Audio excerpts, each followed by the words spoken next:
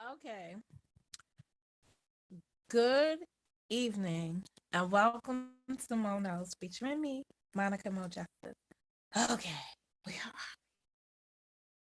Oh, there we are. Hey, gorgeous. How are you? I'm missing you. You're so precious. Now I know Miss G is over there. She was buffering. I don't want to be so I was listening to her. But my intent was to come here and before I go upstairs from the basement.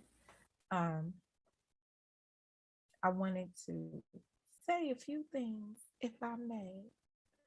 Continuation from this morning. All right, now I wonder why this thing does this, but it don't have no chat. Oh, you know why I don't have no chat? Because it's not in my account. Interessant, very interessant. Okay, hold on. I gotta go. Now I gotta go find y'all. Ay, Dios mío, carajo. Happy Three Kings Day. I was speaking to somebody today and they didn't know what Three Kings Day was. And I don't got time to break it down. Next year I'll do Three Kings Day. Um, no, I won't. I'll never do Three Kings Day. Unless I get some grandkids, I probably will never really find a reason to celebrate this day other than I live. That's the best way to put it. All right, let me try to find this.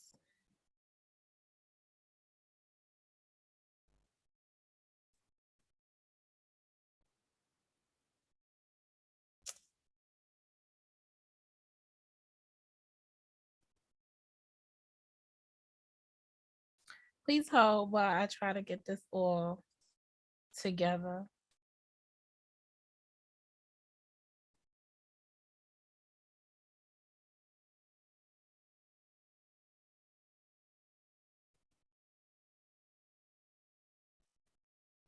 All right. And a few things happened this morning too that I don't want to go on deaf ears around here either. Let me see if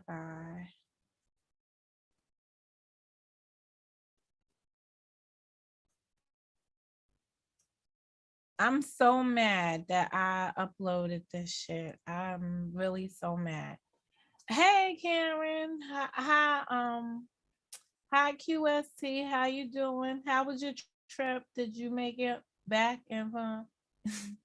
I think maybe it is a Puerto Rican holiday. I just remember Three Kings Day as a kid because of Dulce. It was the only time I got Dulce. And most of the time, I don't know if you guys know this. Hey Yvonne and Gleb, I would get this. I don't know how they make it. I don't know if it's made out of marshmallows. I don't know what it's made out of, but it is the Spanish. I, I don't really want to call it claim it Spanish, but I'm gonna claim it Spanish. It's some kind of like marble looking thing that got nuts and stuff in it. I don't even know how to pronounce it. It's just the shit that be at the counter when you check out at the supermarket. Which I haven't seen in years. But it's really gooey and it gets stuck to your teeth, and it's not a good look. It's not a good look. It's really not a good look. But I love it, and that's the candy I would get for Three Kings Day. It's just one of those things. John Frank asked me to tell him if my tooth hurt after going to the dentist. And the answer, John Frank, is no, because they ain't do shit.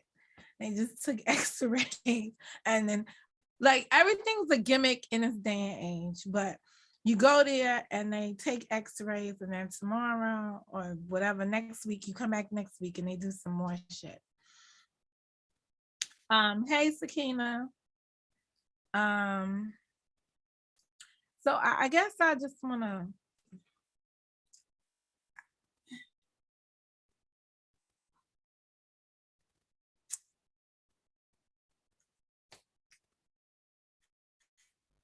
there are many things on this YouTube that bother me.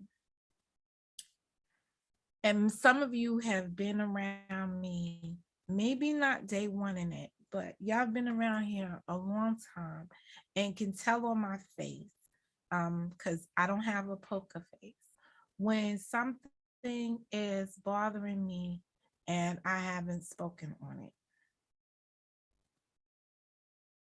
And I think it's starting to bother me a lot. So this morning I made a video and I did not name drop. And that bothers many of you because y'all go into speculation mode. Oh, she said this, so she must have been talking about this person. She said this, so she must have been talking about that person. And that bothers me because I'm like, God darn it. Don't y'all follow me well enough to understand who I'm speaking on or what I'm speaking on, that I could just speak and it doesn't have to be like, have we not been here long enough together? Maybe I think 5 years is like a long time to be in a relationship with people on a YouTube. I'm going into, it's 4 years, we're going into the 5th season, that you don't really know me. That's disturbing to me. It's disturbing to me. A lot of things are disturbing to me. I want to own me again. And I feel like I don't own me right now on here. And if I got to come on the YouTube and be anything less than Mo, I don't really want to be here. And that's what it's come down to. I really don't want to be here because I can't express myself. Express yourself. You got to be you. I can't really express myself the way I want to express myself. And it's driving me insane. It's driving me insane.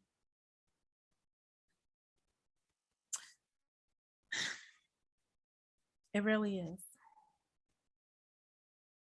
And I hate that I've given this much, that I've done this much. So yes,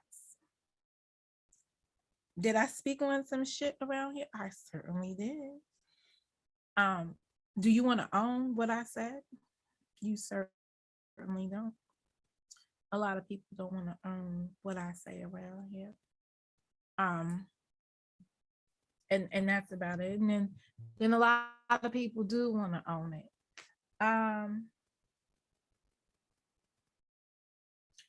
So much things.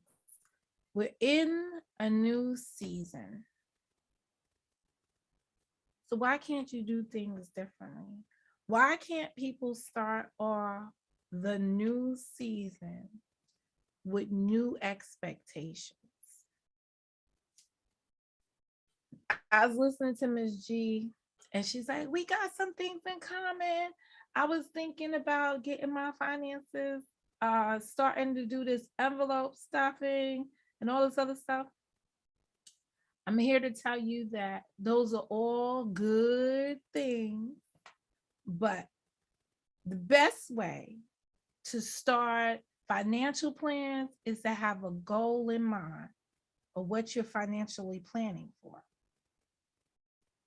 That's the bottom line. You can't start out saying, okay, I'm just going to save some. It don't work like that. You can't just say, I'm going to stuff 100 envelopes. What does that look like? What are they stuffing 100 envelopes with?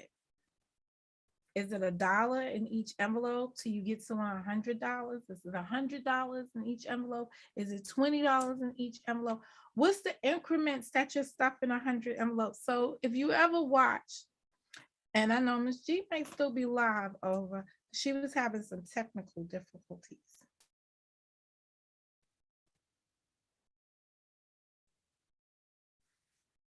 My phone, my battery's about to go on my phone. I don't even know how to get back to the YouTube. Hold on, let me. Oh, wait a second. Let me. Hopefully, I won't lose you guys. By staying in this meeting, you consent to being live stream. All right, let me just leave this. Are y'all still there? Okay, because y'all know I gotta turn this shit on from my phone and then come over here and work it on the computer. God darn it, it's not a good look. Okay, so in order to do anything, you have to have a goal. You have to start putting your goals down on the big paper. And then once people call that mapping out your plans, right? Making a map of what it is you want to do. Some people call it this fucking bulletin board that they putting up, or whatever the hell they call it, vision board or whatever. Anyway, nevertheless, you have to start off with something. And then you have to make plans on how to get it. Nicola, did you ever get the bag in the mail? Like, did the bag ever come? That's a yes or no. There's nothing else, and it's the real bag.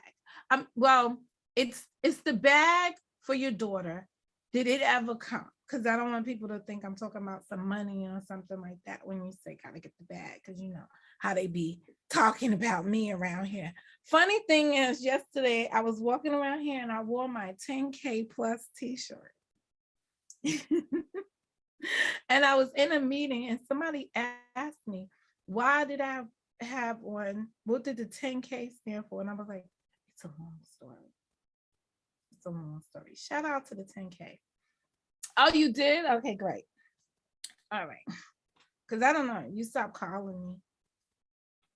So I don't know what that's about. Anywho,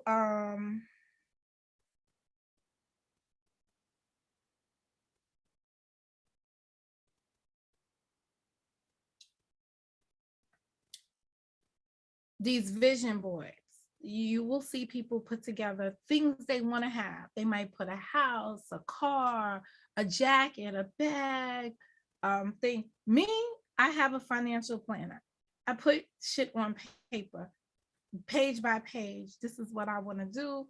On this page, I got a Louis Vuitton page, number one. I made a wish list for my Louis Vuitton.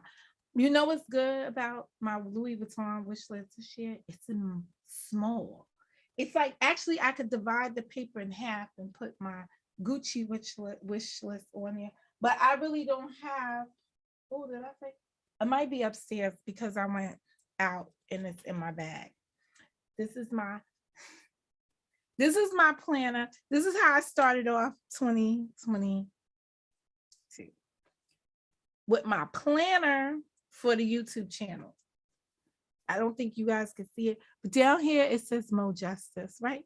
This was going to be my whole YouTube planner. And then one day one of the new year, I wrote in this shit. And I was like, oh, this thing is tiny. It is too small for me to capture my, no, my nothings are in here. So you know what I've converted this book into? It's still my YouTube book, but it's my YouTube diary about y'all. Yes, I did. I started a YouTube diary about y'all. So I got y'all in here.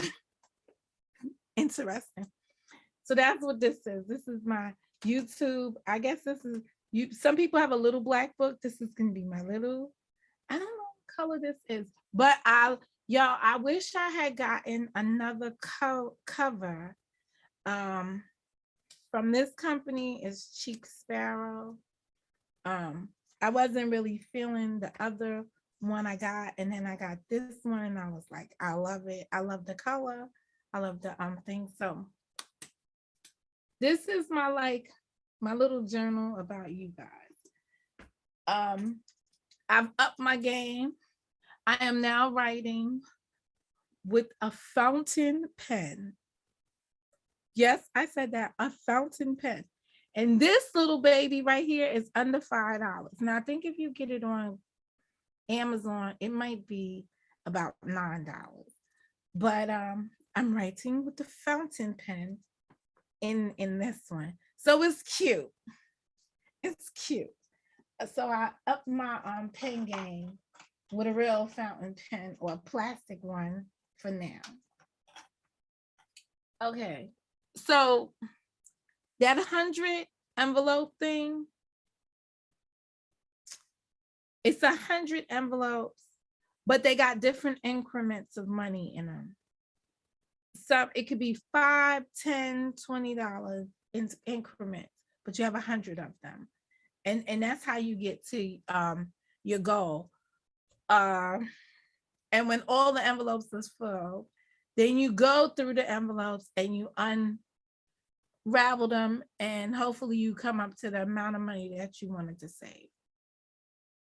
I did that one year. I might have got to week 12 before the envelope thing was done. Next thing I did in terms of envelope type of thing, I did the 52-week challenge. You ever did that one? So this is a challenge where every week, depending on the week of the year, you're adding that amount of money to an envelope. So it's like 52 envelopes. So week 1 of the year, you add $1. Week 2, you add $2. So theoretically, you now have $3 saved. Week 3, you add $3, and then you'll have $6. On and on and on and on. I probably got to $100 in whatever that challenge was. But again, it wasn't that many weeks of doing that before I had to give that up. So the envelopes don't work for me. The stuff in the envelopes don't work for me. They just don't work for me.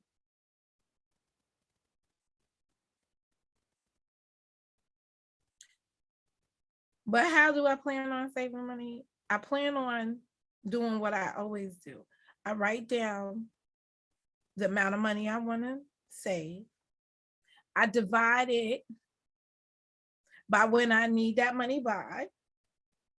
And that's basically how I figure out how much money I'm going to put away for that particular activity. Simple. And then I just put away in a savings account that money every time I get paid. This year, I wanted to go to the 26-week Momo challenge of really just like putting $100 away every time I get paid, so that at the end of the year next year, I have $2,600 just sitting around, floating around. Now, I said to myself, is it possible? Yes, it is. It's extremely possible. Last year, I did a similar challenge for myself, and by the time I got to Louis Vuitton days, but I was saving differently. I went from one pay period to the next pay period, paid all the bills that I needed to pay in that section of time. And when I got to the day before the next pay period, anything left in my savings account in my checking account went directly to the savings account. So some weeks I had $100, Some weeks I had two, $300. Some weeks I had four. I don't know why it fluctuated, but it did fluctuate. And at the end, it was a good penny. It was a good penny. Y'all saw me spend my good penny. It was a good penny. I don't know how that materialized. So we're going to try to do that better this year. With just a little bit more frequency to it. I took into consideration the three big credit cards that I had. And my goal last year was to get them all to 60% utilization. And I did. So this year, I want to get them now, the same three cards, down to 30% utilization, which means that whatever the line of credit is, I've only used 30% of it. Believe it or not, the less you use on a credit card, the more your credit score will go up, because that gap in how much you have available to you to how much you actually spend, it makes you look more credit worthy. So that's what I plan on doing this year. So I could do it with y'all, I could do it without y'all, but I'm going to be doing that this year. One way or the other. I had a challenge come up to me this week. Y'all may know I'm working on this blanket that I seem not to be able to finish. And that's just because I haven't been sitting there crocheting. And when I do spend the time to sit down and crochet, whatever I'm listening to is so annoying that I just put the damn thing away. I haven't found anything to hold my attention long enough for me to do it. Maybe I need to just watch me. See if that'll hold my attention. Watch some of my videos and replay. I might just do that. Anyway, I got a call from my son, and he was explaining to me what gift I should buy, and said there was a request made for a newborn to get a jacket that costs $150.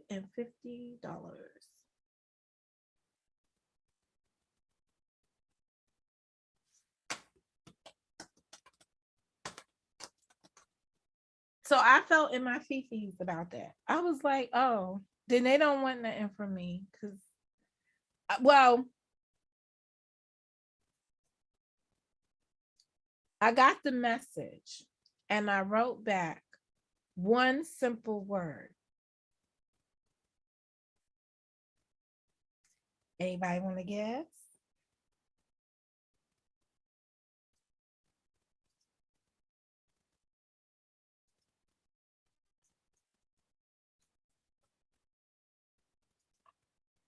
Don't y'all all answer at one time.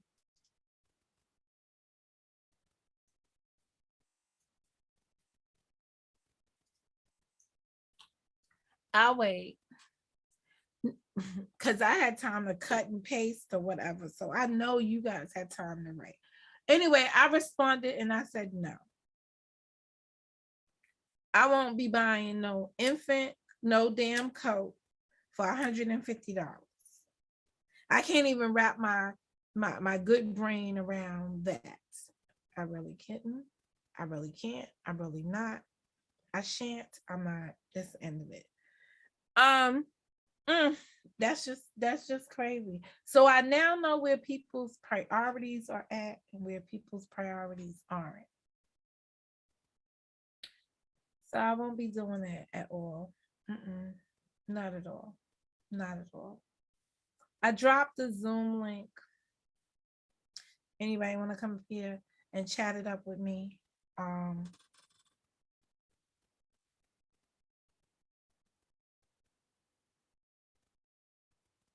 Otherwise, I'll be going to bed because I've been up since 3 o'clock this morning taking tea to work.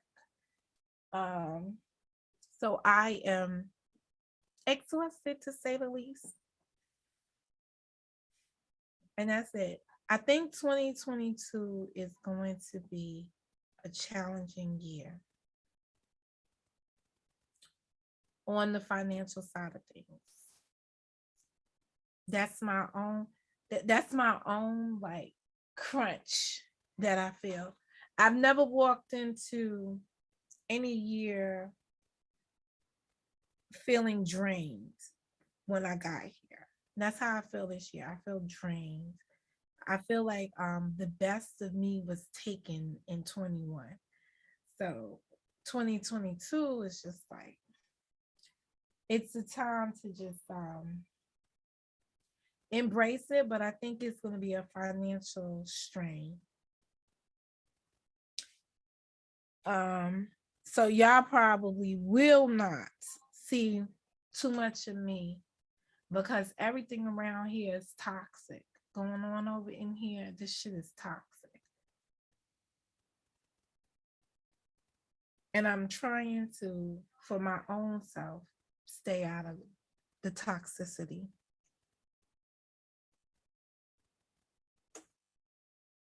And I sure as hell don't want to be arguing with people about stuff that don't make no sense and it don't make me no money.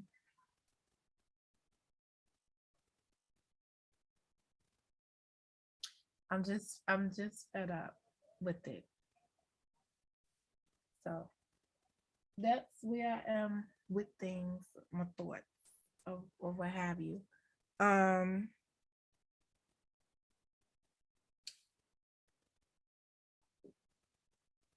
ooh, but that girl and her hair, that shit is fierce.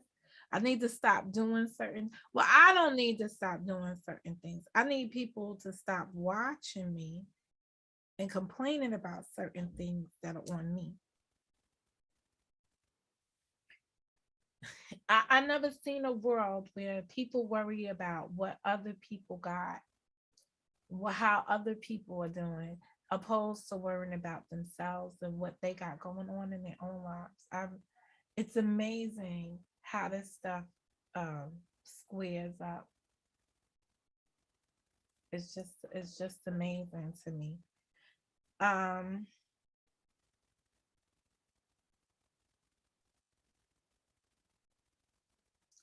that's interesting. You have a friend suggestion. Why do they always? Why does Facebook like?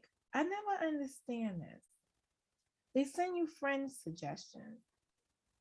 If that person, if I knew this person, I don't need you to suggest friends to me. And then the ones there's this one dude, and he keeps popping up. I thought I removed him several times. He looks sinister, like just like, and I'm just like, why does he keep coming up in here?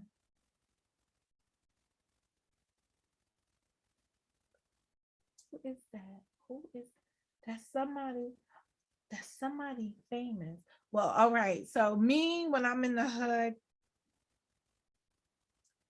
if you ever lived in the projects, which most of you haven't, so I'm here to tell you, in the projects there are families, and each family has a name. So I'm just trying to figure out. I know the family name, but I don't remember them. So this dude right here is kind of funny right here, because in his profile it says studied at Queensborough, went to August Martin High School, lives in Queens, from Queens, and his shit says single. He's friends with her. Well, he's got some of my good friends. I don't know why I don't know him.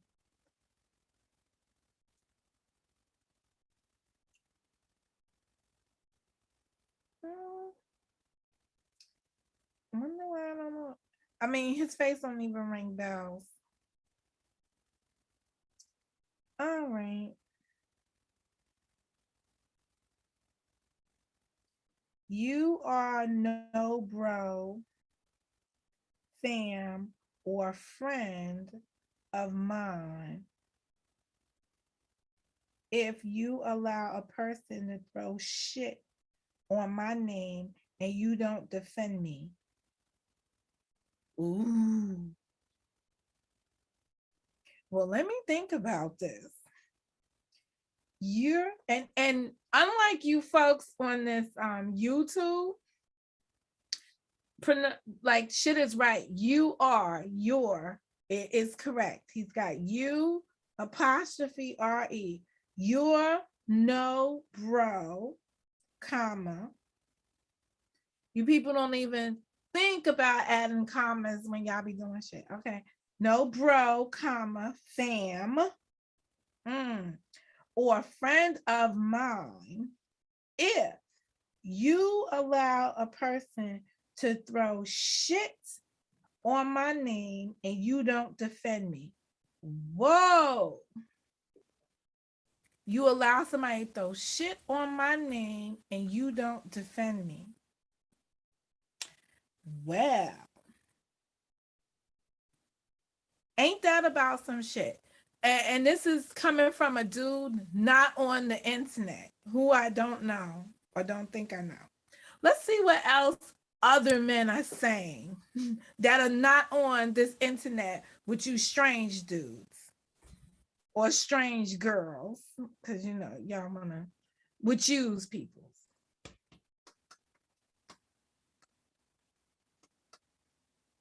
Okay, let's read this one. You know, I have to read them first before I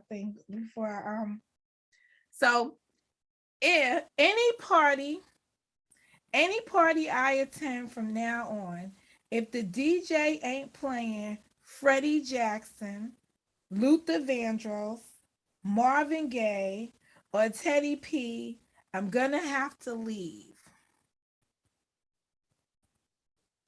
I don't know what I think about that. I don't know what I think about that.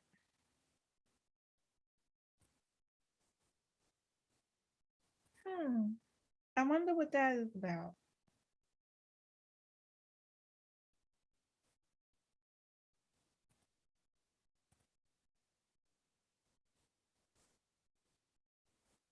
No, that can't. Oh, look at these dogs.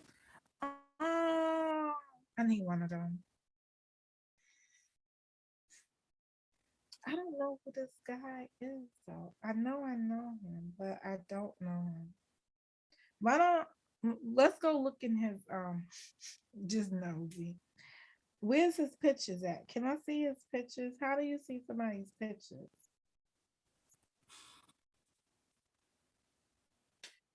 Well, I can't see his pictures. I need to see a younger him to see if I know who he is. Isn't that a damn shame? Like I need to see a younger version of you to see if I know you. That's okay. His profile says single. I very much doubt it. Men never tell the truth. Why would you make a profile and say I'm single?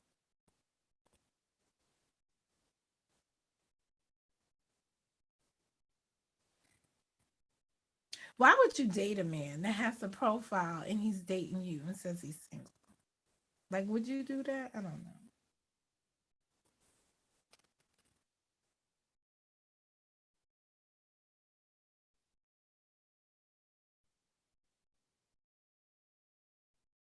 In what picture? All right. I don't know what that's about. We're blessing a family. Oh, these motherfuckers right here really lived a rich life. Pause. This was 3 days ago. We're blessing a family with $1,200 to $6,000 just in time for the new year. Tell me what time you're seeing this to be qualified.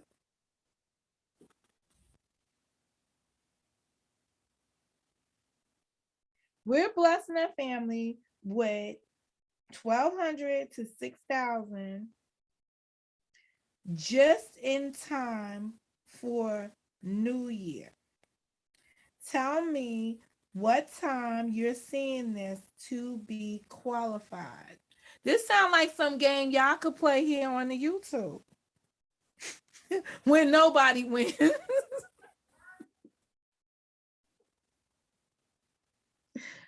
I'm shady. I know it. Let me see what somebody had the nerve to share this.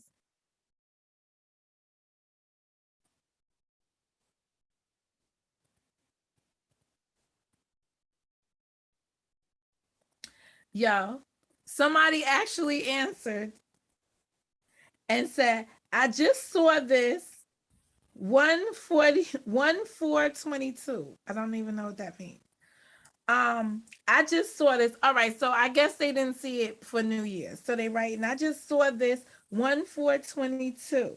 Lord knows I could use that stipend for electric and past rent.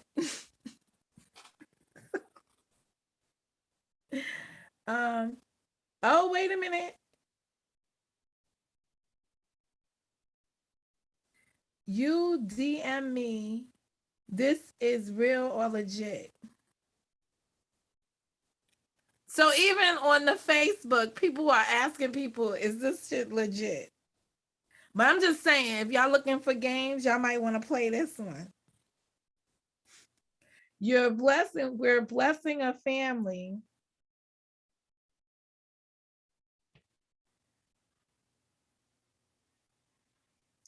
Yo, what the fuck?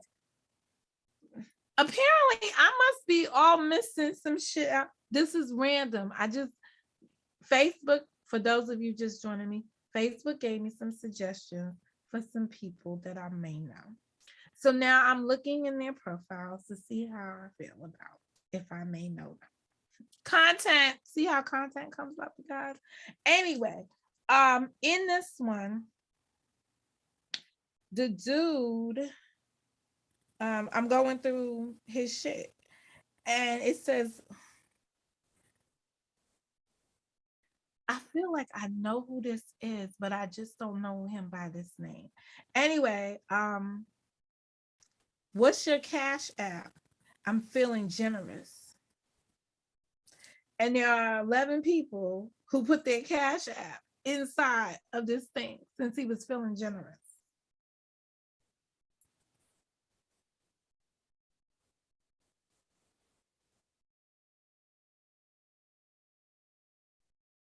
People drop their Cash Apps in here.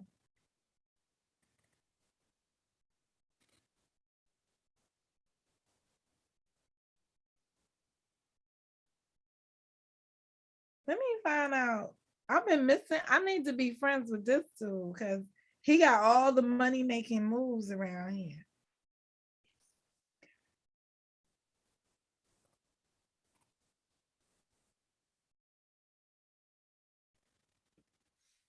I don't know. Did y'all hear about the dude that shot the rapper in Memphis, Tennessee?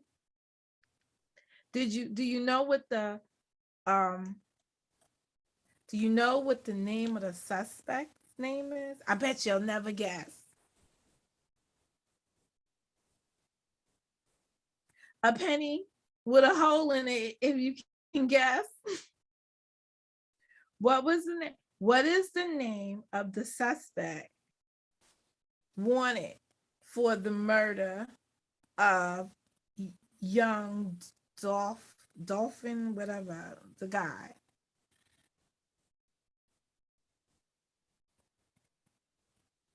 And if I told you before, you're not allowed to play. And the reward will be a penny with a hole in it.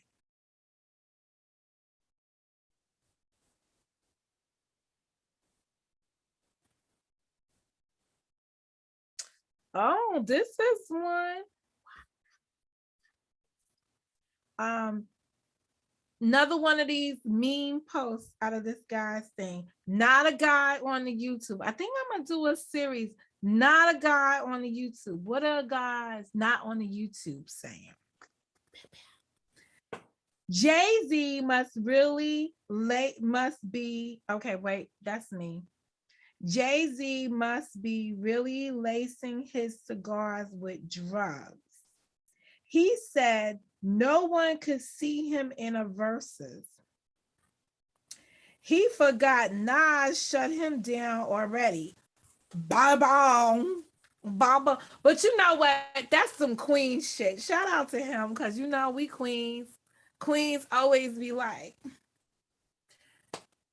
Queens always be like. Ooh, ooh, ooh.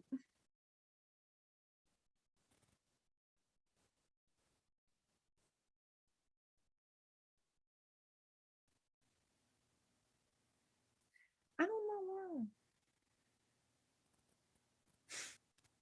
Here's another one from just a dude not on the YouTube. I saw a post saying best outfit. Who told you? Question. Who told you an Adidas tracksuit and Vans was best outfit? That's what I'm talking about. I knew there was real men out here. He got to be from Brownsville. Shaking my head. I know that's right. I know that's right.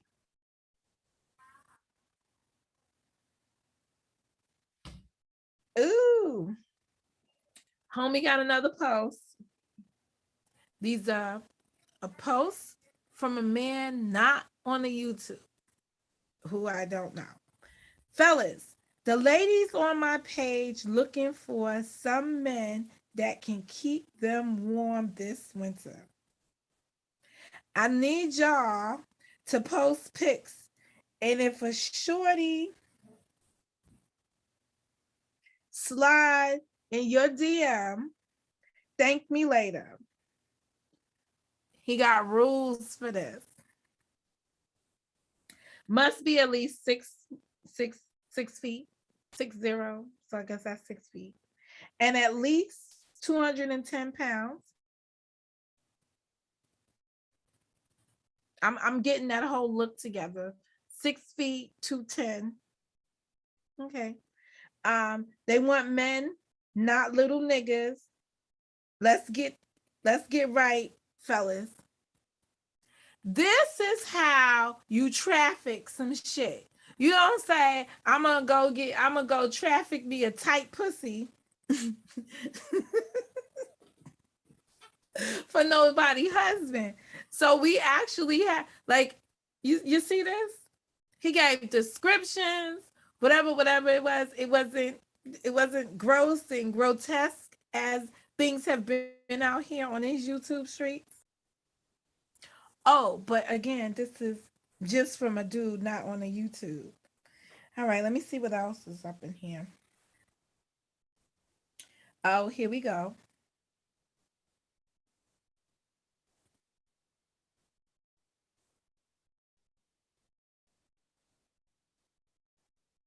Okay, another comment from a man not on the YouTube. Oh, I have that whole thing just on YouTube, just not on YouTube. Might be the next one. Um, Here it is. I've never seen so many grown ass men ask their moms for a PS5. This sound like JJ. He sound like he's describing JJ. For Christmas, I'm logging TF the fuck or ladies, throw the whole nigga away. Sincerely and Aries. Now I've been seeing on my Facebook, because you know I went on Facebook for this holiday season. I saw somebody put up a post and say Capricorn season needs to get up out of here. Hey Sassuma, Capricorn season needs to get up out of here or something. I'm gonna find it. It's funny as shit. It was like Capricorn season needs to hurry up and get up out of here because y'all move funny. Like I need this to be over with because y'all move funny. I was like, oh, get out the way. Get out the way. That was kind of weird. Okay. Another entry from a man not on the YouTube. Not on the YouTube. So these are NOJs, not on YouTube. NOJs. NOJs versus J no NOYs versus JOYs. Not on YouTube. Okay. Y'all niggas know rap song by heart, but 37 and still gotta call your moms because you don't know your social security number. Ooh. You don't know your social security number by heart. Ladies, throw the whole nigga away. Oh, so he must got a series. Ladies, throw the whole nigga away. Ooh, I'm starting to like this over here. Whoever this dude is. Hey, Beach. Attention, ladies. Again, this is from out of my section. NOY, not on YouTube versus the JOY, just on YouTube. Attention, ladies. Never try having a conversation with your man while the game is on. Attention. Do you women not know this?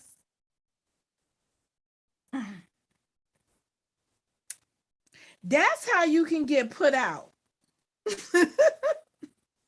At least you got put out. Let me see. I'm starting to like this NOY series versus the JOY series. They getting ready to start arresting unvaccinated folks and putting them in FEMA detention centers. Now, this right here sounds like he's been on the JOY just on YouTube. He sounds like he's been there. This came right out of there. Why go through all this when you should just do the right thing and get vaccinated? Now, kind of interesting. I didn't know that the Facebooker, as my father would say, I didn't know that the Facebooker also had a COVID alert thing like we have on the YouTuber. That shit got a whole COVID thing at the bottom. It says, visit the COVID-19 Information Center for vaccine resources. Get vaccination information. So I guess if you say the word on the YouTuber, this is what will happen. All right, let me read this because I haven't read it in advance. All right, so he's got something about these type of women. Again, this is for my series, not on YouTube, NOY versus JOY, just on YouTube. Okay, Monday evening fun. If you can't handle my answer, do not play the game. That sounds fair. I could roll with that. If you can't handle my answer, do not play the game. Ladies, post a pic on my thread. The number one pic is according to the pic you post. No offense to any of you, but don't take my answers personal.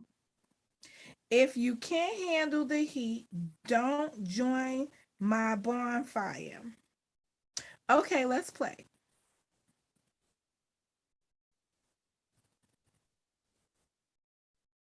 Okay, so some women have entered, 7 women entered. So here were the results. Number 1, gold digger. Number 2, for the streets.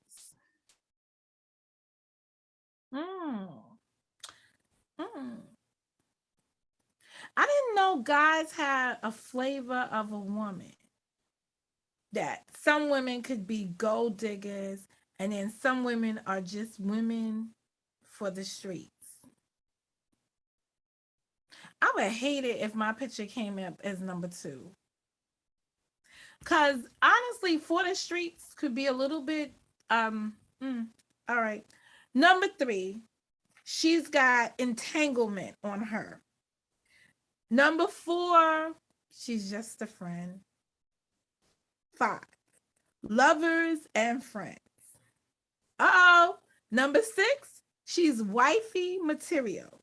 He didn't say she was a wifey, but she's wifey material. Depending on. Uh-oh. And number 7, y'all know what number 7 was. She's a one night stand. Hmm. I wonder what people said about the pics. Ooh. Oh.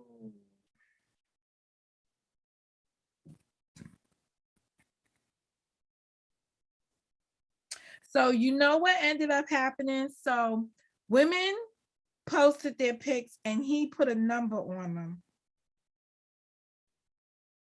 What the fuck? What is that? Who is that?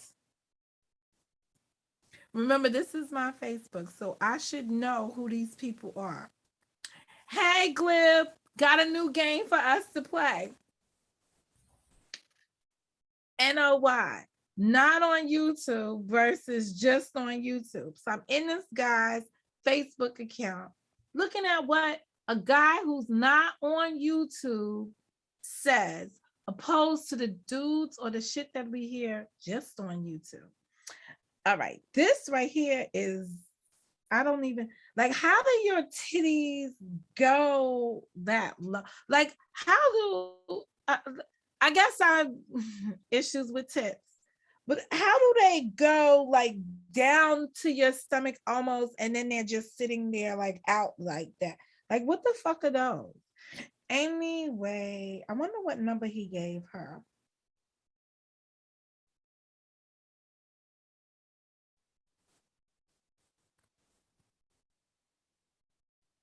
He gave her ass a 2. I have to go back to see what was the rubric. What was 2? 2 was for the street. Yeah. See, her titties made it for the streets. All right. I'm convinced the number system was right. Okay. Here we go with another one. Um,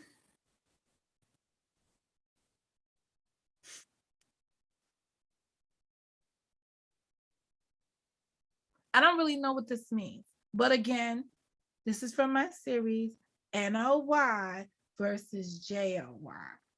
Okay, y'all too old to be messaging someone about a Christmas gift.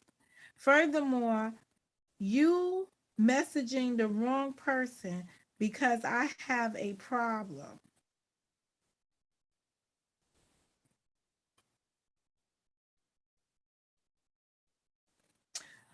Okay, actually, he says, because I have no problem telling you I ain't buying you shit.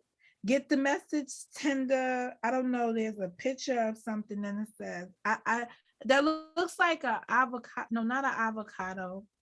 What is those things? An eggplant. Hey, LMNOP. Are you going live tonight, LMNOP, or are you just gonna be fucking walking us through your warm-up routine?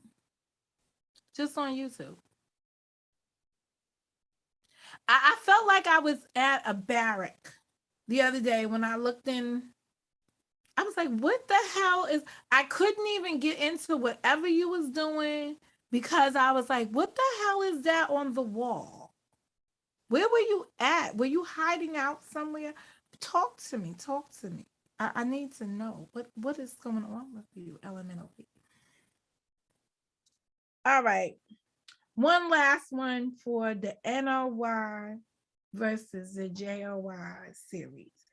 Avon, lotion, old lady perfume, and bad breath. What does this yes 100% mean? You was in a barrack? Really? It looked like some shit right out of y'all remember what was it? MASH. I will be live later. I was in a cave. It was like right out of MASH. It looked like MASH. Okay, it says Avon lotion, because that's one thing. He has commas. He went to school. He could write. Okay, something different than, again, just the guys on the YouTube. I'm reading stuff that has commas, periods at the end of it. things. All right. So it says Avon lotion, comma, old lady perfume, and bad breath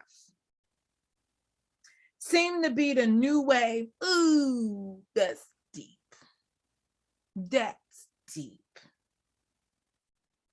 That's deep.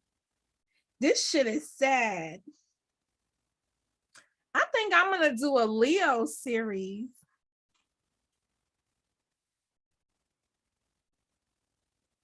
Okay. Hey, cooking. Next. Stop comparing. Oh, once again, this series is called NOY versus JOY. Not on the YouTube. Things men say that are not on the YouTube versus just on the YouTube. Stop comparing folks to each other. Everybody's situation and story ain't the same. Stop comparing folks to each other. Everybody's situation and story ain't the same. So just by me going through this one, ooh, ooh, ooh. Oh, I'm in there. I am fucking in there. Now, who am I going to be in there with? I'm going to have to call up my girl. They are having a Southside reunion. And it is on the 21st. Ooh, I think I'm going to go. Oh, wait a minute.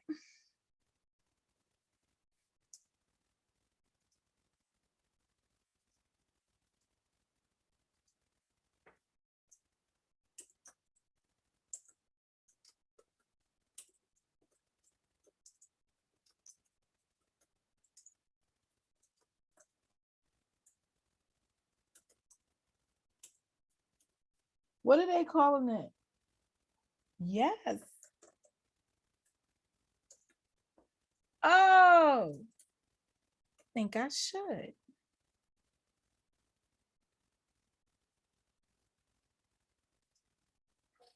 I put the question to y'all. They are having a Southside Jamaica Queens winter reunion. Ooh, I wonder if they're wearing all white. Let's get the details. Let's get the details. Let's get the details.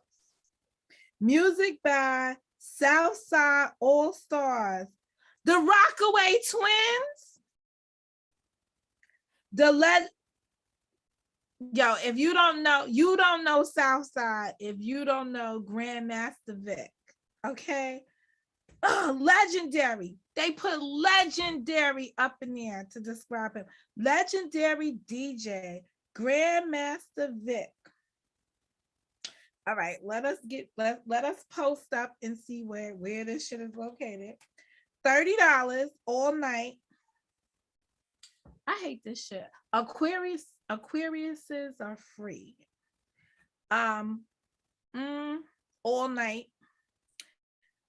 For bottles, sections, or tables, call. All right. The only thing funky about this shit, it's a South Side party going down in Long Island. I gotta how do you take the South Side to Long Island? Now they got a video with this. Let me see what this is about. Or it might be in my earpiece. Hold on a second.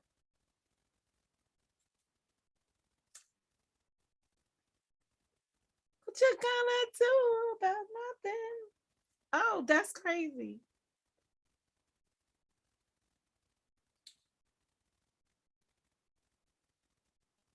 What you gonna do with my loving?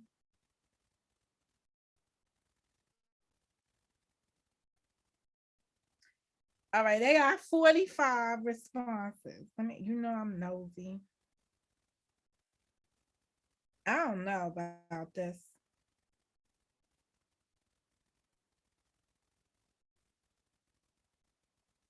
I gotta think about this one.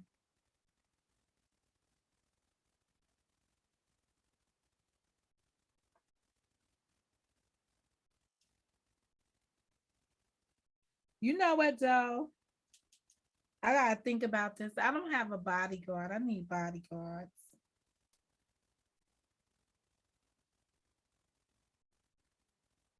The Rockaway twins. Hmm. Shout out to y'all. This might be the cheapest party though I've seen in a long time. $30 all night. That seems a little bit unpredictable.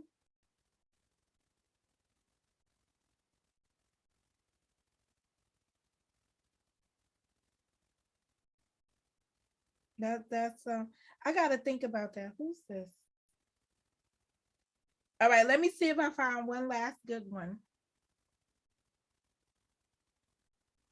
One last good one. So far, the yeses are winning on the poll. Oh, that's interesting that I could see the response from the poll. I never noticed that before. How do I? I've been in people's chat. I've never seen nobody use it. I got you. You buy the bottle. I'll protect you. I don't know, Gleb. I don't know. I don't know, Gleb. I don't know. I gotta think about this because this would be like a Mo outing. I don't. They're probably old as fuck. Cause I mean, Grandmaster Vic, um, he's definitely older than me. So he's got to be pushing 60. Can whoever thought when the rap game came out that like, maybe I don't see them the same way in my generation, but that they would ever get old. And then you would have old motherfuckers trying to rap. Can you imagine what was imagine if old ass people today still was breakdance. Like they have this reunion show and they pop out breakdancing or doing some funky shit like that. So I know LMP is going live later. Are you going live today, Glenn?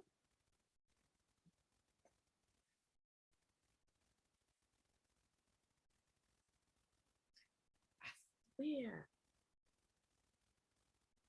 I swear. I noticed.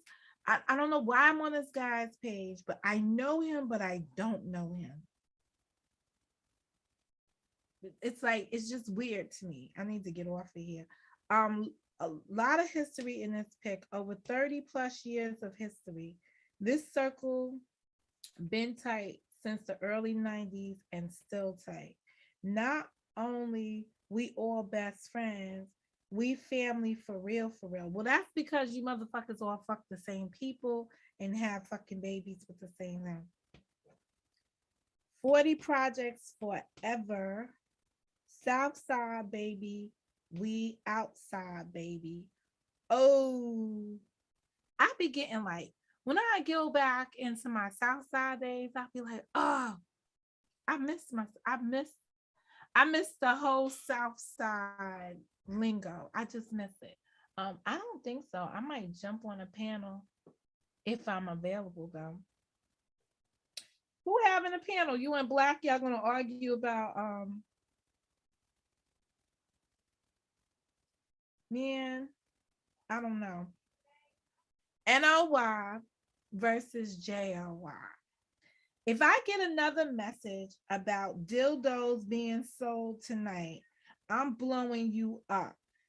Y'all don't get no, I guess that, what did I call it? Eggplant represents a penis or something. Laughing my fucking ass off. I would have to admit, I agree with him. I've got more invitations to go to these women's parties where they are purchasing toys to play with themselves. And I'm just like, what the fuck is going on around here?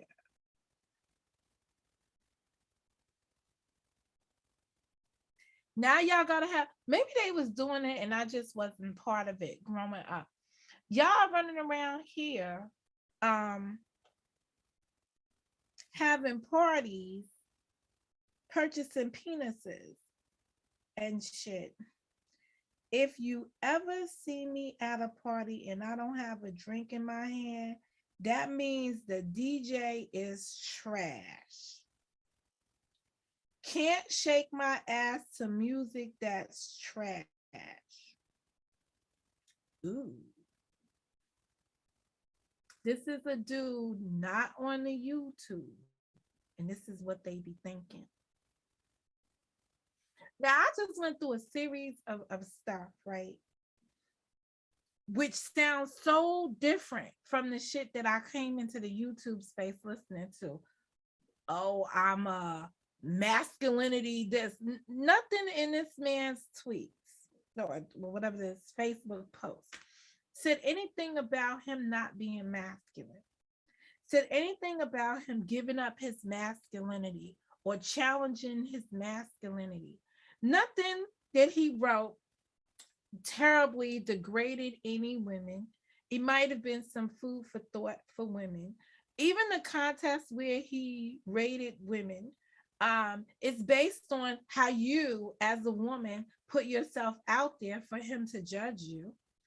Um, in terms of how you conducted yourself, and you know what they say.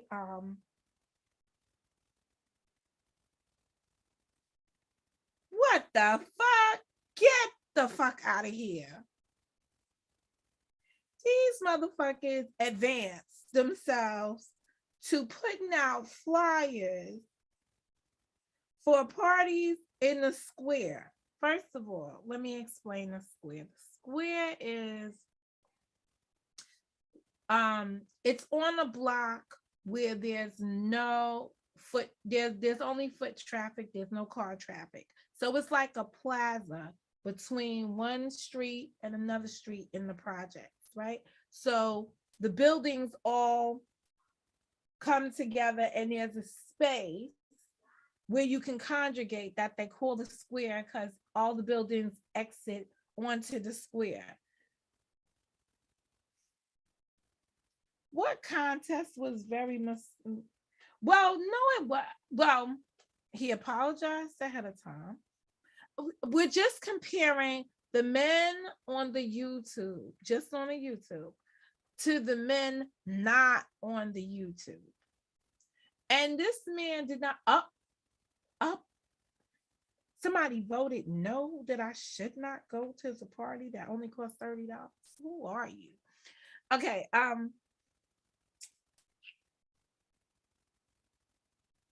damn. Where's the cages?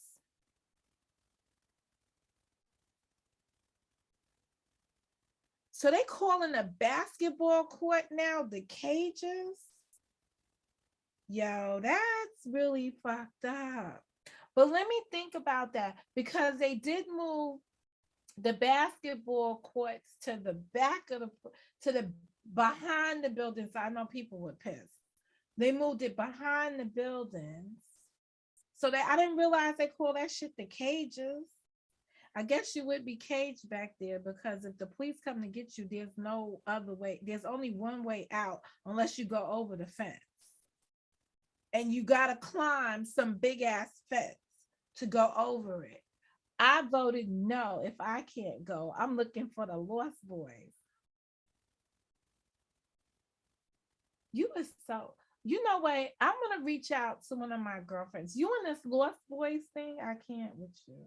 You drive all the way up here to go to the Lost Boys? I don't know, Adrian. This is,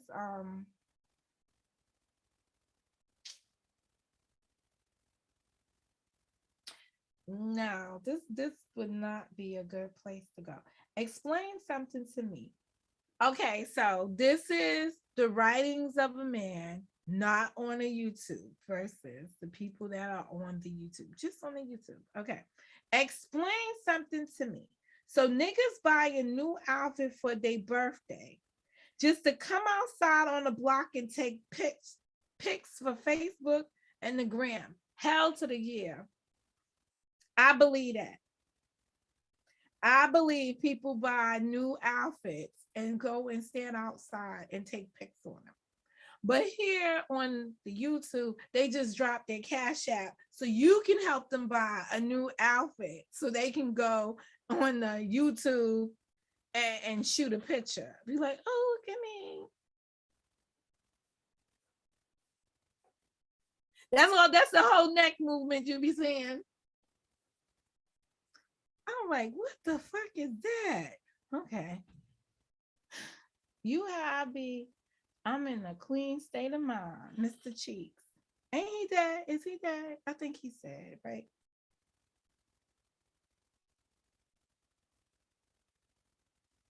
Oh, this is a flashback. Oh,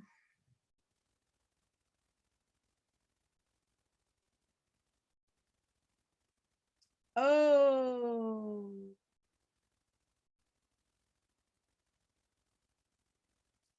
So, January 1st, I'm deleting all the pretty women. This is from a guy not on the YouTube versus the shit we hear on the YouTube. So, January 1st, I'm deleting all the pretty women. So, at least he said he's deleting all the pretty women. On the YouTube, all y'all got is trolls. Okay, I'm deleting all the pretty women off my page. If we are still friends after January 1st, please don't take offense to this post. Well, just so you know, I started this off with he's a friend suggestion, so he's not my friend.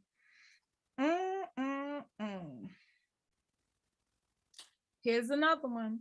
Folks, you out with your significant other at a party. Uh-oh, this is something that a dude not on the YouTube said versus some shit that just happens on the YouTube.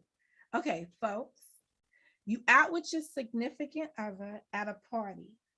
Your significant other is dancing with the opposite sex. Love the way this is put together. So you out.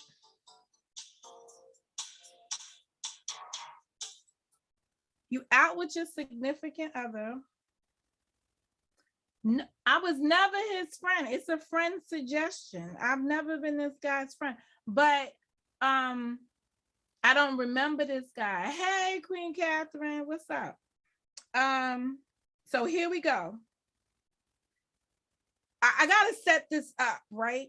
You're out with your significant other, right? And your significant other dances with somebody from the other sex, from the opposite sex, for over 5 songs.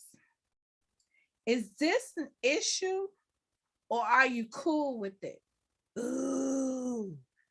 Now, do you see how people not on the YouTube pose provocative questions that you can actually get into a discussion about, opposed to what goes on just on the YouTube?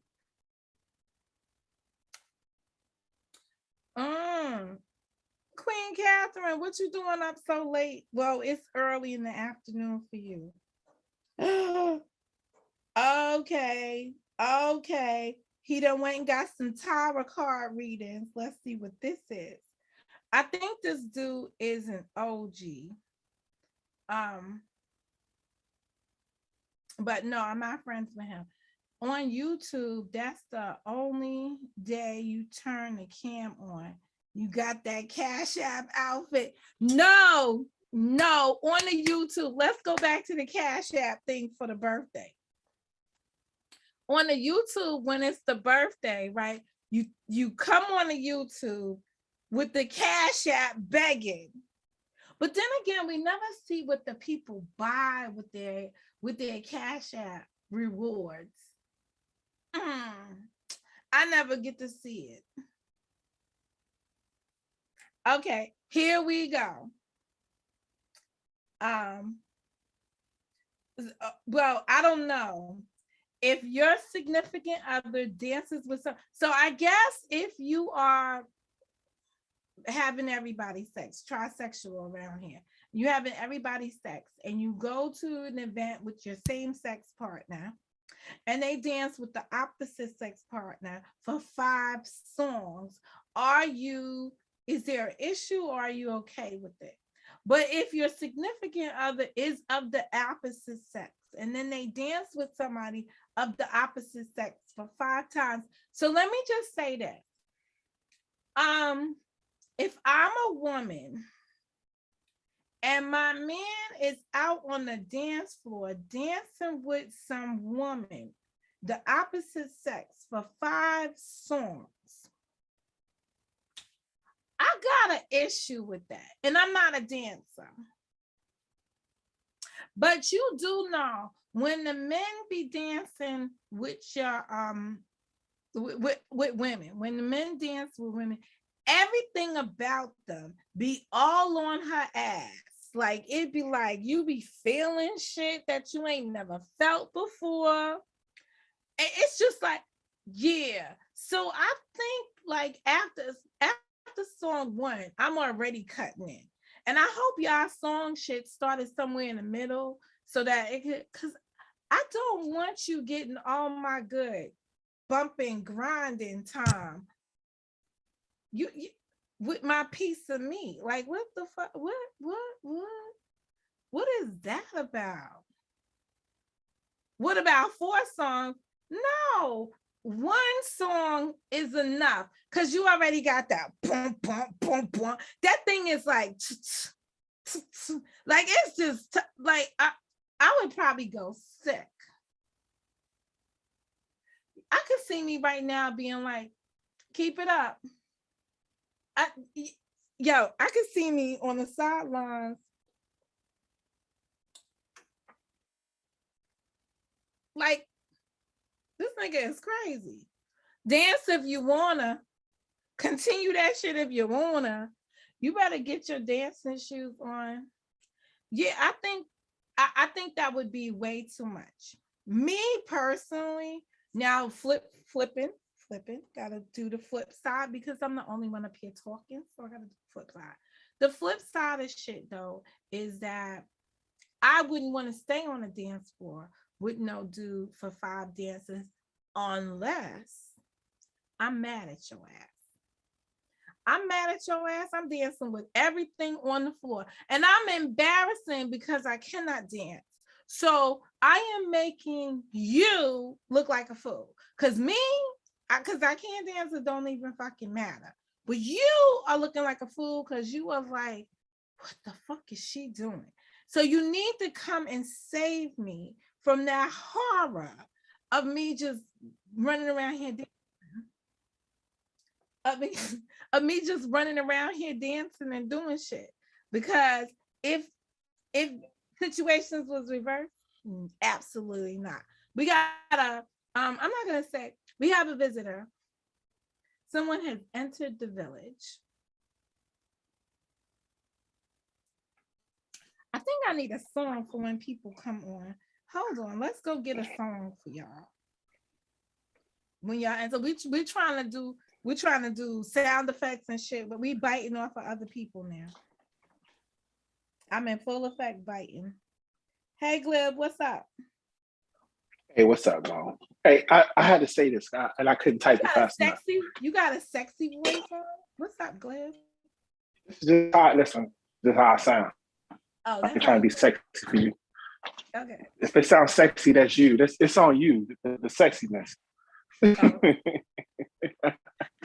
That's what I'm saying. Right. Come save me from the dance floor, God damn it. This 1 song, 5 songs, it's all a setup.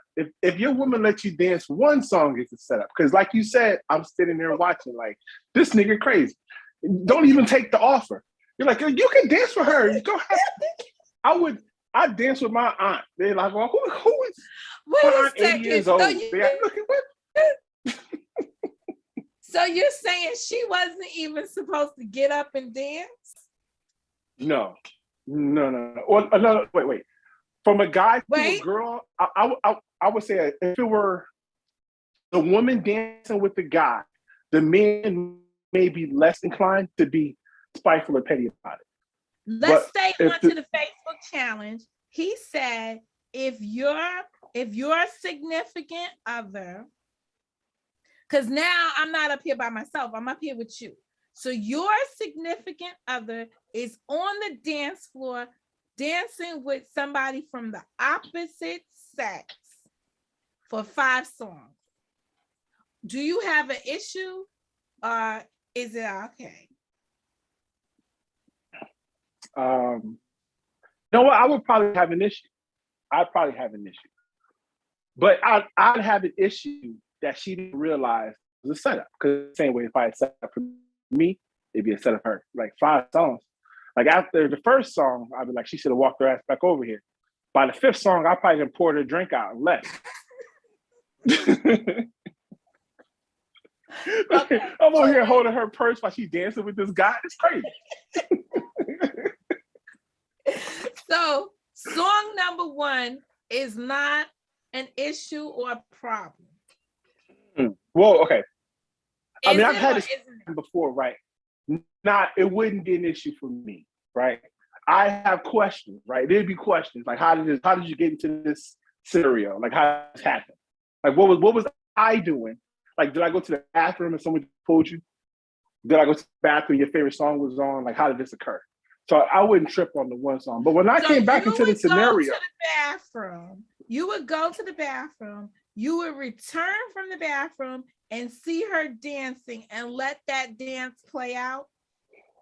That would have had to have been the only way this scenario could occur. Like if we was out together, like we couldn't be standing together and some guys walking to her and start rapping to her. And the next thing you know, she just walk off.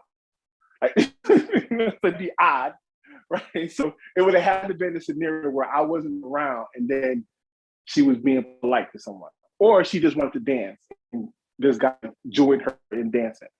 But when I reappeared, her ass better fucking get back in line, figure this out. Or, you know what I'm saying? She don't have to, actually. She can keep doing what she's doing.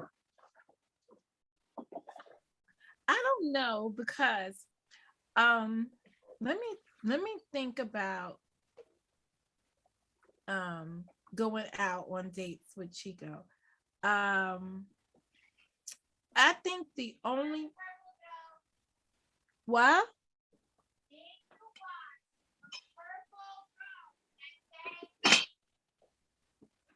I don't recall.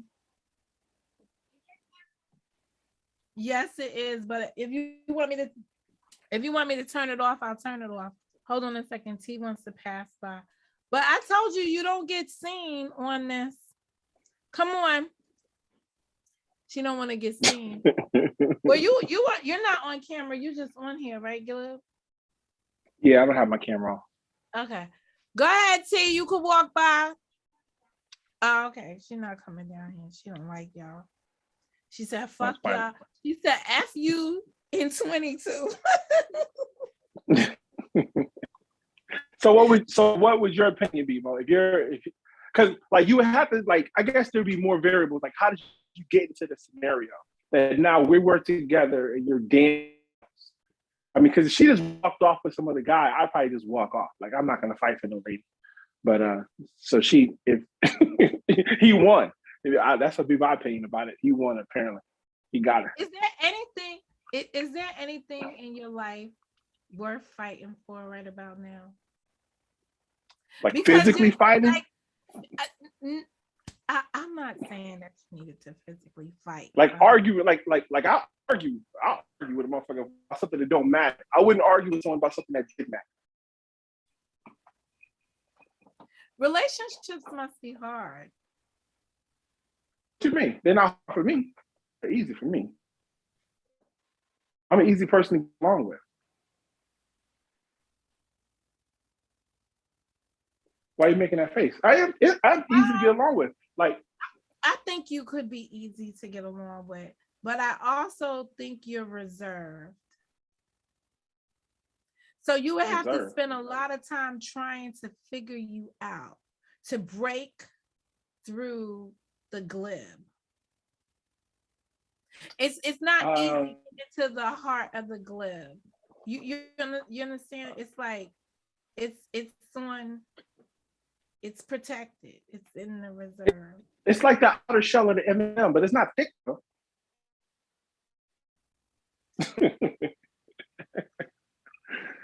I don't know, because I think that you have the I think that you're a really cool dude, and a woman would be happy to be your companion. But I think she would have to do a lot of work trying to break the ice to get to your heart, because you have it well protected. You know what I think? I think I've learned that if you're too attached to something, that could be your demise. So you have to be willing to just let stuff go. So, and that's how I feel about almost everything. It's like most stuff, I'll be like, fuck it. Like, it's not really worth the trouble or the whatever's going to come from this thing, right? Arguing with the person leads to a fight, could lead to a physical fight, leads to your arrest or whatever. So I'd rather just avoid all of that and say, I'm not even going to argue. You got it. But everything doesn't have to lead to a physical fight. No, not everything. It could lead to other physical shit, not a physical fight. You know. Well, not every argument leads to a physical fight. But every, hey, okay, Mo. Well, how about this? Every argument doesn't lead to a physical fight, but every physical fight probably started with an argument. Every physical fight probably started with an argument. I will agree with that. But that's the stuff that a person has to beat at your heart to get to. Just all I'm gonna say to you is, as you get older, as you get older, try to soften that a little, because I think that you are a wonderful person to get to know, and you know, like you could just like you're just a wonderful person. Like it's not hard for you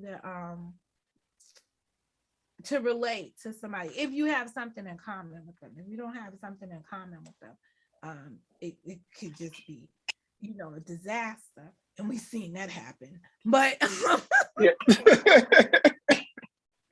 That was very kind of you to say, Mo. That was very kind. No, I think you sound like you get sweet on me. That's what it sounds like. No, I know. I know that you're I know that your true moments are about to come. They're closely approaching. And you're gonna step up, and you're gonna be that wonderful guy, and I'm gonna be like, I know him. That was my friend. And you know, like I think you're going to fill the void for somebody, and she's gonna be fortunate to have you there supporting her. And I know. And you know what I sent her? I sent her a screenshot, right? So I was on this men's page yesterday, and on the men's page, they had this one thing that it was called like yourdelusional.com, right? And it was a link, and when you follow it, it takes you to this the survey of the type of man you're looking for. And so, you know, it says like height, weight, sex, or not sex, but a race, income, and obesity level, right? And when you select these things, it tells you how delusional you are and what your expectations are. And I was like in like the 0.0003% of men. So I sent that to her, and I was like, "You're lucky," right? I don't know if she thought that was funny or if she thought she was lucky, but you know, there's that. You came up as a 0.00 man. Yeah, I'm in that. I'm way above Kevin Samuels' level, apparently. I think it's because black. Like if you put black then it starts to thin out a little bit. Hey, pretty green eyes. But you know what was the big discriminator though? Because I was kind of playing around with it, right? It's height. Hey, Bowman. It's height. Because I was like if you're about to. above 6 feet tall, it gets really narrow, the number of men you're looking for. And I'm over 6'2".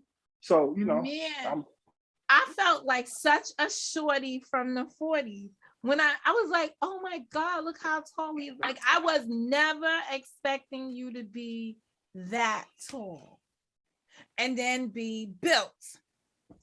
I wasn't expecting that. So it's rare. And able to walk without doing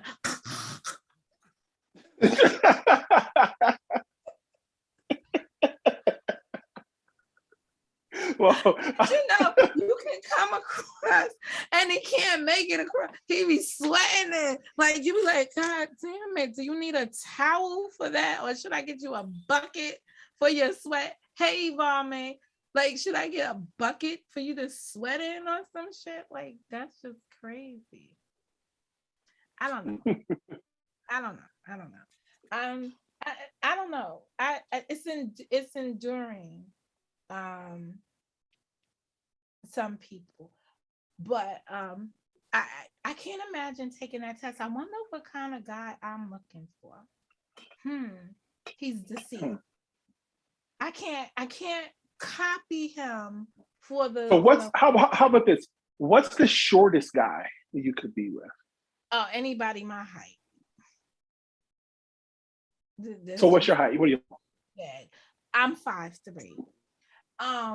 And I don't care what Beach says. Beach gonna tell me one day, there's no such thing as 5'3". I was like, I am it. She's like, 5'2" is a number, Monica. 5'4", but 5'3" is not a number. I'm like, how is that possible? That 5'3" is not a number. Beach, where's Beach at? She's gone. But she told me that one day. She was like, girl, you making that up. 5'3" is not a number. I am 5'3" and I'm sticking to that. But all right, so I definitely don't want a 5'3" dude. But you gotta be a little bit taller than 5'3". Yeah, 5'5", 5'6", 5'7", 6 feet. But then there was you, and what did you say you was? You was 6 what? I'm 6'2". They used to say I was 6'3", but I'm 6'2.5", probably. I'm in between. I'm not quite 6'3". Oh, so you had a number with a 3 in it? Oh boy. Oh yeah, I'm not quite 6'3". I'm not there yet. On a good day when I was younger, I might have been 6'3". See, my son is tall. I want to say, but I guess he's super tall. But T is tall too. I'm just a shorty.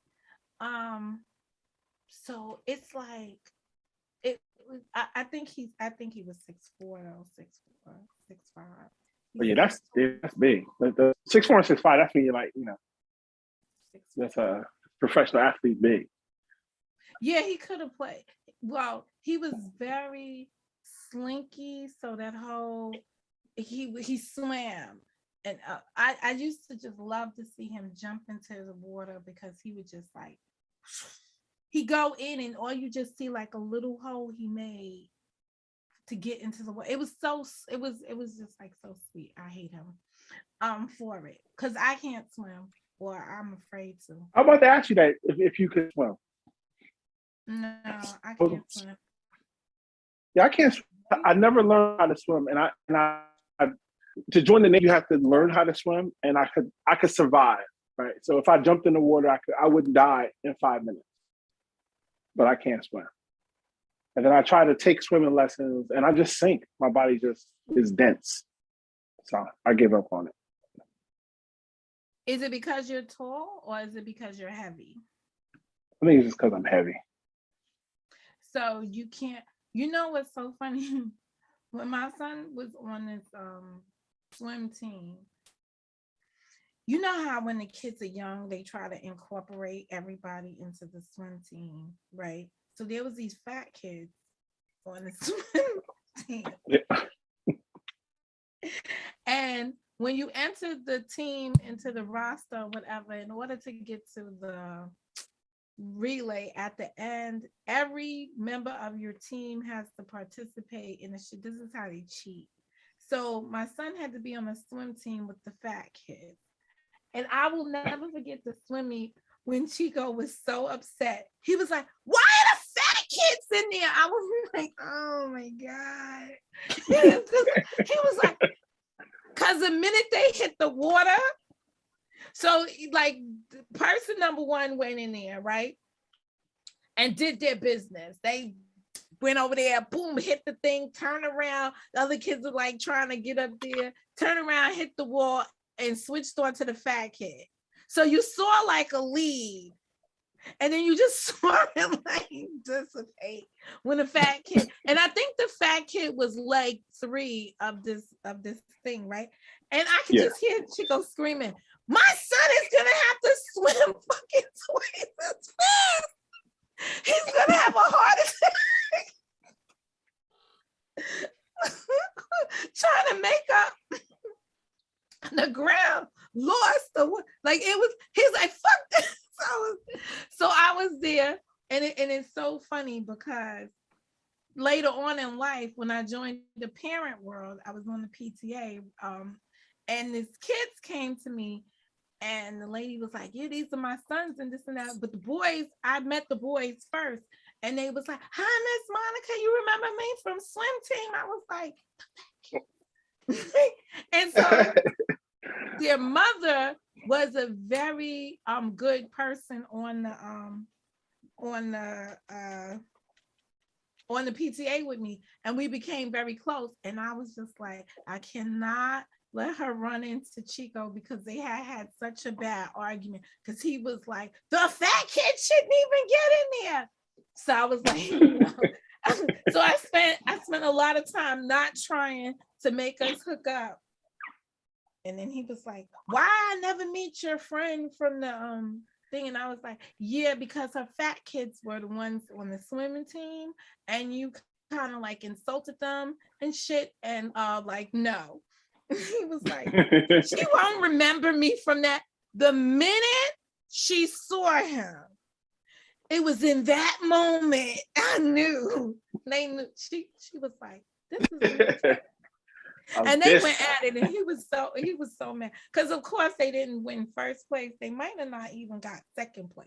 I don't remember, but I just remember he was pissed when he saw the fat kid hit the water because it was like, and it is so crazy because the kid hit the, like, you could tell he was like, oh, we gonna get this. Like you could tell he was swimming with all his might and shit, but just not getting anywhere. And I can hear people in the stand talking about his weight is a problem.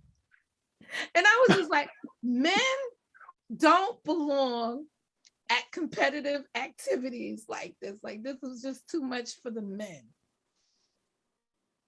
And that was, I could probably agree with that. I know when I go to my daughter's softball, I stand like out in the outfield by myself. Like I just, and then like, you know, guys well, not just guys, there's women out there too, but there are people that are out there that are kicking the dirt and cussing. They all kind of end up way out there. So that way the other parents don't hear them cursing about the kid that can't hit or can't catch or whatever. Why do they do what they just did? Who knows? So why is your daughter in it? It's because she likes the activity or she's competitive or both? I think she enjoys the act. She's not as competitive as I would like, but she loves to play the sport. Is this your oldest daughter or your youngest? This is my oldest. Yeah. My youngest was really good, and I thought she was going to be. She was much better than her older sister when they first started. Like, so, you know, comparative to the age, the younger one would have been a better player, but she just didn't enjoy playing sports. But she's built more like an athlete. She's got more like my frame, or like she's just a bigger person than her sister. T could run her little ass off, right? But she would not do track and field. And you know, when I was growing up, I loved track and field. I just loved it because it was like reading and track and field, those were like the things I did. Um, so she did not want to do this shit. And if you ask her to this day why she didn't want to do it, she will tell you because she ran in Colgate and they ran without shoes on. And she was just like, yeah, I'm not running with people without you. Like, I could see her. She was on the floor. And I'm looking at her and I'm like, why does she stop? T just started walking. I was like, what the fuck is wrong with her? And she was like, they're running without shoes. We need to go. Like it's a third world country right here. And they're running without shoes on. Like that's just nasty. I was just like, oh God. I don't even understand. So that was like second or third grade because it was in that other school I had her in.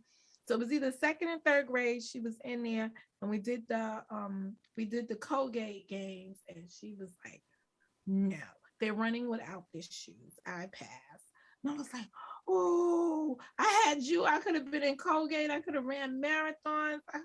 Oh, anyway, no, all washed up. She wouldn't do activities like that. Nothing I liked as a kid did she like. No Girl Scout. What event did you like to do for track? What was your event? The relays, but I didn't like the 100. I could do the 200 and the 400, even the 800. And I liked outdoor season, opposed to indoor season. And I hated cross country. You didn't like the distance running. You didn't like that. No, I had so I ran one year at Van Cortlandt Park, which is in the Bronx, and it is like brutal. And I think we did the 3 mile over there. And so for one of the senior members of the team, because I was on August Martin, and they was like the best track team in Queens, the Comets. So she needed to qualify for college, and for the college thing. So our team had to run so that she could qualify. So I had to run in the rain one day so that she could qualify, and that was the last day for her to make the qualification.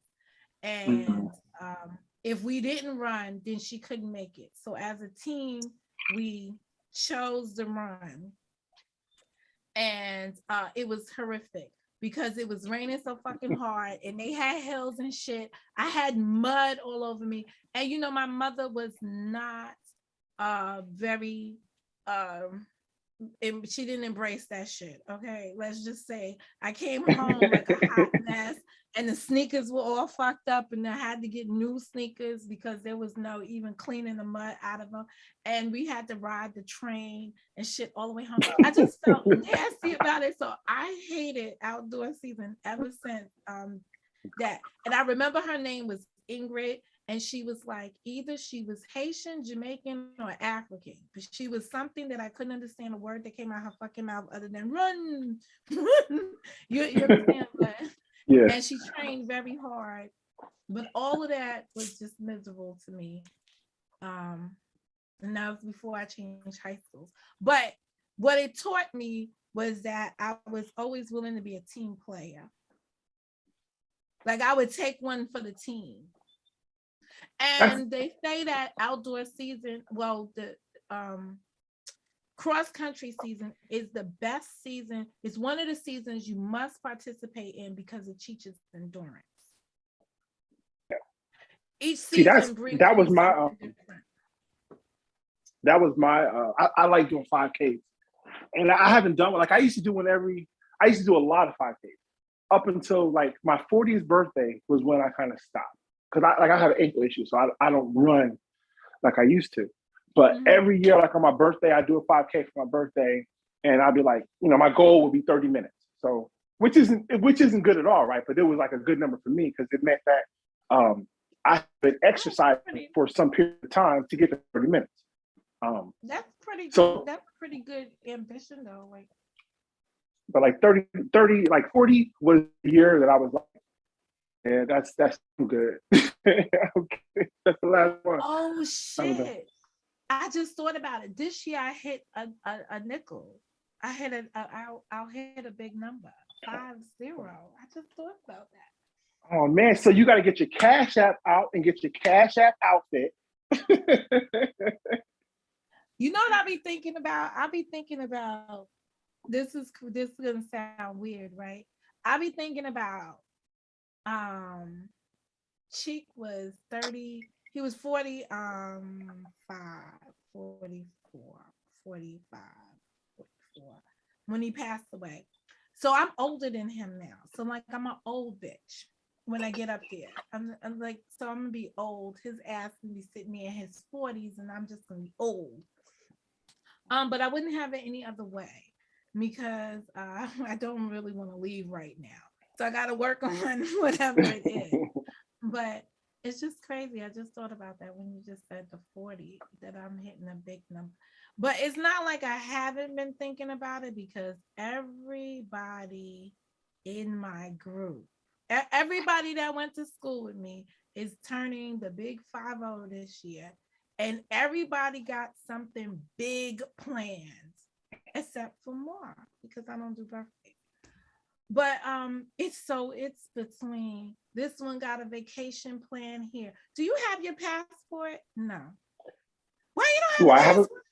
Get a Oh, passport. I'm like, no, I'm not doing that. But yeah, this is like the big thing. And when I see most of my peoples, we all look good to be going into this number 50. Like you would not know that anybody, you cannot suspect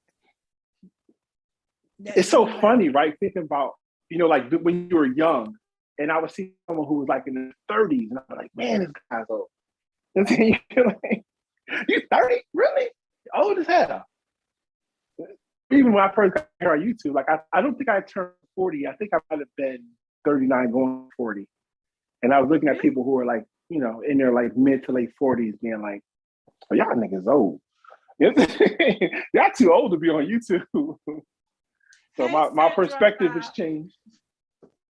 has your perspective really changed? Well, yeah, I mean, now I don't see a person I'm 45, so I don't see a person who's 45 as being old no more. Like, this is YouTube like everybody.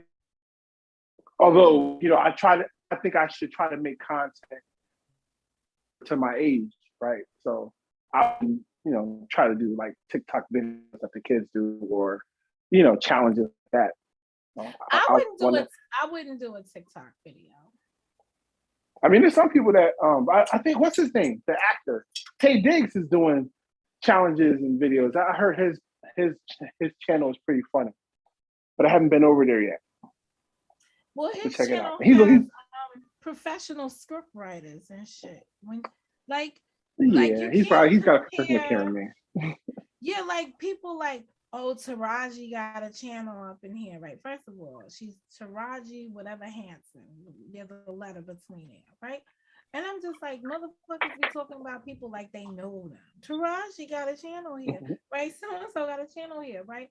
But they also have, it's not the same YouTube experience that the rest of us, they're coming with recognition from wherever they're coming from. Now, I could blow up with recognition from where I came from, but it's the environment I'm in is so fucking toxic. The people where I came from would be like, bitch, why are you still there? Like they wouldn't understand this love for this environment. That's why I find it so funny to look through somebody's Facebook account and just see what the different thought processes that are going on, what people are thinking. Hey, let me ask you a question about that. Go ahead. What do you think about like going like if you were to show someone's public Facebook page and kind of go through their stuff and showed it on your screen? What do you feel about that? I know that you didn't do it, and you don't typically show much. Like as far as like using someone else's content to display what you're talking about.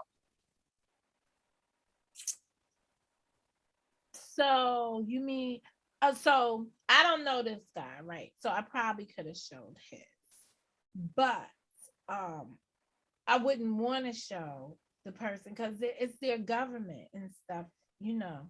Mhm. And these people over here would easily have a fucking field day, probably send a person a video and say, look at this girl making fun of you or whatever, whatever. When I really wasn't making fun of him, when I was actually making a point that real men don't engage in the type of conversations that I'm hearing on the YouTube. In my personal life, the men I know don't talk about the things that I hear. I've learned from the YouTube.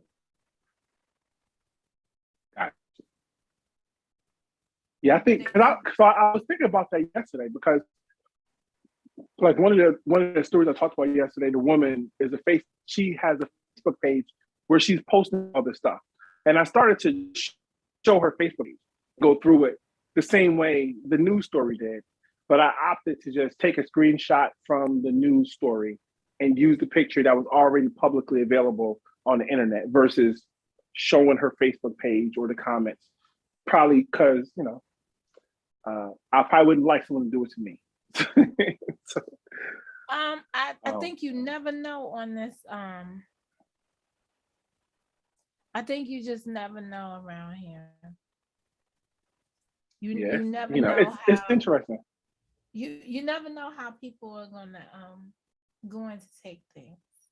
I mean, are you looking at your relationship on YouTube now that we enter a new season? And you've already entered your fifth season of being here because you started sometime in 2017.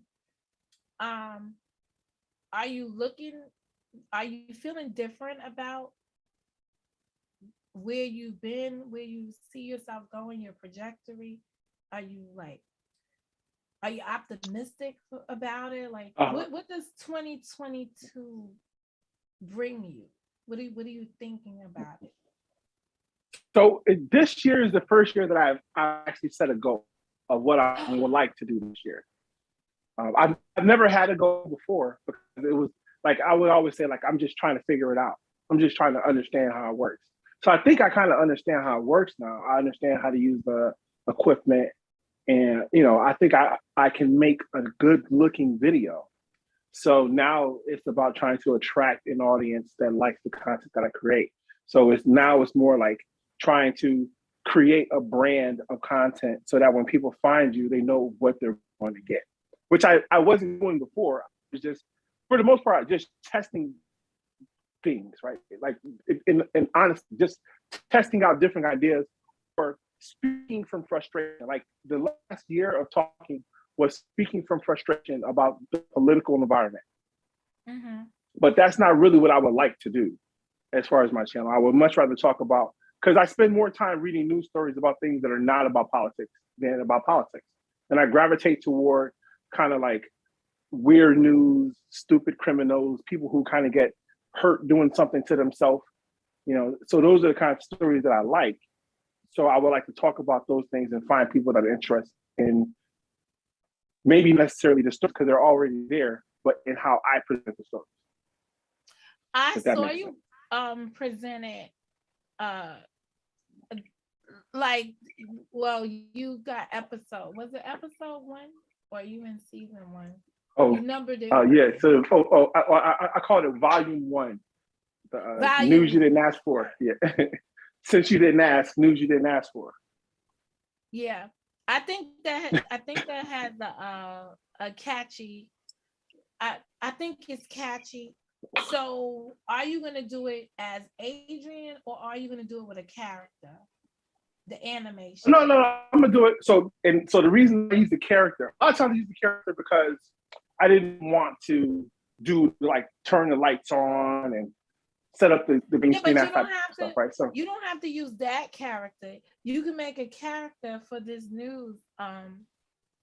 Because for some reason, like we want to think that having our face out here is the thing, right? We've been camped mm-hmm. up now for 5 years. We exist. Um, go on. I'm waiting for Yvonne is gonna go live, so I'm waiting to make sure I don't miss when it goes live. And I hope she's not waiting on me because This could we have been. were This could have been a chatting. phone call. Right. Well, hey, if people don't like my everyday conversation with Glib, too damn bad. Um, I mean, you see the other What's shit your? going on around here. I prefer to have this. What's what? You know what? I haven't watched. I like since the weekend. What was it? This weekend or last weekend when all the crazy shit was happening? What I crazy? haven't because I don't. Wait a minute. Let me just Oh no! teleport to you. What crazy shit? Oh no! It Oh was no! just Oh yeah! Oh no! That was today last is weekend. the Cause that fifth. was yeah. So that It was was just a last weekend. couple That of was last days weekend. ago. That was last weekend. So because typically, so most of those channels are not channels that I typically watch or follow or frequent. So unless something happens over there, I wouldn't be there. So like this week, because it's not like crazy, I wouldn't know what's going on over there with those channels. So it only and most of the time it's like it's presented to me from someone else's screenshots or screen recordings. It gets me to go over there and look, but you know, Is that I don't all it know. takes? Is that Is that all all it it takes takes? for you to go over there and look? Take a look. Well, I mean, the person who recorded video is typically like, this is the best part. So I said, well, that's the best part. I guess I want a little more context. So I go over there and check it out. Someone says, You know man, what it's though? To fucking be 8 o'clock. This person is wasted. I'm like, what? Let's go. quite, Let's go. see, I'm the complete opposite. My dodo bird self got to be like, all right, I got to go back to the beginning because I got to see how this all got to this point. Like I need the whole context around it. But every time it just seems like a bad train wreck. Like I'm just Most of the observing. time, it doesn't make any sense. Like I'm fine. Like even the arguments, like when you listen to it and someone tries to explain it, they can't explain it well because it doesn't make any sense. If you listen to it from the beginning, it wouldn't have made any sense. You end up just saying like, well, like most people who don't know anything about it, if you tell them, they say, "Why do you care?" Like when I tell people about what I do on YouTube, their response is typically, "Why do you even care?"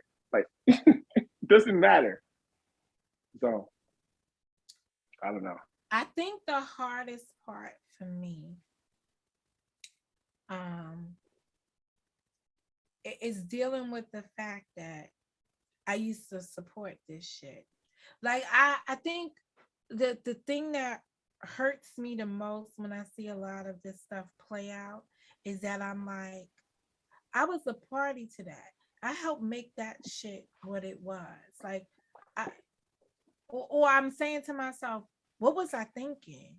Like, did I look this lame or I start to question my own existence in the equation. So I just I be like, was I speaking up then about the shit I don't like now, or was I just complacent in this? Like, how did I do? What did I do? That is an excellent thought, right? The was I complacent because I didn't speak up? I was watching, I don't know if you ever watched Real World, or have you ever watched Real World? Yeah. From MTV? Right. Right. So Real World is having Real World Homecoming. And I don't know if you watched this, but Real World Homecoming season 2 has the people from the second season of Real World, which was Tammy Roman. Was it the black David, people? Oh yeah, inside the it New was York. Yeah. Yep. Oh. No, not New York. These are the Los Angeles people. So New York was Kevin. New York was Heather. New York was season LA, 1, right? New York was season 1. LA was season 2. That's the one where the guy David, the comedian, pulls the blanket off of Tammy, and David gets kicked out the house. And the white girl was like, "This is like rape." And I've hated Tammy Roman. I've hated these people since I was 17 or 18 years old when I saw this the first time, right? Nothing So they're changed. back on the show.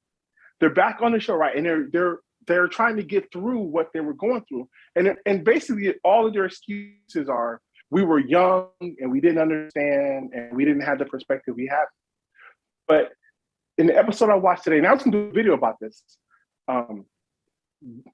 Tammy is frustrated that the other white people in the house are not as like gung-ho about being upfront about Black Lives Matter and defending. And she's basically saying, if you're not doing something about it, then you're part of the problem, you're complacent. And this white guy, one of the white guys, I can't remember which one it was, but he's from the original cast. He's explaining some scenario where a Black guy who he was with was called the N-word. And he goes off on him because he actually said it. She's like, you can't say that. You can't da-da-da. And David doesn't say anything. He's just sitting there. And then when they ask him about it, David's like, you know what? This is all about dividing them. It's about them trying to create division, blah, blah, blah. She attacks him because she's like, as a Black man, you should have stood up. You should have said something. And he's like, well, that's what you wanted to hear, but not what I wanted to say. That's not who I am, right? So they end up getting into an argument. And the argument is 100% based around the fact that she's saying, people need to do more. We need to attack the system. But she's not attacking the system. She's attacking the people who are around her. Like as if they're the problem. I think that people don't know what the system is. Like I think the system is closer to the government than your friends. Somebody said something to me the other day about changing like these laws, right, and stuff like that. And it was like, well, the stuff related to the court and stuff. And I'm saying, but you do understand that you don't have to make a petition. And this is about this guy, the guy that got sentenced 100 years, and they reduced it down to 10 years because there was a public outcry that it was too much time. And I'm like, halt, stop. What's going to end up happening now when they go to sentence this white police officer who accidentally, in her accident world, right? Because nobody in that trial could prove that it wasn't an accident. They can prove that she was negligent in that she did pull the wrong gun, and she pulled her gun and shot him when she intended for it to be a taser, right? So if you just look at that in its own, it's negligent, right? Because you're trained to do something and you do the wrong thing, that's negligence, right? Everyone who understands negligence can see that. But the question is her negligence punishable in criminal court or civil court? And generally, negligence on that level is punishable in civil court when you cannot prove criminology. But in this particular case, they did not deal with her. They did not, there's no intent, right? So they didn't have to deal with what was her motive behind something, because intent didn't need to be proven, because from the charge itself, it's saying that a police officer is saying that this person had no intent to kill the person, but it resulted in the person's death. And the wording has to do with consciously. And that's where all the issues come in. Did she consciously do this if she says she didn't know? So now, what is the remedy? They're going to go into court now. They found her guilty, and a judge now, an Asian judge, has to come down with a sentence on a white woman. An Asian woman judge has to come out on a sentence on a white woman. The optics of this is just tragic. So now the government got to come in and say, to compel you to convict her, we're now telling you, you have to give her time because she endangered the lives of so many other people around her. After she shot him, as a result of shooting him, his car sped down the road and ran into these other people, and the man is ultimately going to die from his injuries in this two old people. And then the other chick was in the car with him. She suffered thing, and anybody that could have been in the road, like so you have to say now her negligence was reckless. And here's all the outcomes that did happen or could have happened that she should have known and didn't know, to compel them to give her, even if it's just one day in jail. Because she's not going to get time based on, at least in my opinion, based on what had happened. I can't see the judge honestly giving her 1 year and a day just to make it stick as the felony. The minimum would be 1 year and a day. Now, I don't know if they got minimum maximums up there like this guy had, but imagine if the community now gets outraged and they decide to petition the court like they did for the guy with the 100 sentence and say, we don't want her to have any days in court. Y'all was just advocating and marching and all over YouTube and all over social media saying, don't give this guy 110 years. So are you going to be mad when a bunch of white folks or former police officers come and back this woman up and say, don't give her time for a mistake, an honest mistake that any one of us officers could have made in the line of duty but never have? You understand? We all could have did it. None of us have done it, but we all nobody's done it. Like when you ask them, no, I wouldn't have, like it's like, no, I wouldn't have made that. That's mistake. Funny. But she's the only, but it's possible that somebody did that. It's on the table. It's on the table. I would have never done this, but it's on the table. Yes. Yeah, it's something that could have happened, to the fact that I tried to tell her on the day of the crime, like, you were trying to save my life, so just hush over there while we're still being recorded, right? And we couldn't get our stories in unison because of the cameras, because that's what happened. The cameras prevented them from making a cover up. But then there was so many other things that, like, I still can't get over the fact that the 3 officers at scene 1 knew for certain that there was only 2 people in the car, and they're hearing over the announcement, right? They're walkie-talkie. The other officers saying, I need more backup because I don't know if there's a 3rd person in the car. Right. And I'm like, this is a simple command from up here. Like, no, there's only 2, and Officer Blue shot him. You understand? You don't say who fired. You understand? So you make it chaotic down there.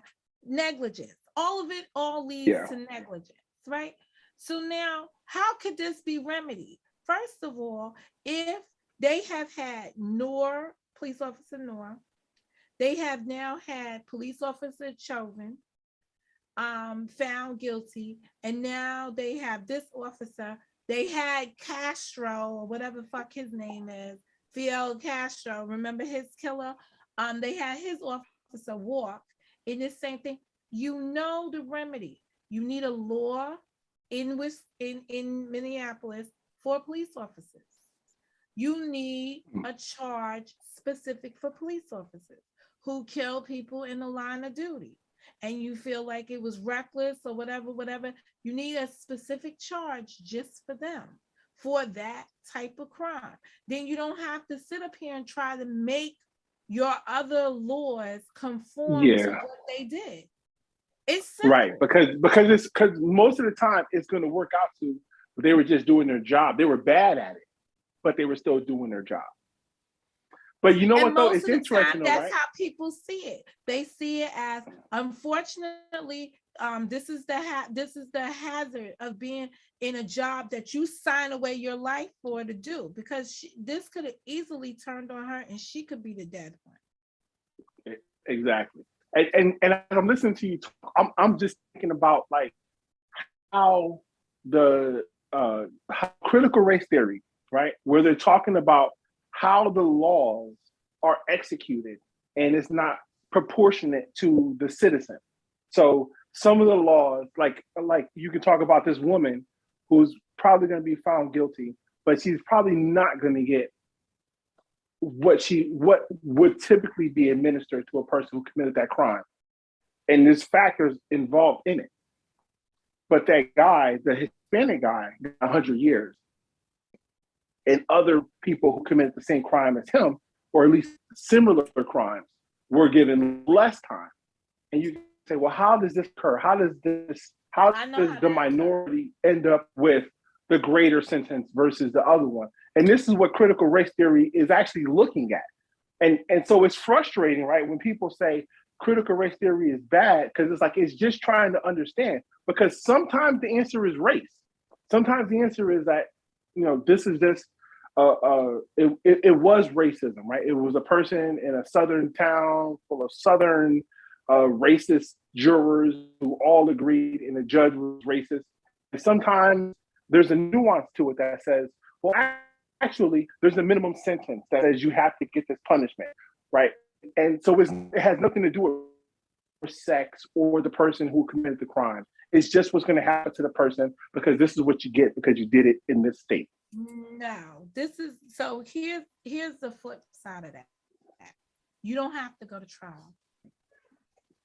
When you go to trial, you are saying, I want a jury of my peers to determine my fate.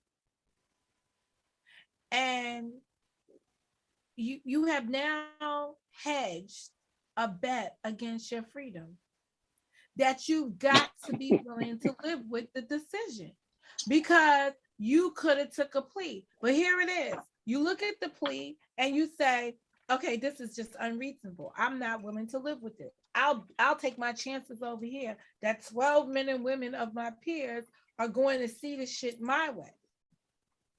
Well, not 12, just one, right? Because you just need one. You just need one. Well, because if you just need one, right, all that gets you is a mistrial, and we do this all over again. Well, because remember, it's a hung trial. You need a unanimous decision in your favor. Oh, it has to be unanimous for you to be acquitted? Everyone has to agree? Everyone has to agree that you are not guilty. You learn something new every day. That's why I come over here with Mo knows. Oh, Mo knows all the stuff. But I know this stuff, or I believe I know this stuff. But so that's what makes it. So when you take a bet like that, and you bet against your freedom for some people you don't know to decide your destiny, that's a problem. Now, the problem I have with the DA and the guy that got 100 and something years, right? They knew what they was working with when they put all those charges on him. I think I said there's 23, 24, 25, 26, and 7. There was 27 charges against him. That's why he got 110 years. And the jury went back. So you think that they didn't think that all those charges was going to go through, and they were just throwing everything they could against him? Correct. And then the jury was probably like, yeah, he did all that shit. Yeah, and then they didn't get the lesser charges. So there was no lesser charges in each of those settings. They gave him the top of each of those. I guess they said, all right, so if they don't find him guilty of murder, maybe they'll find him guilty of this reckless thing over here, or this thing over here, or that thing over here. So now they come back and they get all of it. And now they're like, oh shit, we overcharged him. That's what the problem is in the case. Why see, the devil's in the details. Him? The devil's in the details. I was because I was arguing with Black about that today, because we're arguing about something totally different, right? But it was like, I asked him, I said, but why would anyone ever do that? And he's like, he told me some generic answer. I'm like, but that doesn't make any sense. Like, if you're not gonna read the article and understand it, then you're just making up some shit for the most part. So everyone who's angry about this 100 years, like, I didn't know that was the reason why you got the 100 years. I would have just as mad as everyone else saying, damn, someone else did the same thing, and they only got 4 years or 10 years or whatever they got. Well, I was thinking that when I spoke to John Frank about it, I was like, well, he probably got 25 years consecutive for each of those lives that got killed, right? And then when I look at it, it was a vehicular homicide. People don't normally get that much time on vehicular homicide. The only way you get that much time is if you physically sit in your car and I see, like, I have an argument with you, Glib. Well, let me just talk in my real life. Once upon a crime, I had a woman come up to my car, right? And attach herself, like she was like, I'm gonna fuck you up, la la la la la la, over a Chico thing, right? One of his baby mamas. Because she was arguing with him. So she told him, when I see Mo driving your car, I'm gonna pull her out the car and take your car if I see her. So what happened is his daughter got a driver's license, and then she asked her dad, can I ride the car? And he said, no, Mo got it. So then she told her mom, I can't drive the car because it's the day Mo got the car. So she was like, if my daughter can't drive and I catch her in the car, I'm gonna pull out the car, whatever. He doesn't tell me the story. I'm at the corner one day going into letting my son go into the store. So I'm all in my bag, trying to go in my bag. And I hear this bitch screaming from across the street, bitch, get out the car. I'm like, what the fuck? So she puts her goddamn hand through the window, and I roll the window up on her ass and take off with that bitch.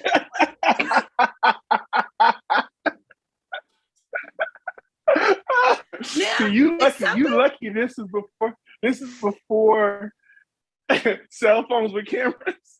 No, we got cell phone and shit at this time. This is in the early 2000s. We got some shit going on.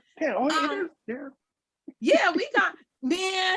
So now the guys at the liquor store, they are calling Cheek. They're like, Monica got this bitch. She's about to drag her down the block. So now she lets go. She's wearing a pair of brown, those beige Uggs, right? She got them on. They got track marks from the car because you know the car. So she is in the middle of the street, and I have now U-turned around, and he had a Magnum. I U-turned the bitch around and revved her up. So they was on the phone like, Mo is crazy. The bitch is crazy. She's certifiable. She's about to roll this bitch. Then I roll down the window and I scream out the window, I'm gonna make you like a bowling pin, bitch. Like I was just gonna knock this bitch out. And then I had to catch myself and just sit there and whatever. So I'm like, so she gets out the street and then I drive down. So I didn't go down the street, but I revved that bitch up. It was like, so now I'm speeding to the house with the car. So I don't even know where the fuck I left the car, but I'm running upstairs and my son is right behind me. And my son is like, she said she was gonna kidnap me because she was still talking mad junk, right? So here come the police. Because of course she called the police. Now see, these motherfuckers start some shit and then they become fucking cop callers. So Chick goes outside and he's like, yeah, she's not coming down. That's what he told the police. He's like, she's not coming down. You ain't got a warrant. So he's talking to them. And here comes her down the block limping. With her scuffed up Uggs. Yes, and she's screaming about her fucking Uggs and shit. And I'm like looking out the window, like peeking, scared shitless, calling my mama on the phone. Mom, going to jail. My mother's like, well, I was like, and I'm telling her story. And she's like, did you hit her with the car? I was like, no. She said, well, next time you should hit her with the car because then you have a reason to go to jail. Like if you're going to go to jail, you should have done the deed. And I'm just like, oh, all of that to say, vehicular homicide. I faced it. I've looked at it, and that was it. I did buy her a pair of Uggs. I did replace the Uggs because I did run over. You replaced her Uggs? Yes, because I did do that. But I didn't have to get. I didn't have to get that. Wait. So did you have to go to court for this, or did you just replace him on your own accord? No, I just replaced it. Because okay. at the end of the day, he had a daughter with her. You understand what I'm saying? And just wasn't. Yeah. It wasn't cool. You're a nice human being. Well, it wasn't cool. I mean, it didn't come that easily. It took me some time to get to that point. But I also really never spoke to her ever since then. Like until he got really sick. And I realized that she was like the only person that hadn't went to see him. And I went to her apartment and I was just like, do you want to go up there to see him? And she was like, I'd like to, but he, ever since the car incident, he don't even fucking talk to me. And I was like, it's okay. I mean, that sounds like it's good reason not to talk. Yeah, I was like, it's okay. I'll take you up there. To see him. And I did drive. And people in the projects, right, when they saw her in my car, they were calling me because they thought I was fucking crazy to even like have her in the car or whatever. And the whole time up there, and this is no longer his car. This is when now I bought my own car. So she's in my car. And she's like, you've come a long way, like you're a good person and this and that. And I was like, shit, I would do anything for him, even take your ass up there to apologize so you don't have to live a miserable life, when he's gone. And, I saw the two of them. This is somebody like that was his first baby mama. So there had to be something there between the two of them. But shit, yeah. So I still reigned supreme because I ran her ass over, dragged her. I dragged her for a little while. Them Uggs was fucked though. They had they was fucked. I was looking at them. They was trash. Like, you ain't wearing them no more. I was like, yeah. You know what's interesting, right? It's okay. I'm sorry. Right. No, you just know how the Uggs, the ones that have no shape. So imagine them just looking like skid marks. But go ahead. Now I was gonna say like my grandmother. My grandmother she married. I guess I've never called him my grandfather. I've called him David my whole life. Okay. Right, but she's been married to him since probably I was 1 or 2. So he's the only person I've ever known she was with, right? But it's not my mother's mother. But David had an ex-wife. And David, apparently at the funeral, found out David had a lot of kids, right? Right? And so as we're at the funeral, right, for my grandmother, there's all these people there that I've known my whole life that I have no idea why. When you go, you go to cookouts and stuff, and they're like, oh, it's your cousin. Everybody, your cousin or your uncle, right? The older than you is uncle or aunt. If they're your age, they're your cousin. And then you come to find out, like, oh, wait, these ain't even no relation at all. These are David's kids from his other relationships, right? And my grandmother treated all of these kids and all of these women, right, that he had kids with, the same.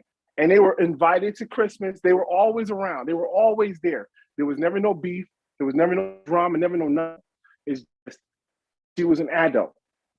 And she recognized that he had a life prior to her. And now he's with her. But so they were always around my entire life. No one ever talked about it. They were just there. And there wasn't no drama, wasn't no beef, wasn't no nothing.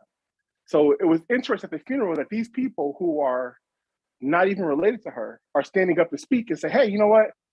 She treated me as if I was family and she ain't even my mother. I called her mama, right?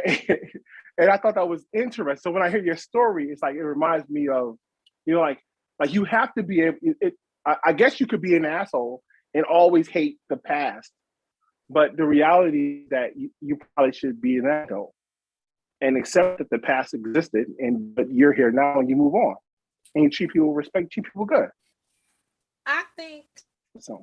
My Chico days, they were so good to me.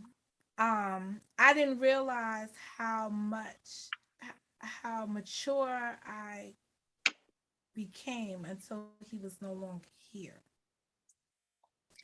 So when I look at things that are very challenging to me today, I know that had it not been for that man, I probably would have caved at every instance of challenge.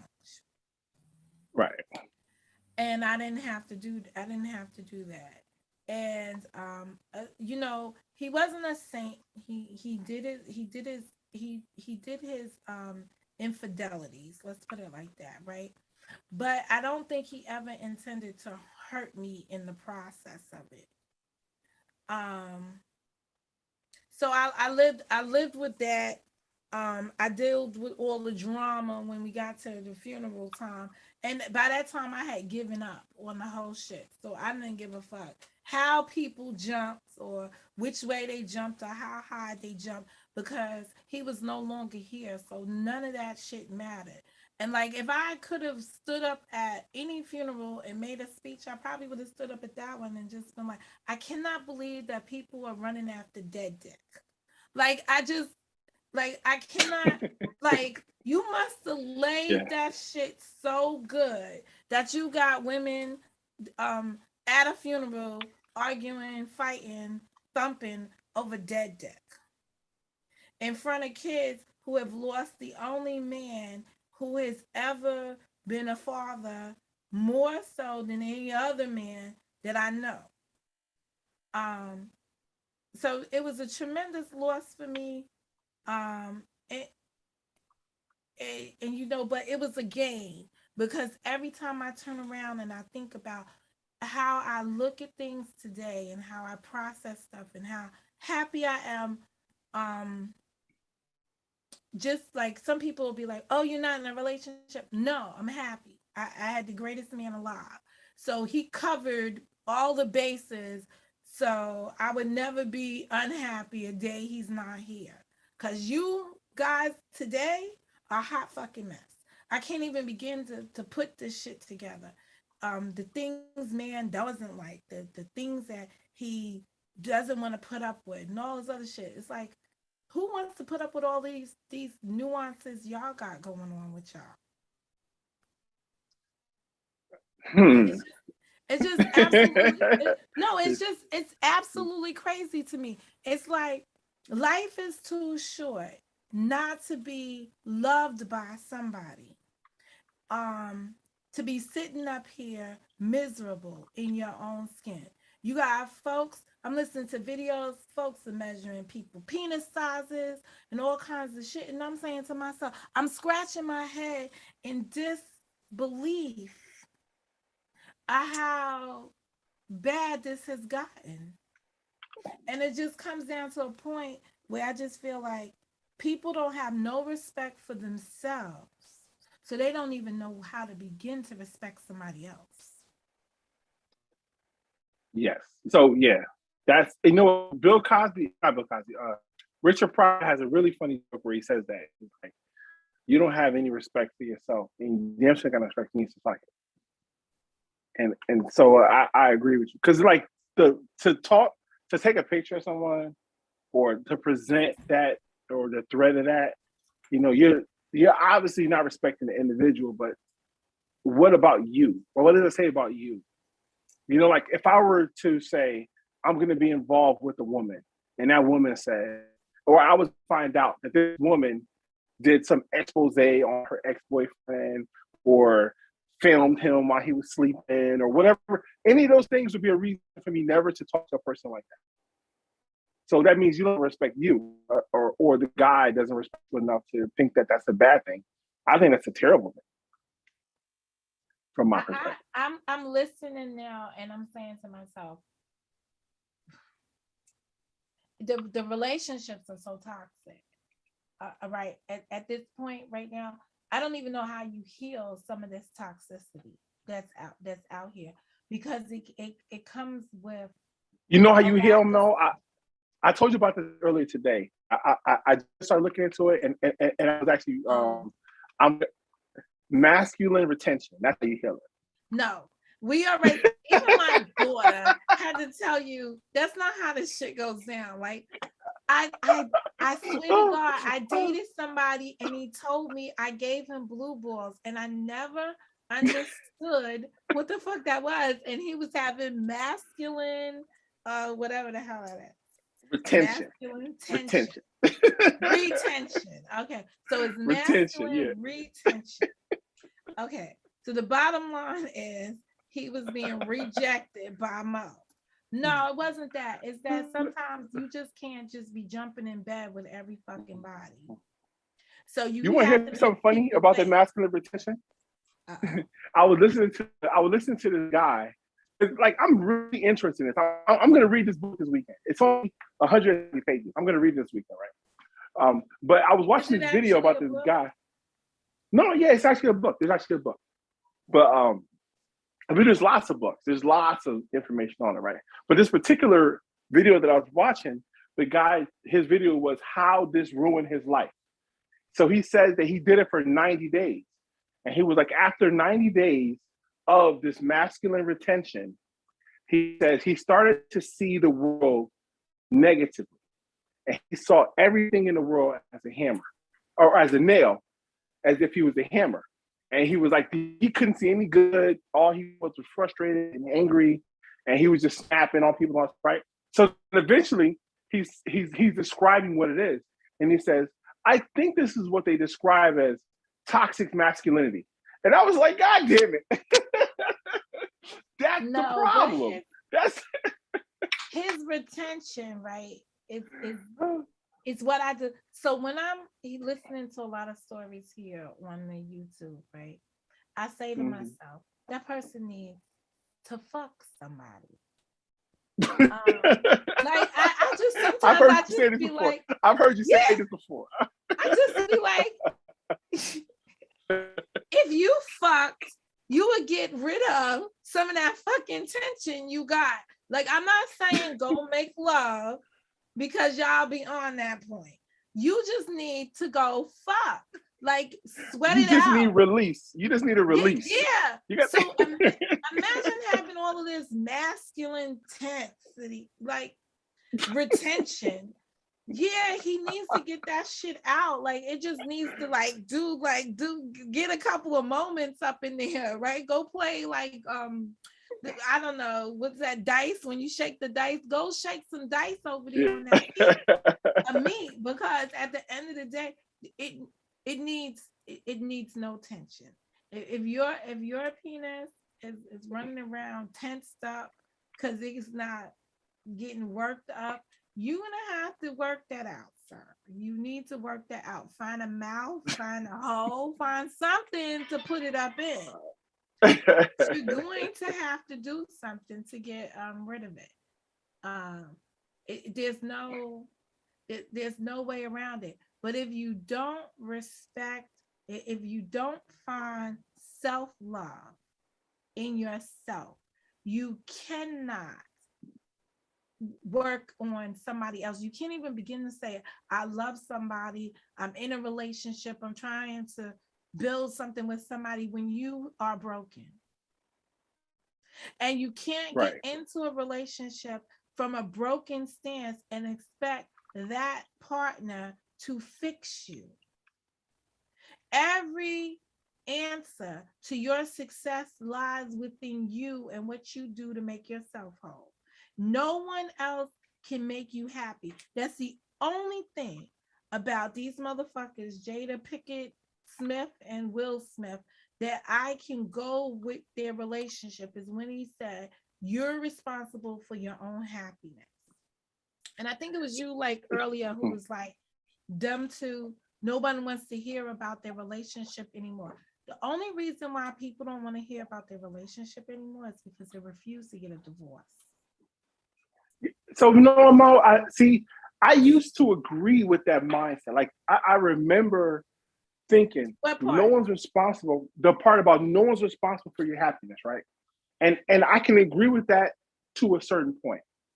But you have to be able to be happy together, right? Like, for instance, right, if you're in a marriage, right, and both of you people are married and you can find happiness outside of each other, but you can't find happiness together, that's the problem, right? So there has to be some level of compromise or coordination or something that brings the two of you together, that you both can still get happiness. You say, well, don't worry about it. When I'm with you, it sucks completely. After I'm finished hanging out with you, I'm going to go do my own thing. I'll be happy then. Like, I don't think that relationship is going to work. But I do agree to an extent that you have to make your own self happy. You have to be happy with yourself. If I'm happy with myself, right, and I've made myself happy, and then I come to you, I don't have a reason to be angry with you now because I'm happy with myself. Let's suppose my happiness is I just went to the nail salon and got my nails done. And I can't afford to do anything else, but that's what I could do. And I'm happy about it. And I come home and I'm like, oh, look at my nails or whatever. That could be a come off moment. Like, so but what if your man has you involuntarily in feminine retention?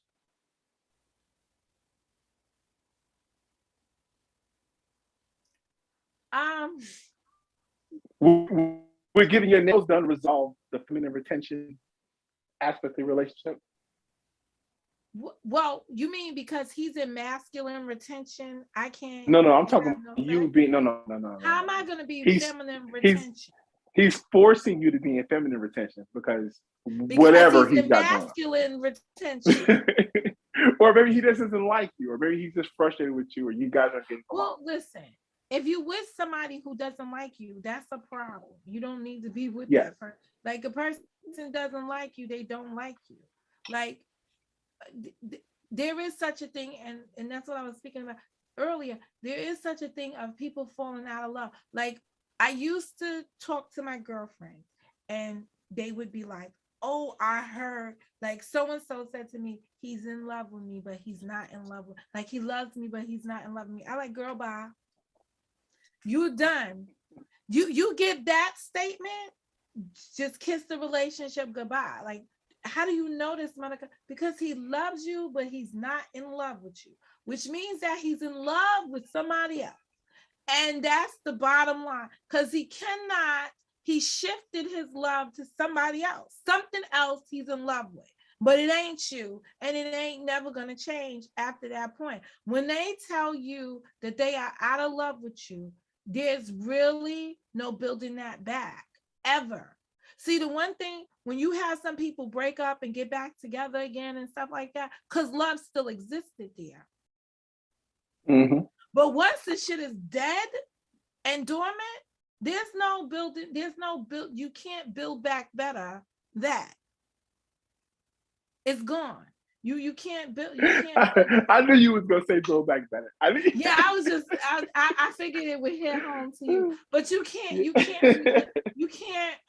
can't replenish what's not there. Now, I will say this: you could separate, and 10 years down the line, come back together, and because of maturity, it's like aging. Like they say, a wine ages and it gets better in time. Your relationship might get better, based on the difference. But if you stay in your toxic, non-lovable relationship, all you're going to do is build more hate, and you're going to pick up more negative vices that are just going to destroy you because you're unhappy. So that's where the drinking and the drugging and all the toxic things YouTubing possibly do. Yeah, YouTubing. Because a lot of people, believe it or not, they replace what they're missing with the YouTube. So, for instance, when I see people up here like at fucking 2-3 o'clock in the morning striking up lives and shit, I'll be like, no dick, no pussy. I just start labeling them, and I just be like, miserable motherfucker. And it is on a whole Friday night. It's a whole Saturday night. Like, that's how I be thinking, right? But what does it say about the audience? So wait. Before you go past that point, what does that say about the audience, right? That at 2, 3, 4 o'clock in the morning, there's 100 people that have shown up to listen to someone who clearly doesn't have someone, right? Because you couldn't do it if you had someone. So there has to be no one there for you to be like, fuck this. 2 o'clock in the morning, I'm talking shit, right? So, but the other 100 people that are listening, do they have one one earphone in and the other arm around the person who they're laying with, or they alone too? Here's what I've learned from being on the YouTube and listening to people. A lot of folks that are in relationships that the communication is bad. So at those hours of the morning when they should communicate in the world of sex, right? When they should be communicating in body language only. Or intimacy. Right. Intimacy, right? Well, that's why I said body language. Yeah, intimacy. Yeah. Like It just may, anything. because it may not be sex. It may. Right. Yeah. It can be anything that means that you are you're providing pleasure to the other person, just your presence is there. And you fucking watching the YouTube, man, goodbye. And that's happening in a lot of relationships. You will hear people say, yeah, I was on the YouTube, I was talking. But then also the YouTube became very toxic because I remember, I'm not gonna mention the channel holder anymore, but I remember he had wrench meetings and he wanted whoever had a wrench in his room to meet at the time that he called them. And they was just like jumping up and down. One of the biggest problems I had with False and Silence was that one time when all the women were on the call, having a call, and it was a very heated call because that's the recording that Nikkei got, right? Out of that call. So we hang up the call and the call is done for the night. And then he comes and it's like, let's have a call. And I'm like, now you saw in the Hangouts how that went down, that everybody was on a call and you wasn't. And then you saw everybody get off the call and then you decide to make your own call. Right. Too much mind fucking goes on around here instead of like it's nonsensical at some point. So you have to ask yourself, what are you getting out of this? Is this meeting my needs? Am I meeting the needs of the person around me? Like, right. I can agree with that. It's just crazy. It's no way I would be in a relationship with somebody and I would sacrifice that relationship for this YouTube. I mean, not unless the YouTube was producing income. Like if YouTube made money to where I could consider doing something different than working all day, I would consider it. But other than that, but over your relationship, so you would be like, listen, you know these fucking crazies that I have to deal with on the YouTube? That's that $10,000 check on the 21st. So yeah, I'm just gonna deal with that. I don't know. I'm not at that place where I could say that it's worth it. Yeah, I mean, it would have to be a substantial amount of money for me to say it's worth it. To me, it's not. Which is why I don't do YouTube like I used to. I just don't have the time. You know, and not that I don't have time. I would rather be available than to be occupied. If that makes sense. That's an interesting. Right? So I like this year, I'm going to try to be more schedule oriented and say, well, this is the time that I do this. The same way, this is the time that I go to work, or this is the time that I, go to the gym or whatever things I have to do. I take this time to do YouTube versus just being like, I would rather, because time, you don't have that much time, right? And we're all have schedules and work and everything. So whose time is more important? Because point in case, when Jason, Happy New Year's, brother from another mother, when Jason was present and they had the restaurant and stuff, and Jason came to me and said, Mo, move your show to the morning hour because the people in my diner love you. I moved it for the audience, right? And it cost me some problems with the West Coast people the most. But I moved it also because it was this hour that I'm on right now was a dangerous period of time to be live on the YouTube.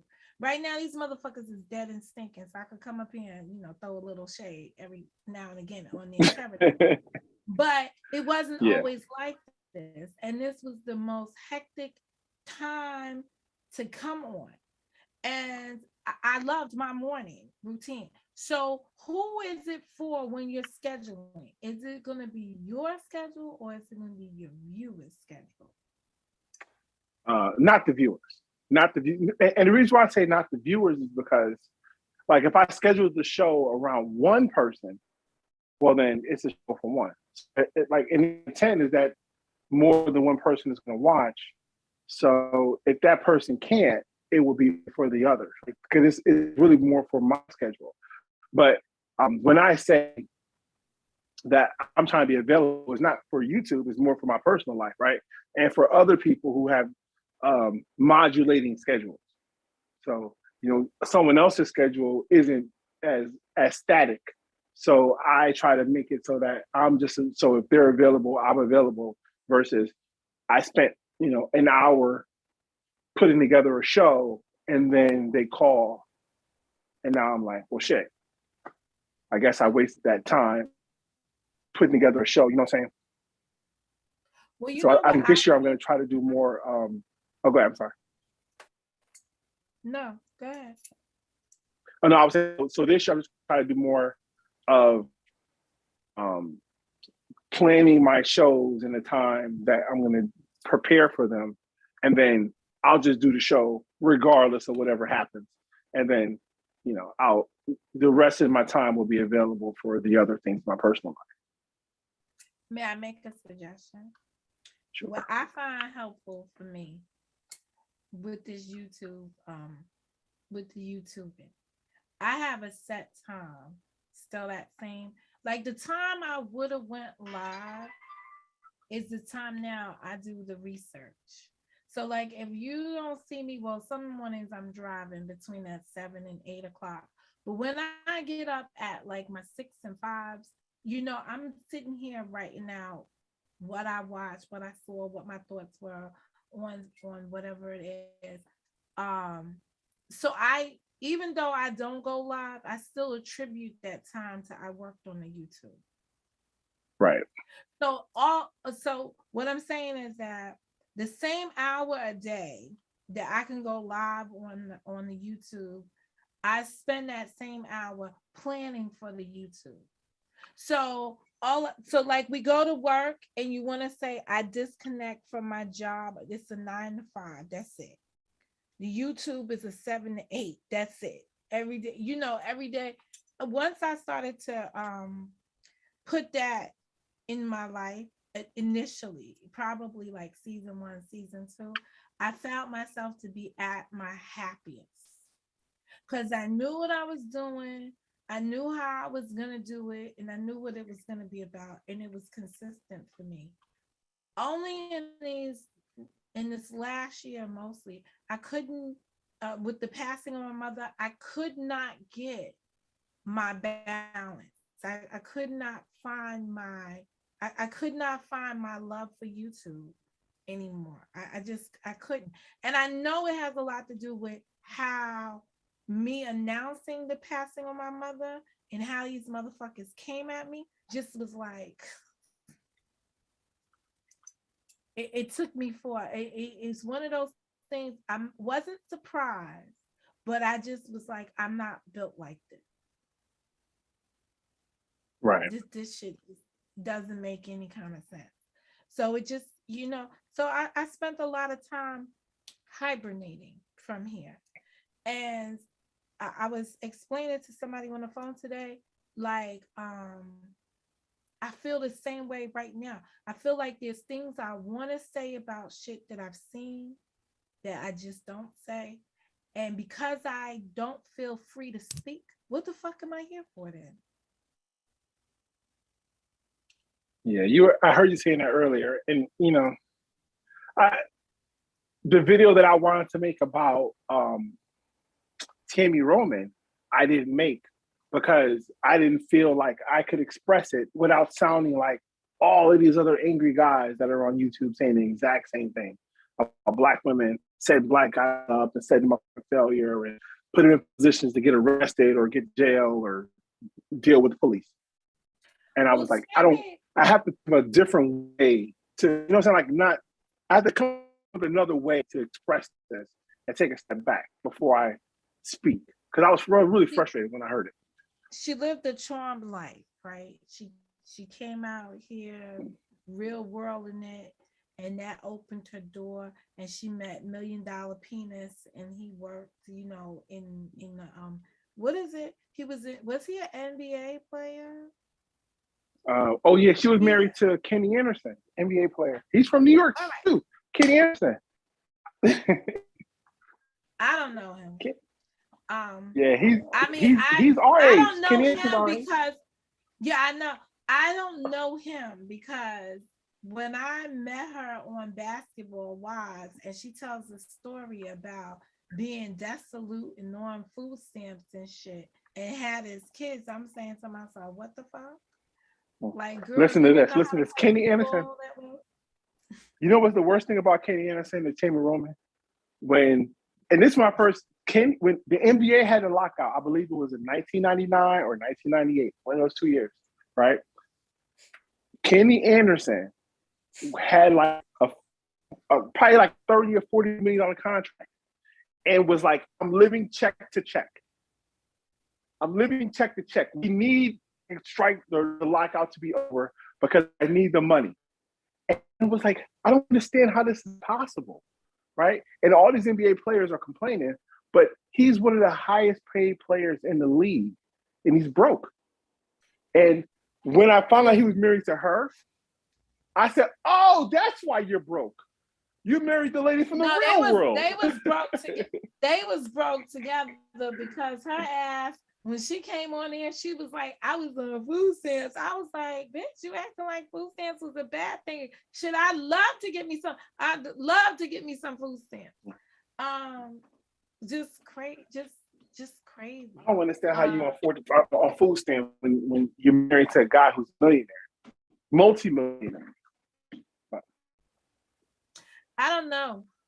Think drugs may have played a role. Something about her though was just so like I don't know. Just I never ran into her in the New York scene, but I don't think I really be on the scene that well. That's why I was trying to get to the South Side reunion.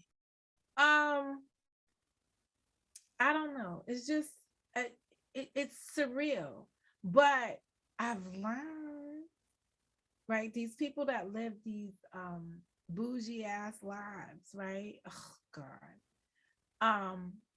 These people that live this flamboyant lifestyle, let me use that word instead.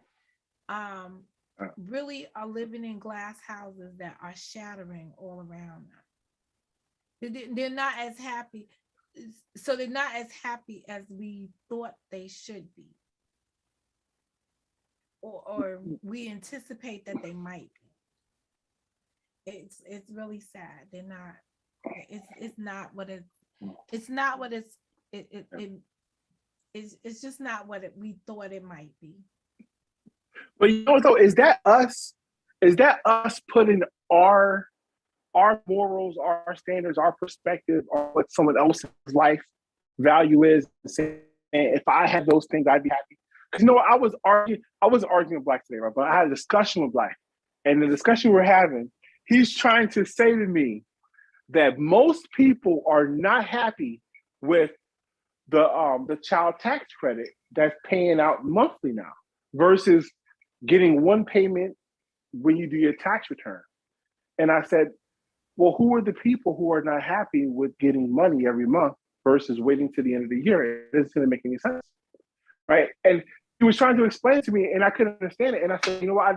Maybe I'm not in a position to understand that person's position. But I know the government told me, instead of giving you $1,000 on January 1st, we're going to give you $1,000 divided by 12 every month, and you can use it as you want. I'll be happy with that too. And I could save it, invest it, or spend it. See, here's the problem. Here's the problem with the disbursement. And I'm just gonna give it to you from the Obama days. When Obama was in office, I voted for his ass 2 times to get into office. Each time number 2, I ran into whoever was campaigning for him, right? And I said, you know, Obama's been in office all this time, and I ain't got shit to show for it. Motherfuckers got Obama phones, they got Obama this, they got all that. I Yeah, said the yeah. people on welfare, I'm telling you, you know, when the people came around and chit chat with me, I was like, yo, the people on welfare, one September got fucking $200 to go back to school shopping under Obama. I was like, so I said, now I haven't had enough of motherfucking Obamacare, right? And this is not just motherfucking his health care plan, it's everything. The hood is happy as fuck, but me, I'm miserable as shit because I'm part of the working class, right? All of these people that are working class or below a decent salary, right?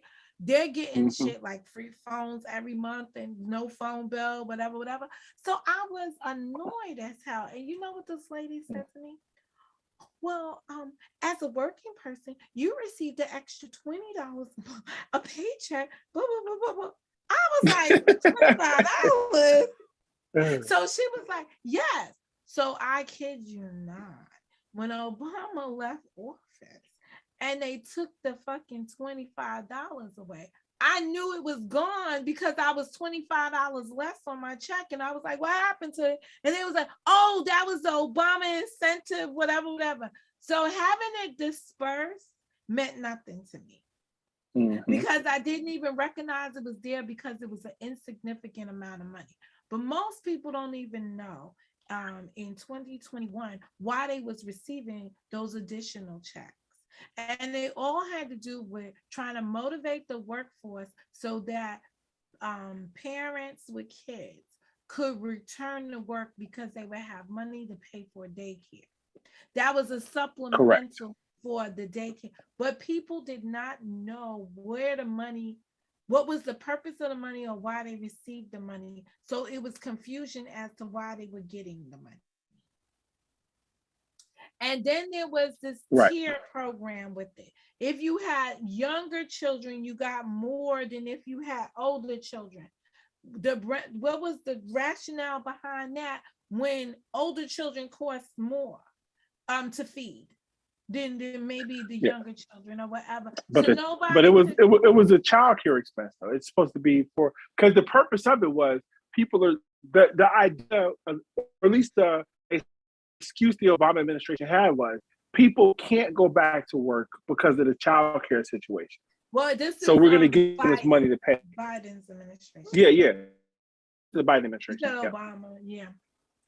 Oh, I'm sorry. Well, no. I mean Biden. That's what it was. But even if they spent the money, right, to return back to work, and get child care, the child care facilities have now changed. They can't house the same number of children that they were working with before because they got staff constraints. And on top of it, all of this other people, I went to the dentist today. These motherfuckers got plastic shit on everything. Like anything you touch, like the light bulb thing got plastic on it, this thing got plastic, everything got fucking plastic on it that they're changing as you interact. And I'm saying to myself, this right here is gonna cost me more money to go to the fucking dentist because we now have to pay for their PPE. For real. Yep. Yeah, the doorknob had something on. I was like, what the fuck is that? I was like, I was kicking shit with my feet. And I went to a dentist I'd never been to before, right smack in the hood of things, and I didn't realize it was enough. I looked at the address, but I really didn't pay attention until I drove to it. So I was on Rockaway. I was on Rockaway Boulevard. So I was down in the territory of who those people you like. Actually, I was right in their backyard going to the dentist. And I was very pleased because it was Black people. Okay. I was very pleased. No, because I want to support. I want to support Black. I want to go in and say what I said to the lady today. I got hit by a car. I had a lot of extensive work done And I need to finish what they started. Here's all the medical stuff that I had from there, and this that. And she's like, "You got X-rays and everything."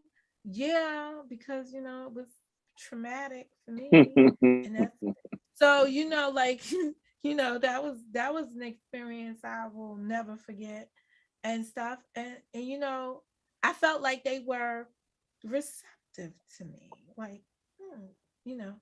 So I was appreciative. Um, but I want to consume in with blacks. Like I would love. I'm gonna tell you things I do, and I go into Puerto Rican based things. I feel comfortable when I walk inside there immediately. It's like I feel at home, even though I may not know the language as well as I would like, or can communicate as smoothly as they are. I always feel welcome. It's just in the black stuff that we're not that embracing, you know. It's just ratchet. I don't know. I So don't know. But wait, so so do you speak Spanish? I'm not fluently. I the weird thing is that I can read it, but I guess I'm losing my language there too again. Mm-hmm. When I said when I Interesting. was little, I was in a bilingual. I was in a bilingual Yeah. class because my mother didn't speak English. So Yeah, we so I remember you saying that. That's why I asked that question. I remember you saying that your mom. I remember you talking about your mom not speaking English well. and So I just thought to that was think, in her later years, her Spanish wasn't all that great anymore. But the one thing she prided herself in was that she was Puerto Rican, like, and mm, she could speak. But she always felt like because there's a proper Spanish, and then there's like I think they call it Castilian Spanish or something. There's a more proper Spanish than that. But it's just interesting. I wish that I hadn't uh I hadn't given it up in the younger years so easily. I wish I had really stuck with it. And or I wish I had came home and it was allowed in the home, because my father would flip a lid if he came in and my mother and her sisters were on the phone. He was like, the bitches are talking about me. He didn't say bitches, but he was like, they're talking about me. I know they're talking about me. I need to get off that phone. And then the fucking wire to the phone be running all throughout the house because who had the longest wire? The cord to the telephone and shit. And you have to go like under the phone wire to pass by. And she's just like, it sounds like hands.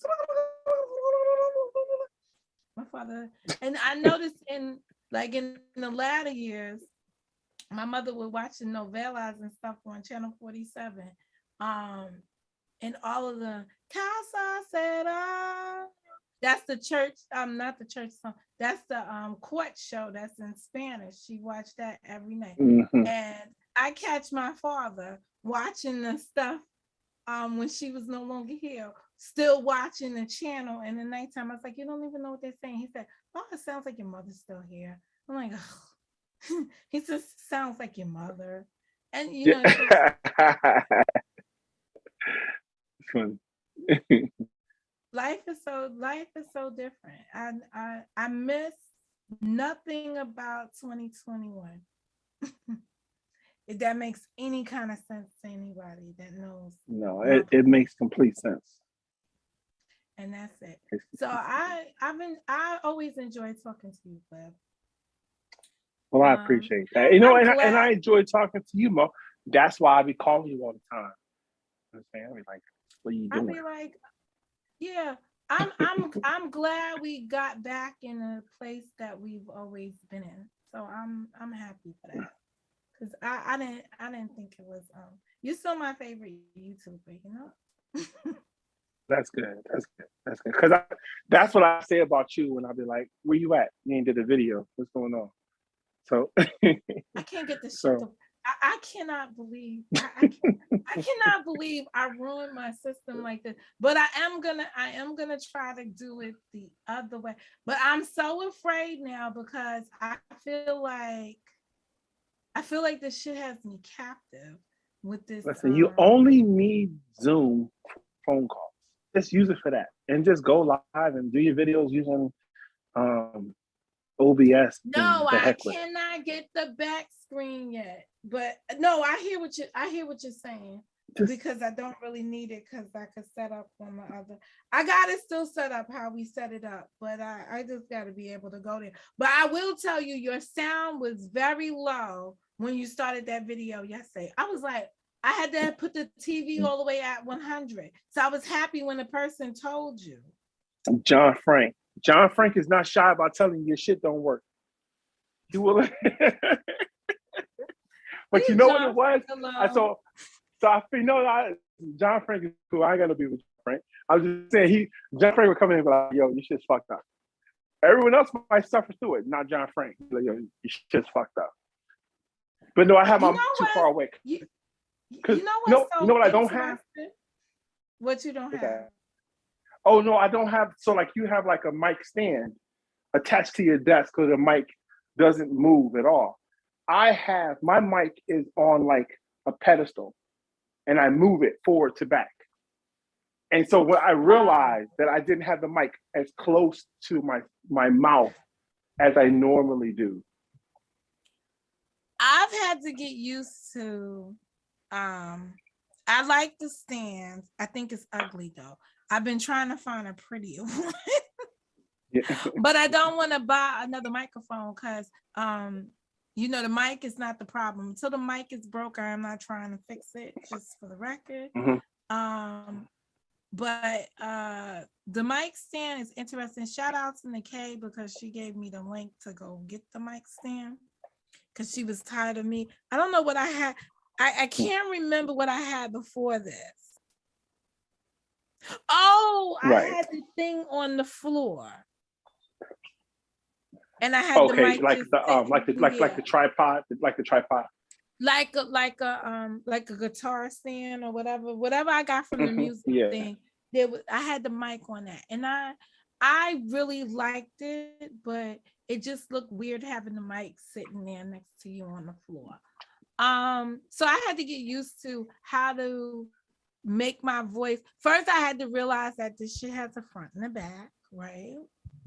And it says that, and making sure that the front was facing. But I see people talk directly into this, and I'd be like, what's the purpose of talking directly into this when all the sound it's a different kind of mic, different those sizing, that Sennheiser, that gray or black mic. What, this one? Directly into not that mic. The mic you have, there's a front and a back.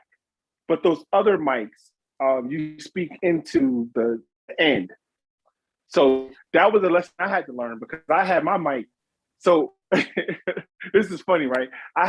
When I was in Washington in my garage, I bought the mic and I had it set up and it worked. And I had a little mic stand, whatever. And then I moved.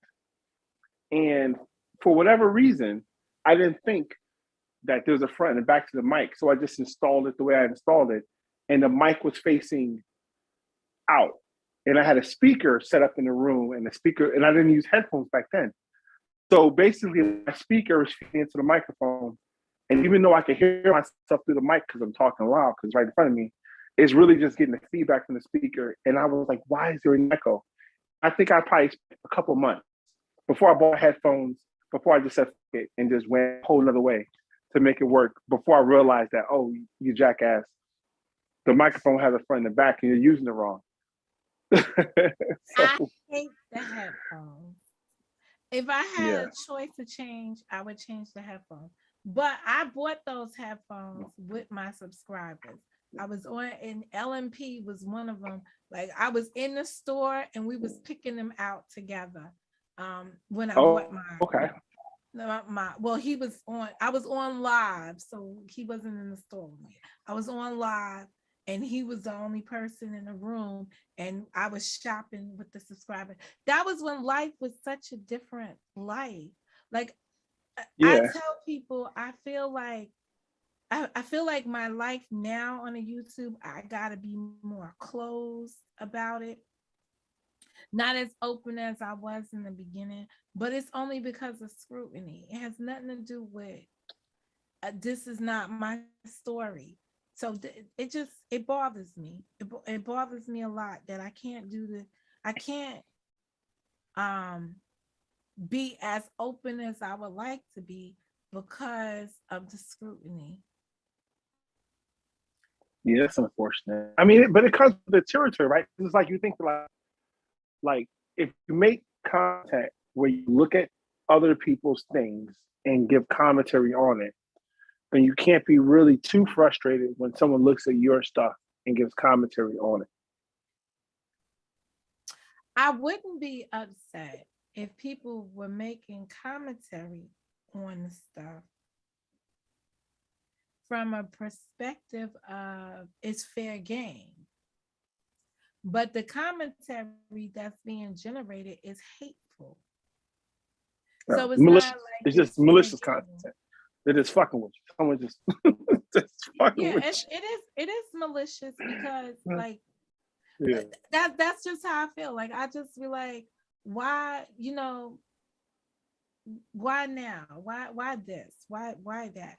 And the stuff that's pointed out just it's so disturbing to me because I sometimes am quitting like why are you thinking like that? What Right. puts you in this state of mind? Like that just mind fucks me all the time when I'm like trying to figure out why the malicious intent. Why that? Why not for some other reason? But why that? Why that purpose? It's disturbing. It's really Well, you know what the why is. The why is because uh, people will watch commentary or videos that are negative. So if you can find a reason to talk shit about somebody, you might be able to convince someone to watch something, regardless of how you're able to express it or explain it. It may never be. It may never be fun. Like, and that's the part that like I wouldn't mind watching somebody roast somebody if it was funny, but to just watch somebody talk shit about someone is not funny. You just call someone a bitch 1,000 times in a row. It's like I still might watch it if it's someone who I dislike, so I get it. But I guess you should say if someone can get a lot of views talking shit about you, you must be disliked. Well, I've choked it up to there's a fan base out here and you don't get to pick your fans. True.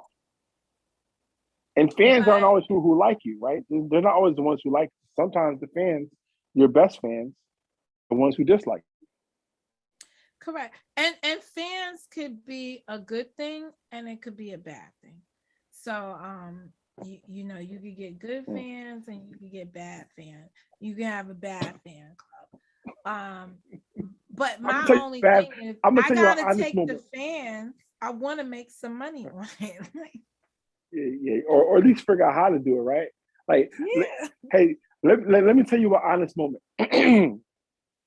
So, I am a not a fan of this person, right? I dislike this human being tremendously, right? And they made a video, and I was watching the video, and the person was going on talking about how there's only one person here, and I know who this person is. This person, and they're describing the person, and the person who they're describing is me.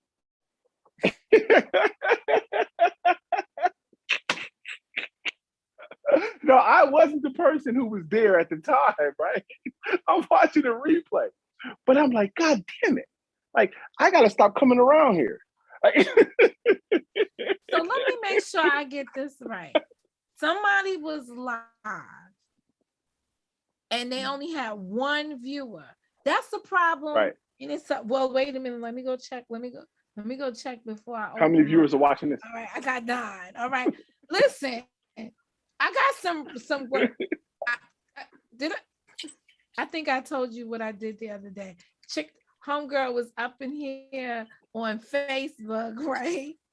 So she's up here, got this whole drunk live going on the Facebook, and I'm like, "Hey, how you doing?" Like, la la la la. Right? She being a little snippy. Her mom has COVID, and they just put her on a respirator.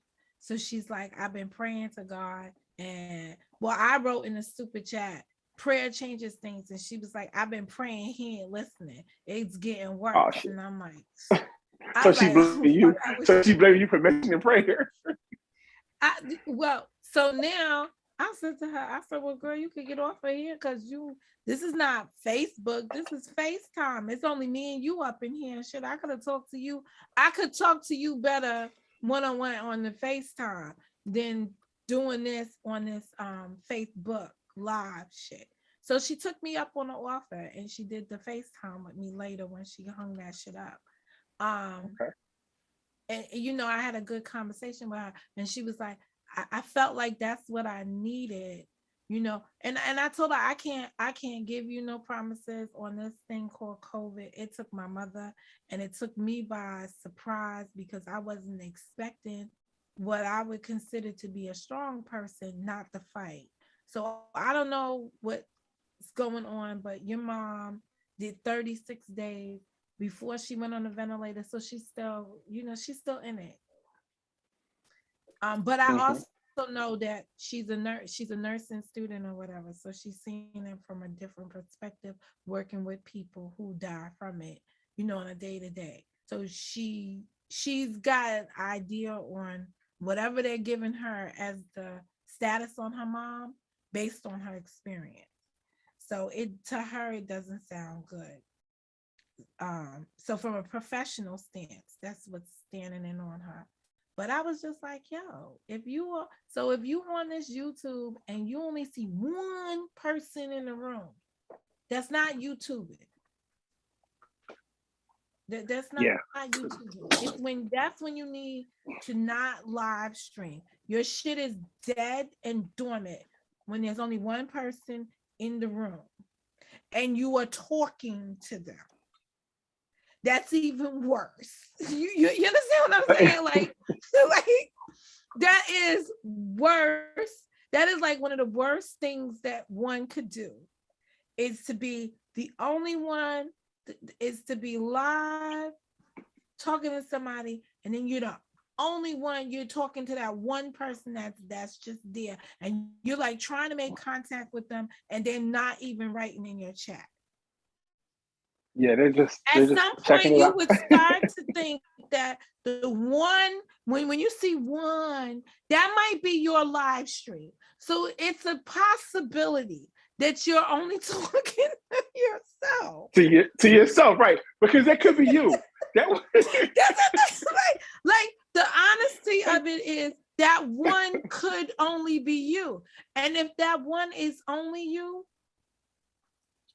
don't need to be having a conversation with it like, yo, that's creepy. see, Are you so that's are you pulling my leg? No, this is the truth. I don't know if the video will exist, but that's what it was. The video was just like, I know who this person is. There's one. Yo, y'all got too much time. So I thought it was funny. But then I thought, well, why am I here now? Right? I wasn't there then, but why am I here now? Let me get out of here. Clearly, this is not for me, right? So no one else cares, and I shouldn't either, right? Like sometimes you're fans, like, and I realize that maybe I'm a different kind of a fan of this person. Like I'm a negative fan. Like I just watch it to see the train wreck, or watch to hear what they say about me, or watch it to see the implosion, whatever. But I should probably just leave this place. Let them have it. This is not the place to be. I get it. No one else is here. but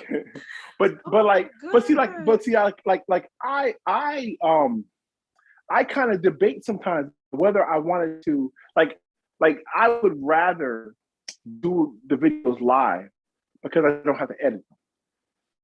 But I'm like, if I recorded them, then I have this like become a perfectionist about how it should look, sound, and stuff, and then I can never finish it. Let me correct. So that's Let me correct what I just said about if you are live streaming and there's only one person in there or two people in there, you got a low head count. Actually, you're doing better than the rest of us because that means trolls ain't fucking with you. You just got a clean slate. So, come to think of it, the flip side, the reverse side of that, on a positive note, you ain't got no worries. You can just do your content. But that you ever watch the live stream and a person goes live and then they start looking and it's like they're waiting to see if more people are gonna come in. You're not that popular. No, you got to work with what you got. Just go for it. That's what that situation sounds like. But I've seen people strike up lives around here with no audience or very few audience, and you see them, they can't even get started because all they keep looking is at the count. And I'm like, it's not gonna improve until you make that work. Yeah, like I always feel like the reason to go live or to talk is because you had a reason to say something. If someone showed up to engage in a conversation with you, it amplifies what you were going to say. But you can't show up and say, "Hey guys, glad you're here. What do you want to talk about today?" Unless you're so popular that people show up. Because if that was your intent to talk to the audience, you have to have an audience or reason for the audience to show up to talk to you. So and there's ways to get there, right? I mean, if you create a video that says someone's name or is something controversial or talks trash about somebody, people will show up because they'll be interested, and then you can compel the audience conversation. But that's what kind of content that you're willing to create. I don't know. I named the video earlier FU22, right? And people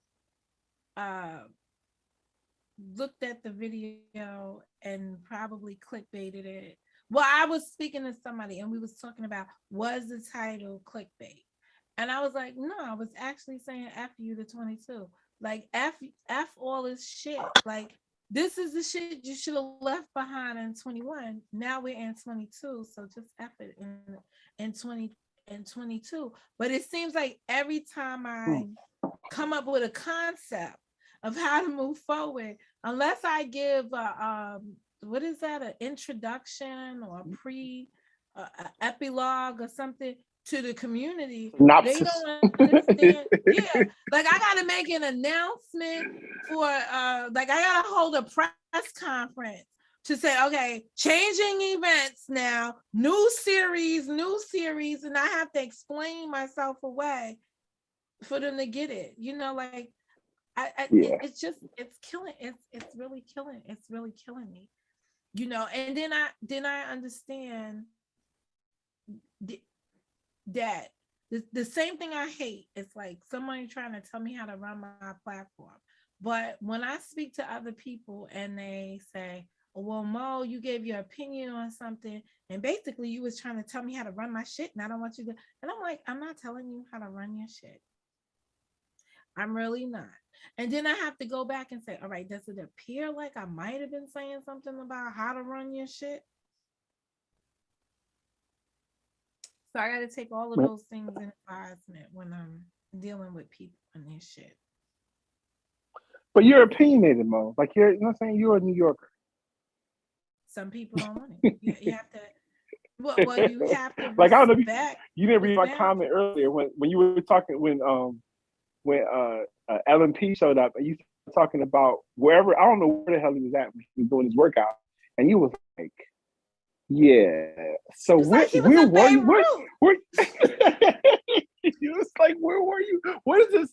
She was like, I don't. And it was very harsh. Yo, listen, I turned on that shit. I was laying in the bed and I was like, I turned on him, right? And then I looked up like this and I was like, what the fuck is that? What? Like all I saw was like it looked like a garage door or something that was quilted in there. And I was thinking about being on an airplane or something and about to jump off of it or whatever. And then like you see him like he's laying there. So I'm like, is he's about to do sit-ups or some shit? Like it's just so bench press or whatever. I don't know what it is. I did not stay long enough to find out either because I was like, this looks creepy.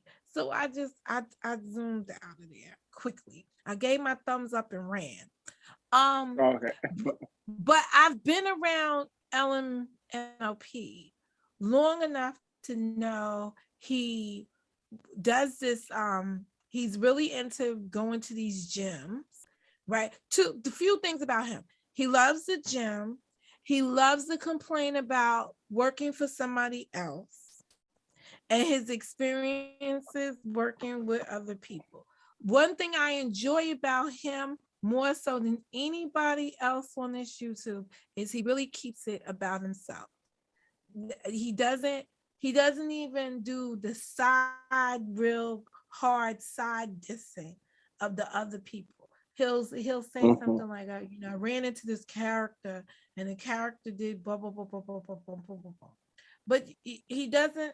So you don't find him at war with folks. So that's a pleasant hideaway. I knew the day I shared his video on my wall that I was giving up my hideaway. But he has a right to grow too. You understand what I'm saying? So if you don't share his content and you don't support the content, then he stays stagnant. True. And I seen him give up a channel, and I be kind of feeling guilty for shit. Like I get into one argument on his shit with Information Man, and that's the end of the whole shit over there. But people don't even remember that I had an argument with Information Man, but they be hanging out with this nigga like he's super duper.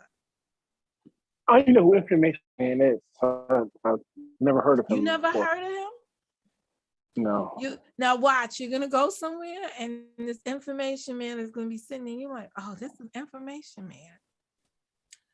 You'll see. I mean, I'm sure the information he gives out is whatever, whatever value added. I'm gonna have to look. Is it Information Man all one word? I'm about to look him up. Hold on a second. I gotta pull this up.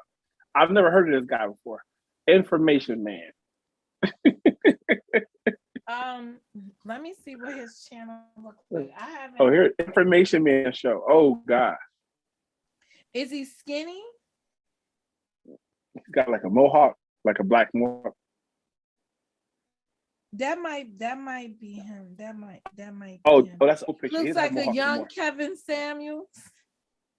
Yeah. I think it's called the Information Man Show. It might be. He's got 12,000 subscribers. I do like as I'm on his page, so he's already on something I like.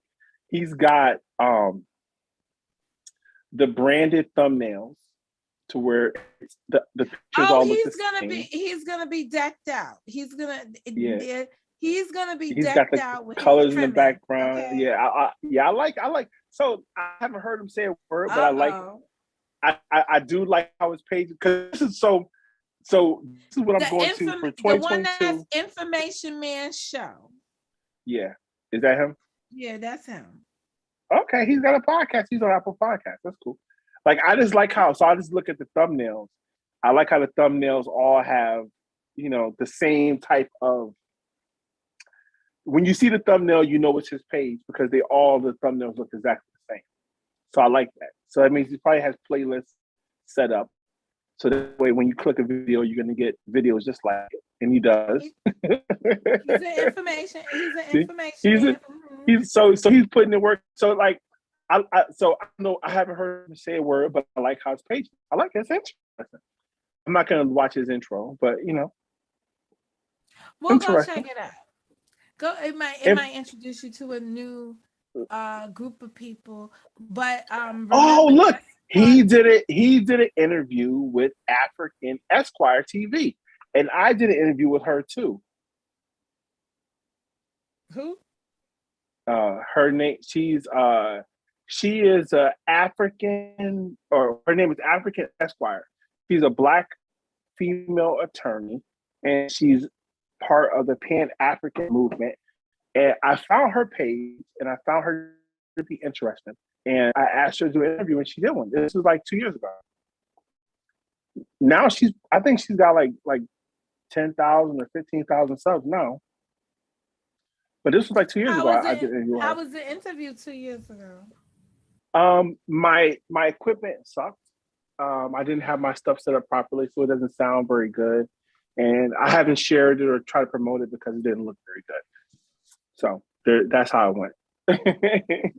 but I thought the conversation was really good with her. Like, I thought it was interesting because, like, I was trying to understand, because she talked a lot about Pan-Africanism, and I was trying to understand what her perspective was, because she is a person who has success in America. She's a lawyer in America.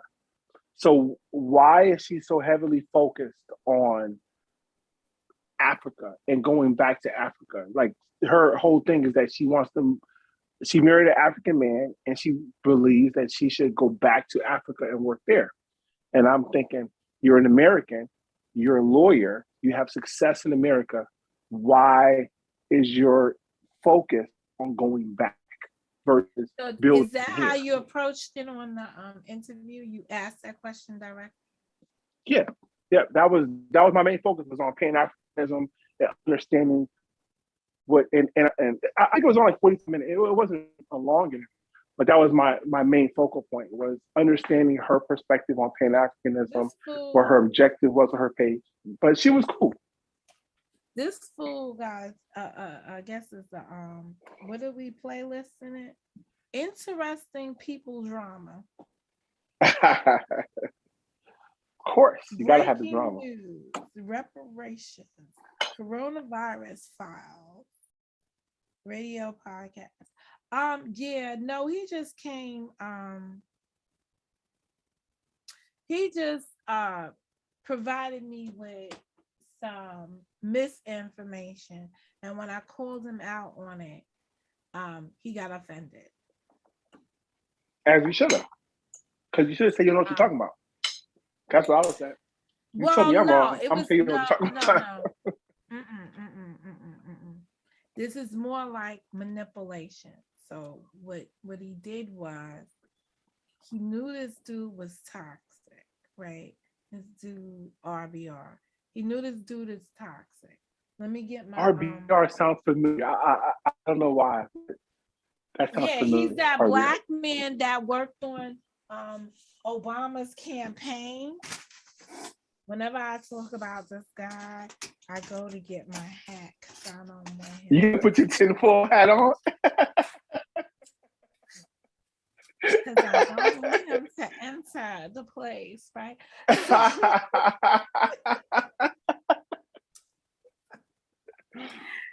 I see. So Mo, right there, right? So you need to get some music, right?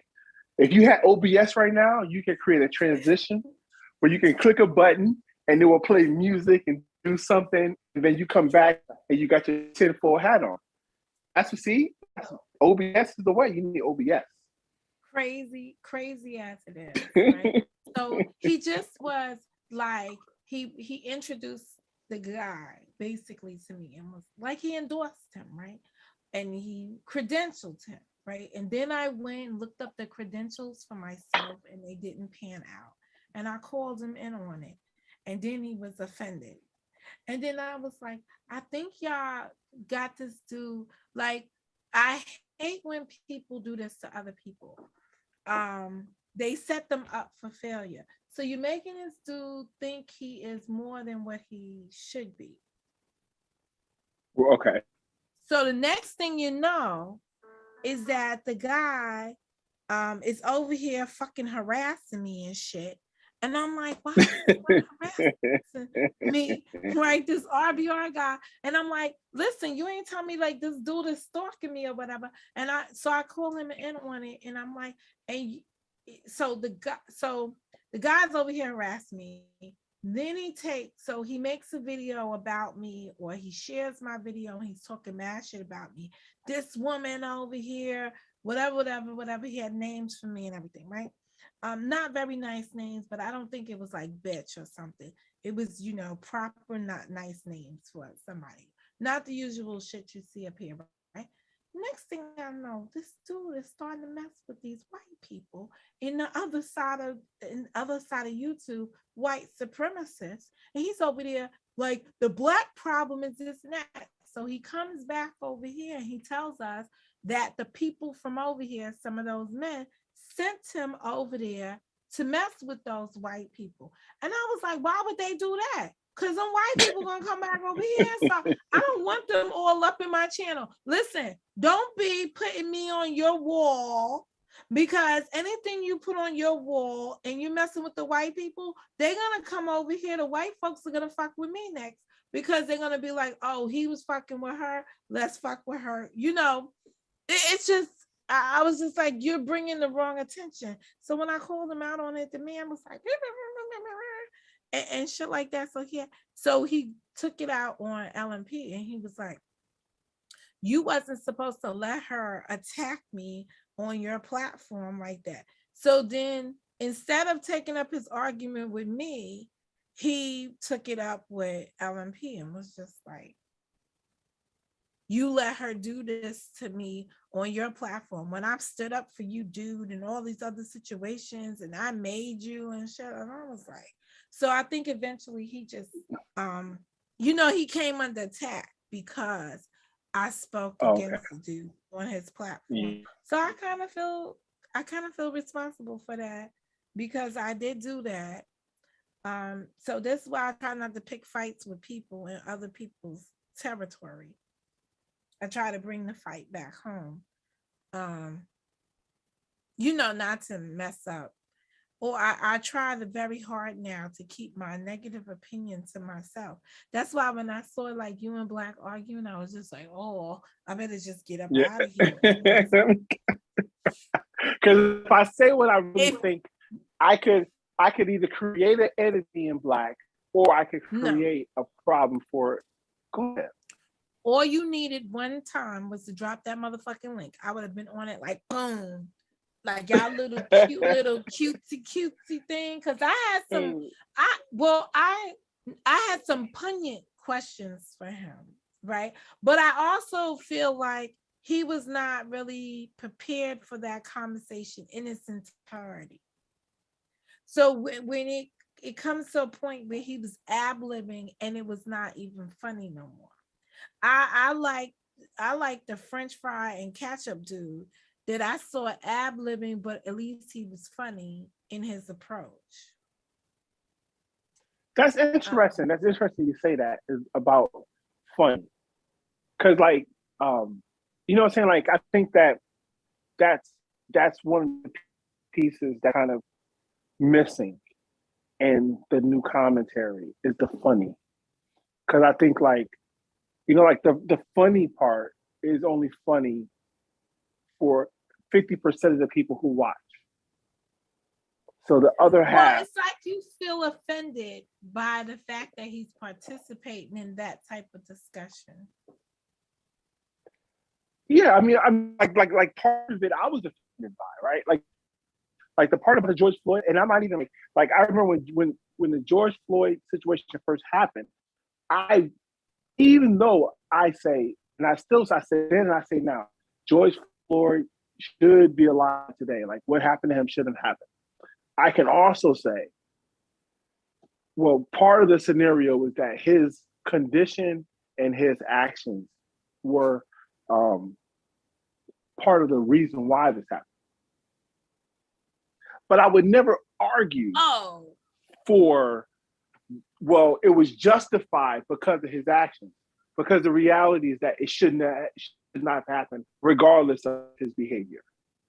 Even, you know what I'm saying? Like his behavior wasn't dangerous. His behavior wasn't, no one's life was at risk. None of these things are, you know, so you can go on and on about how it should not have happened, because if they literally would have just got up off him and left him alone, he would have just been sitting on the side of the road. So If you he can't. if he had died in that struggle in the truck, you just would have probably, I don't even know if you would have said it was negligence, because there was no, at that point there was no aggressive force, right? Mhm. I think what happened is just the length of time that this man kept his knee on the dude's neck. But my initial and my initial thoughts on the situation still remains the same today, right? The crowd incited that, but not intentionally. Correct. Right. If the Right. And crowd wasn't I said it there, to my cousin. I said it to my cousin. I mhm, said, "Don't help me." Like my cousin told me, because we were arguing about this. One of my cousin is she's got a master's in English.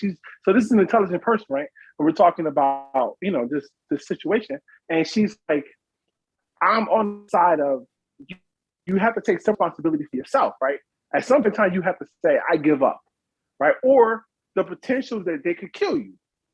And she was like, her argument in the end was that, well, we wouldn't protest for you if they killed you. And I was like, well, I don't want to protest in my death, right?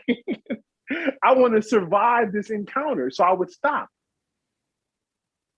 So like well, there came it's a point where he stopped, but the other person didn't stop correct. because he was baiting um the bystanders. The crowd, Yeah, right, right, that's all it was. and and He and was and that's the exercising culpability his in this power. situation. That's what That's it the was. If he culpability in it, right?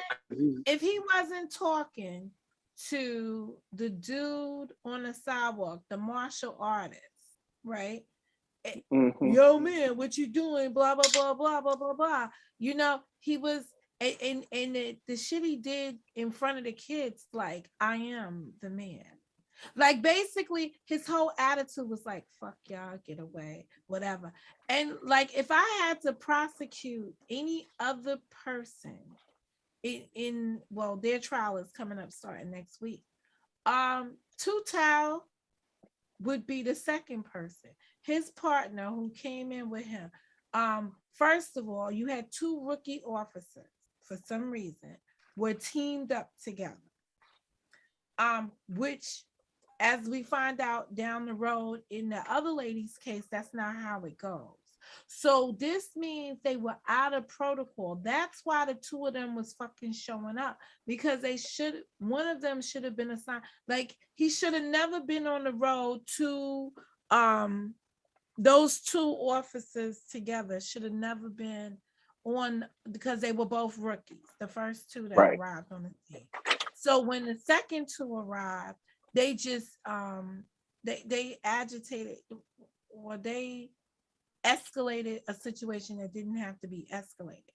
And then Two Towels standing there keeping the crowd back, and all his whole actions of ignoring and saying that's what happens when you're on drugs and all of that other shit. I feel like he should be prosecuted just as well. He probably should have had his trial with this dude and not have it severed. But the other two officers, I'm not that inclined to want to prosecute them, because they were in training and they were asking questions as they saw the other officers doing the wrong thing.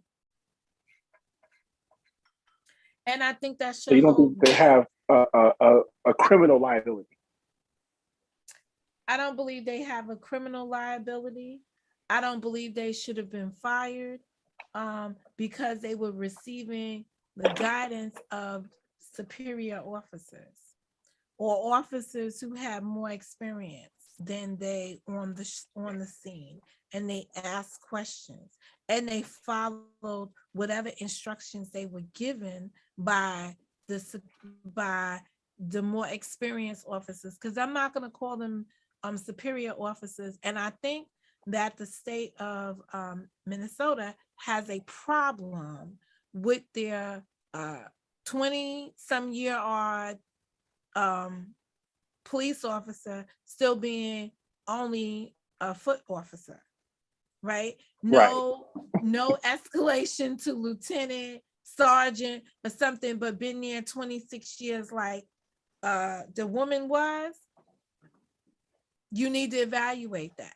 There needs to be a longevity to the street, because that's also why she was incompetent in her duties.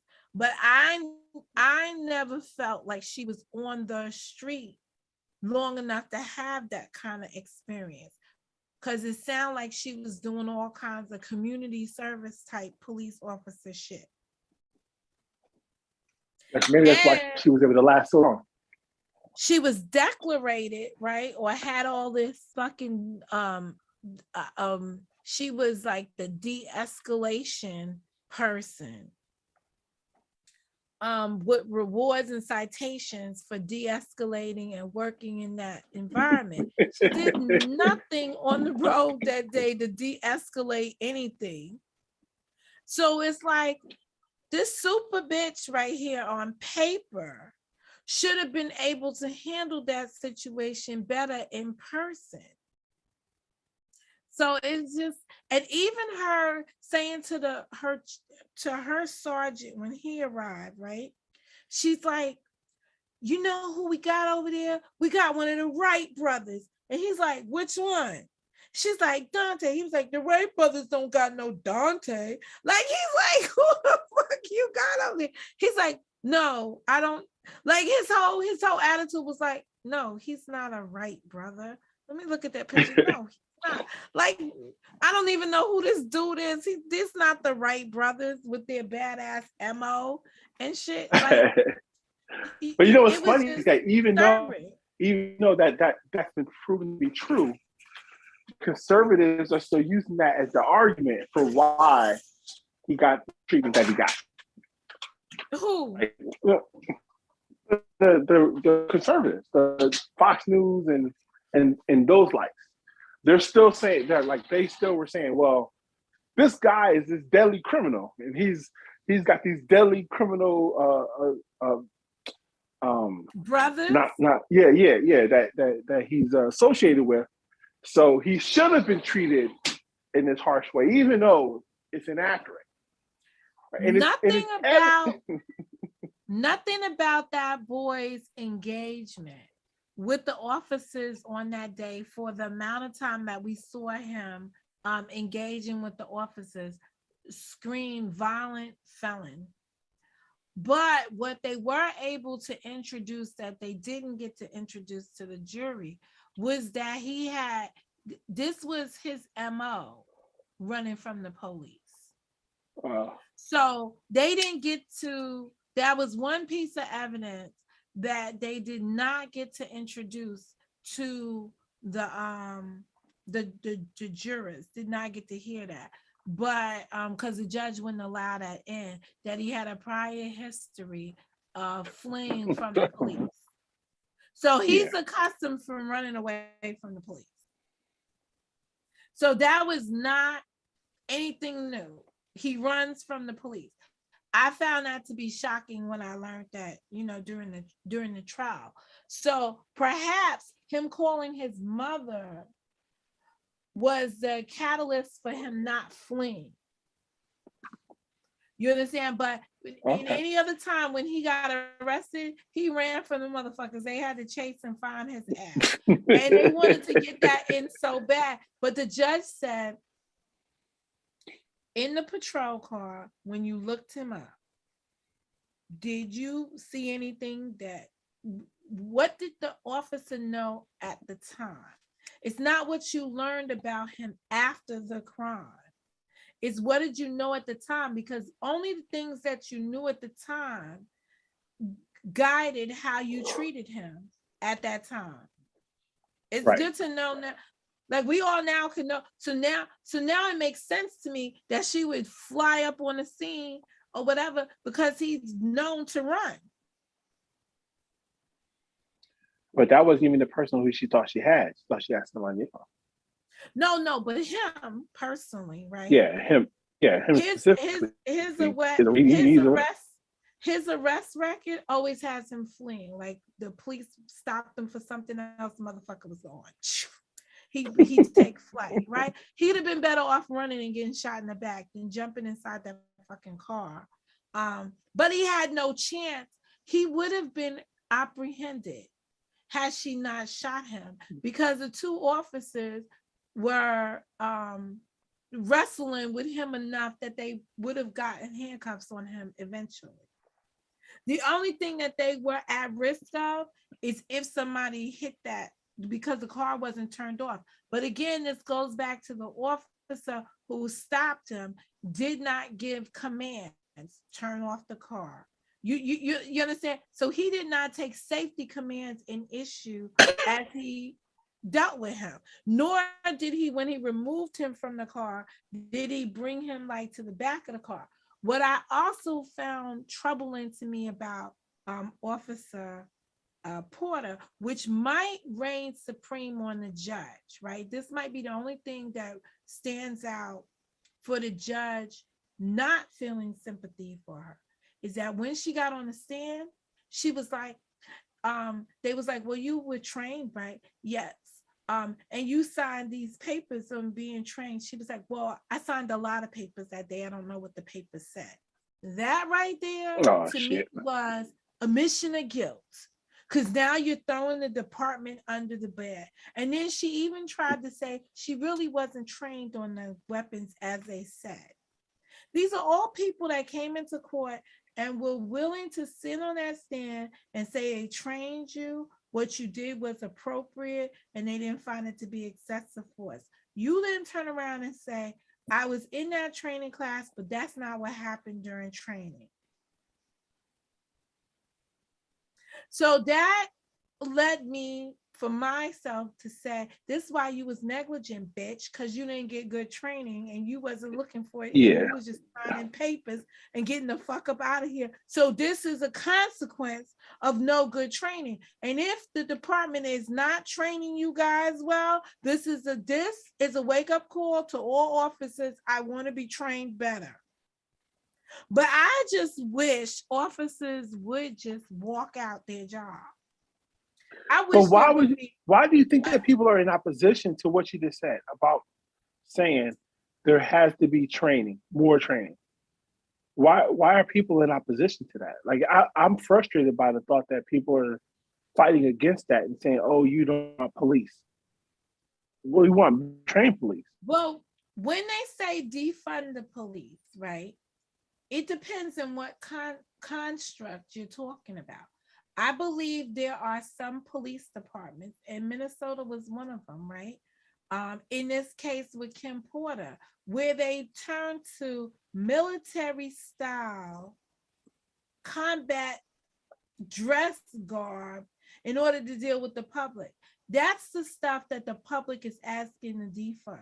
They don't want to look like they're in Afghanistan with their police department. Under no circumstances. It pits you against. So when people were saying defund the police, they were saying defund them, remove that armor, that body armor stuff they got, blah, blah, blah, blah, military style.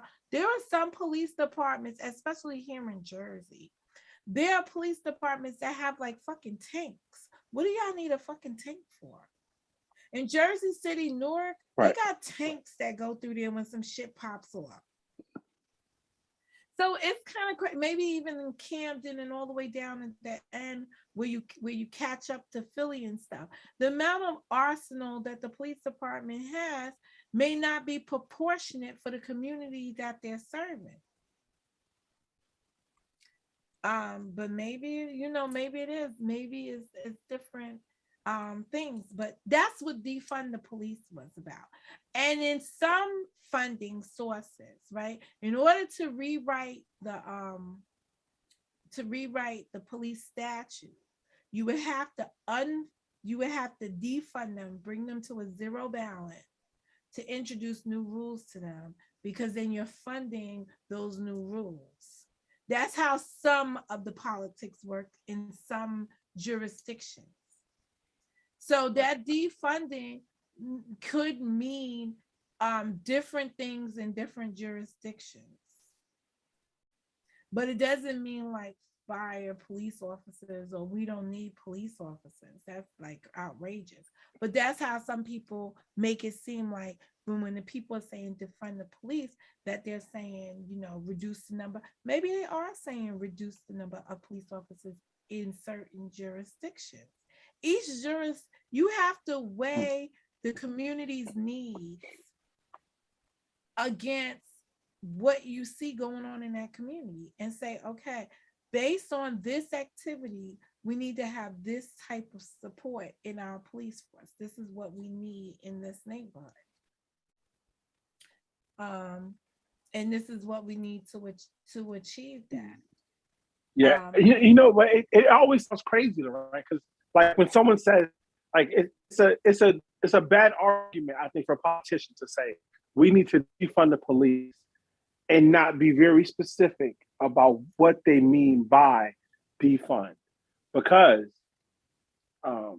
if crime ever goes up, they get to point specifically to your comments and say, well, you said defund the police. So they should be specific and say, we want to use the resources from buying tanks or armor or whatever other type of crowd-controlled devices they purchase and use it for training so they can better deal with what's more common, dealing with the public. Well, let's look at New York, right?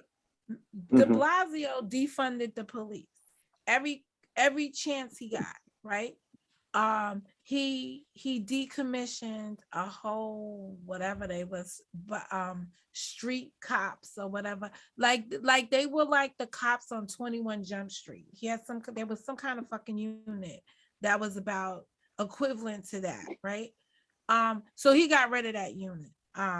So that's defunding the police in that instance, because you took away the funding for and removed those positions from there. That's a function of defunding.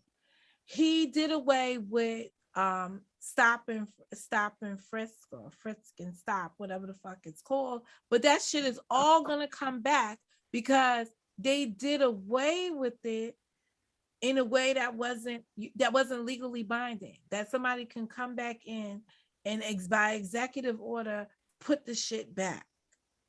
That's not how government is supposed to run. The other people that you elected are supposed to go in here and make laws that are enforceable. And that's what we're not, and that's what we're not seeing. When you see that the system doesn't work for you, the recourse is to go in and change the laws so that they work. Law is fluent and it's alive.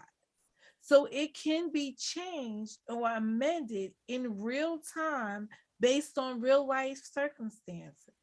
Laws, we used to have something called common law. It got replaced with criminal code, whatever, because common law wasn't enough to sustain what society was enduring. So law is, it's ever changing. It evolutionizes if people spend their time doing it.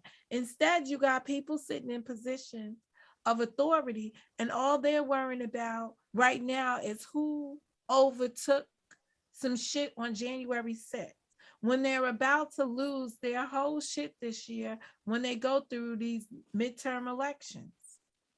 The midterm elections are going to be so bad for the Democrats. Absolutely. I was talking to Black about that. I said, typically the midterm election is bad anyway. For the party that won the election, typically loses bad.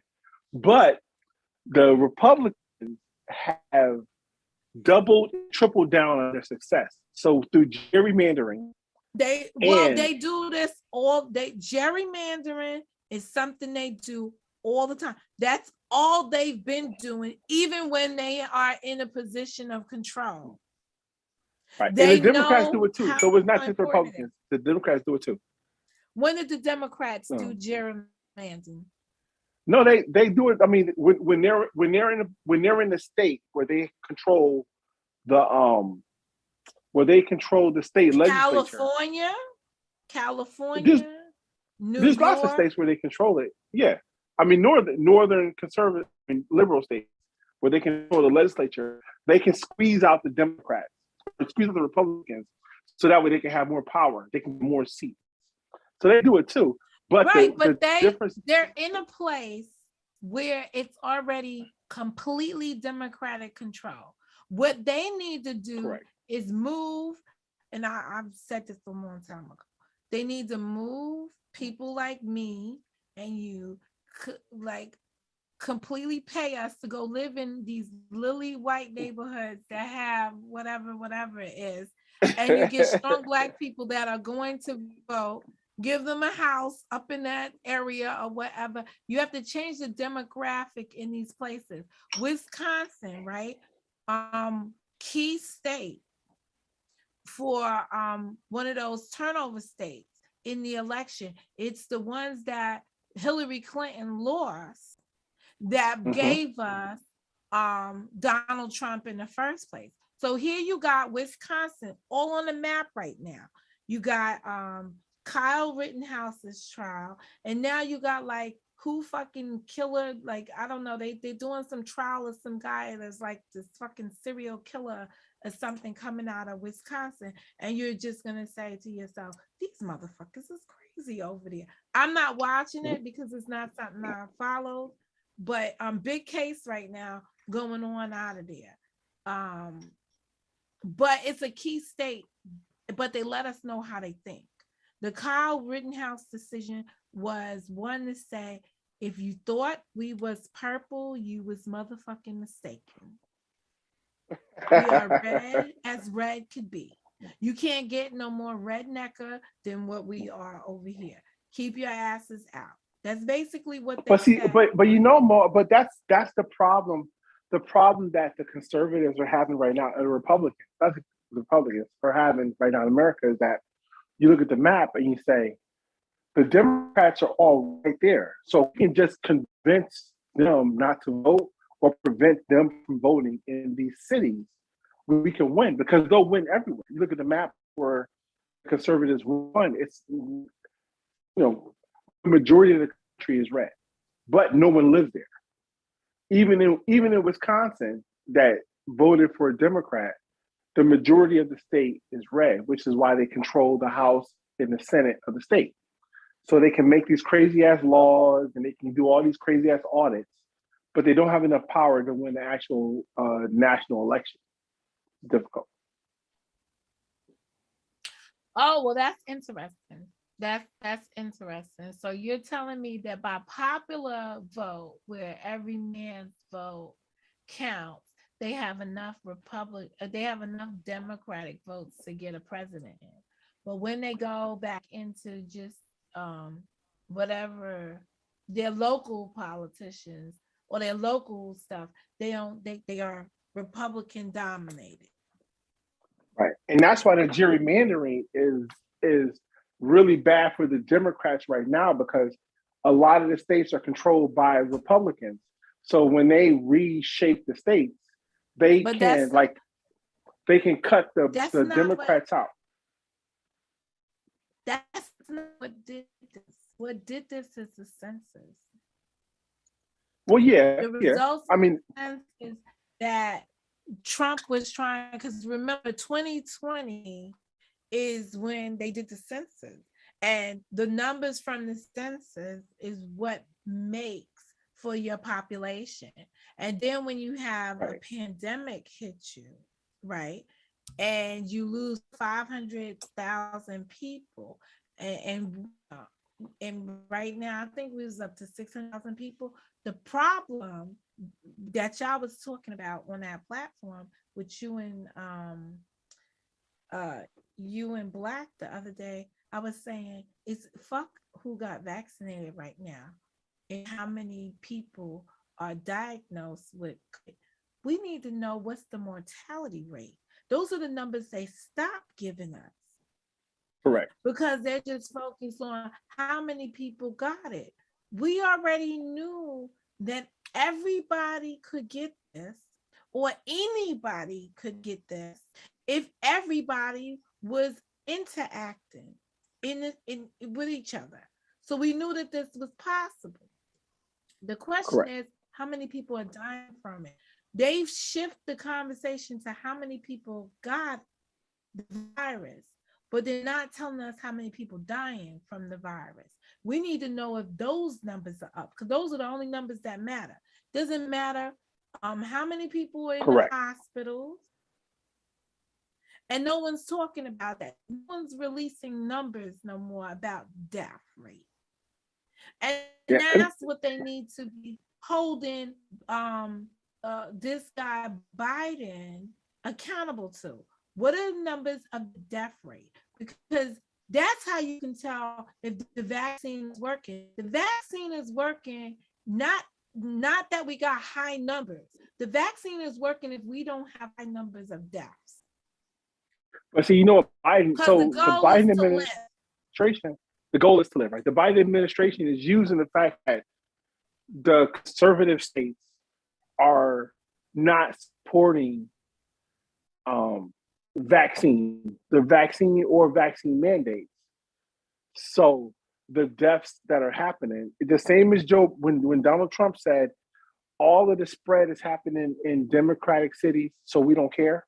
It's almost the same thing with the Biden administration. He's saying we've given them the opportunity to use these mandates, or to to promote the vaccine in these southern states. They choose not to. So the result they get is the result they get, and we have an excuse. We can say, "Oh, that's Alabama. Oh, that's Florida. Of course, Florida has bad numbers. Florida is in opposition to everything the government is trying to do to help. So they get what they get, and that's terrible for the citizen. But that's kind of the reality of where we're at now. Well, is it terrible for the citizen when the citizen? So it's one thing, right, for the citizen not to choose to get vaccinated because they can't afford it, right? This is something that's at a zero price tag. Yeah. All you have to do is go and get it.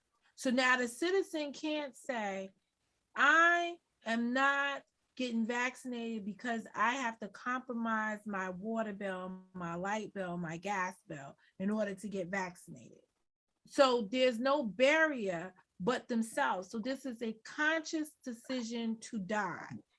This is like euthanasia right about now, because when Yes. many of them got sick, right, and they ended up in the hospital, what they were saying to their regular people is, yo, don't do this shit I just did. This was a bad decision.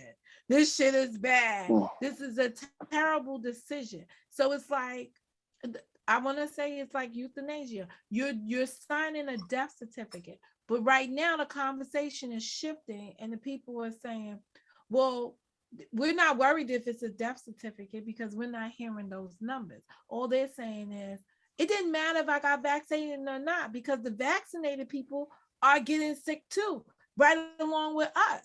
But are you dying, motherfuckers? That's the question. That's the question. And even Donald Trump tried to express that, and even when he said it, they said, "You're old. You don't know what you're talking about." So they don't want to hear it. He say? He said, "Yeah." That was his exact words. Donald Trump's exact words were, "If you get the people who are getting vaccinated are not dying." Those are his exact words. And they told Donald Trump, "You're old. You don't know what you're talking about." But that's what it is. I mean, those are you can say, okay, and no one gave you a vaccine because then people would be suing the vaccine company, right? If there was an absolute promise that by getting vaccinated you wasn't going to catch the virus, people would be suing right now because they got vaccinated and then they caught the virus. So that wasn't a guarantee that was made. The guarantee was that it would lessen your likelihood of dying. They didn't even say it's impossible for you to die. They said that you make your chances less likely that you will get a severe contagion. The problem right now is this bitch is up here running around mutating all over the motherfucking place, like mutant Ninja Turtles or like the Gremlins, like you understand? So these are the rates that is like out of control. Maybe some people need to watch some of at least the gremlins. Like, so the more that you don't give people the vaccine, the more this shit is popping off and jumping off off of things. I want to see this shit jump back into another monkey or kangaroo or something. Just just to see it move different, to see it move differently. You know, how do you know that? But we don't know that it hasn't, right? Because like even if a monkey had COVID, right? If it didn't kill the monkey, then we wouldn't know the monkey had it. It'd just be a monkey with COVID, just but rolling through the whatever. The monkey didn't get the vaccine. Remember here in New York, though, at the fucking Bronx Zoo, the animals got the COVID. Yeah, animals were getting COVID, but the animals died from COVID. I know they had. I know there was tigers. There was tigers that were sick from COVID, but I don't think the tigers died from COVID. I never followed them, but I was saying, so what made them test the so here was my thing. What made them test the tiger for COVID? Like, he had a cough. He had a cough, and they were like, "We got no. This ain't normal. Ain't normal." Well, it was sickening when they started talking about the pets in the fucking zoo guy. I was like, this right here is in the air. If they get it's they bad. I still believe to this day when people were flying over us, there was people flying over. I kind of felt like when they sent the military and they was doing all those salutes to healthcare workers, I felt like they were trying to spray something in the air. Oh, okay. Because they knew this shit was like, it was so contagious that they was trying to spray something to calm it down. I was all up in, because I was living there in Manhattan, right in the thoroughfare, right down Adam Clayton Powell Boulevard. I was right in the scene of shit. You should see me looking out there, looking to see if I see the military trucks coming through and stuff. Because I was just always so curious as to what was really going on. How was we really not moving? What was really, what was the real story behind this stuff? I felt like the bitch from Pelican Brief. Trying. What's funny, right? Is I didn't actually watch the video, but there's a video on Frank's speech with my boy Mike Pillow, and the video said Omicron is being distributed or being dispersed by the white hats as the antidote to stop the pandemic. So they're pushing. Government is infect people with the Omicron, which is less deadly, so that everybody can get the antibodies, I guess. So that way we can get rid of COVID. And I thought these people are fucking nuts. Did you see that dude Mike Pillow went and filed his lawsuit? Oh yeah. He's fucking. I was gonna do a whole thing on him the other day, and I said, you know what, man, I can't. First off, I don't even want to deal with the fact that every time I do something on him, YouTube flashes it and tells me this is disinformation and disinformation, and you shouldn't ever say this ever. So I hate that part of it. But he's so insane that it's like I had to just be like, you know what, you got it, dog. Well, he's the disinformation that they don't even want you to try to talk about. Right. I mean, it's so bad though.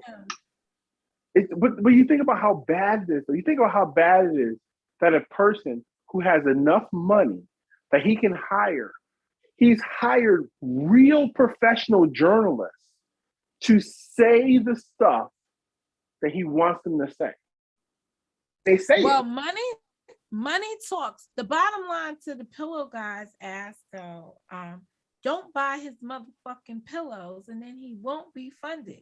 Who the fuck is sleeping on a My Pillow right now? I went into my parents. Republicans, they love it. My mother had every fucking pillow was the fucking My Pillow. I was like, oh, I can't For wait to real? throw these bitches out. Oh, Yes, so she it's old did. people. So it's not Republicans, it's old people. Well, it's an Okay. infomercial product. Yeah. And this is where they buy their shit from on the thing. They dialing up all this other stuff and shit. And then he keeps sending. I mean, like a pillow is something you do exchange like at least once a year, or at least, if you don't get rid of your pillow once a year, you might get rid of your pillow twice a year, but you're definitely getting rid of your pillow. If you are holding on to pillows more than once a year, you need to get rid of your pillows. Man, Because so I got the issues in my life. pillow, I got issues. I got right. But issues. if you get to Apparently, I 2 years hold my and pillows too long. you got the same pillow, well, the pillows, I mean, do you wash the pillows?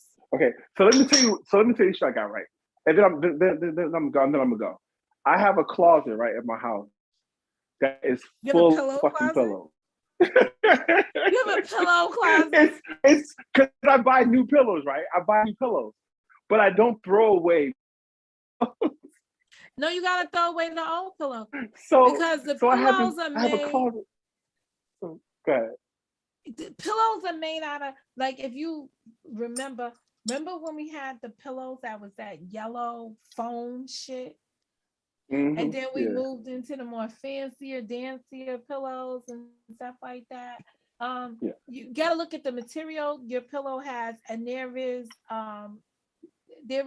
on that label that they tell you do not remove. There's instructions there as to how long you should hold on to your pillow. It's not an indefinite thing, your pillow, especially if you're using it. It's not, because your pillow could become toxic to you. See, that's Breathing in possible. that So same like shit. I have the pillows I like, you know what I'm saying? And then like, like pillows are always on sale, right? So like especially during the holiday time. So it's like Christmas time, pillows be on sale, Thanksgiving, Black Friday, right? That bedding is on sale. So every year you Well, always get it. bedding goes But on sale in January. Bedding is on sale right now. Towels wow. and bedding, this is the season to get it, and then again in July.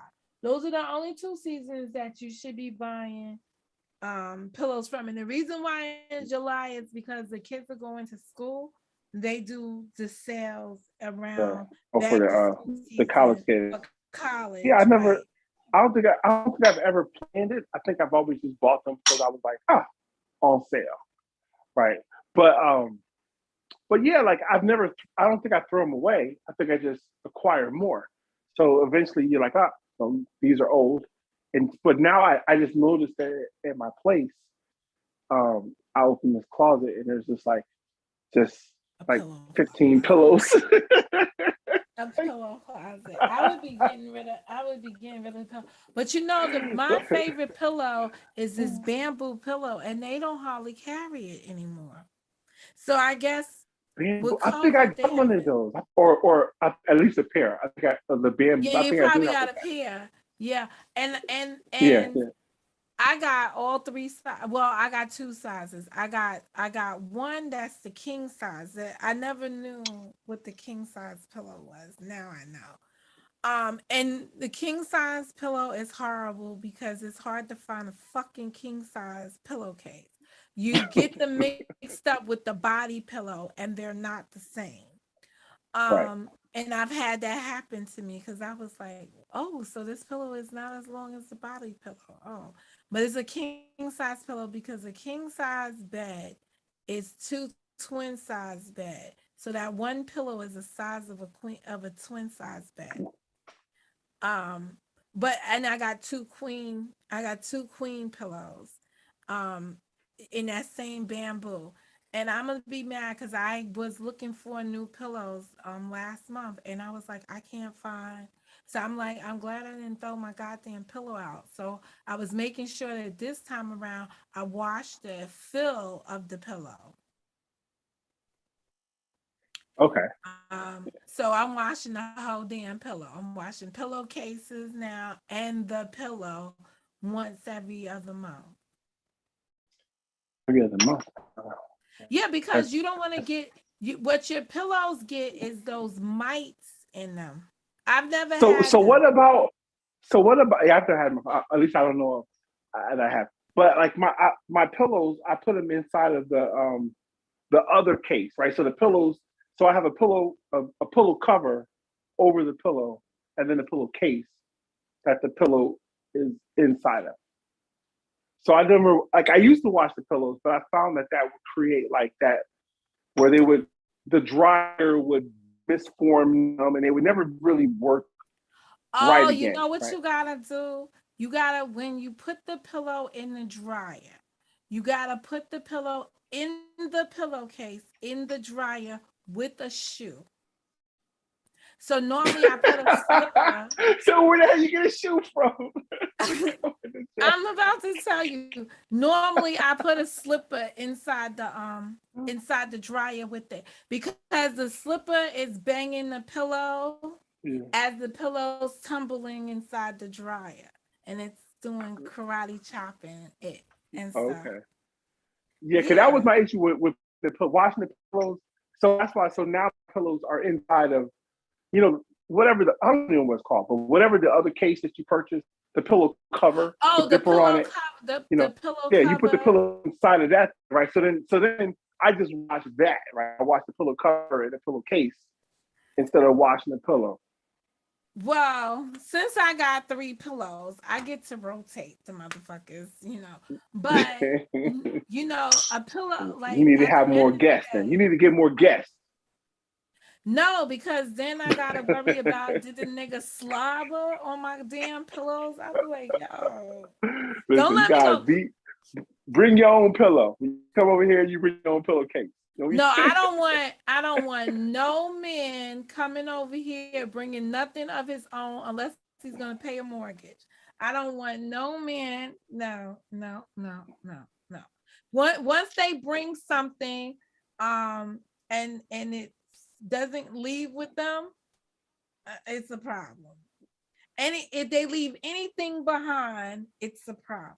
You just be stuck with that motherfucker for life. No, no, no, no, no. I don't want to be stuck. I don't want to be stuck with anything for life unless you want to go back and dig up. Oh, you can't even dig up Cheek because he's cremated, so he's gone.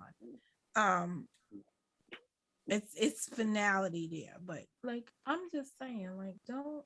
Ugh, that was just.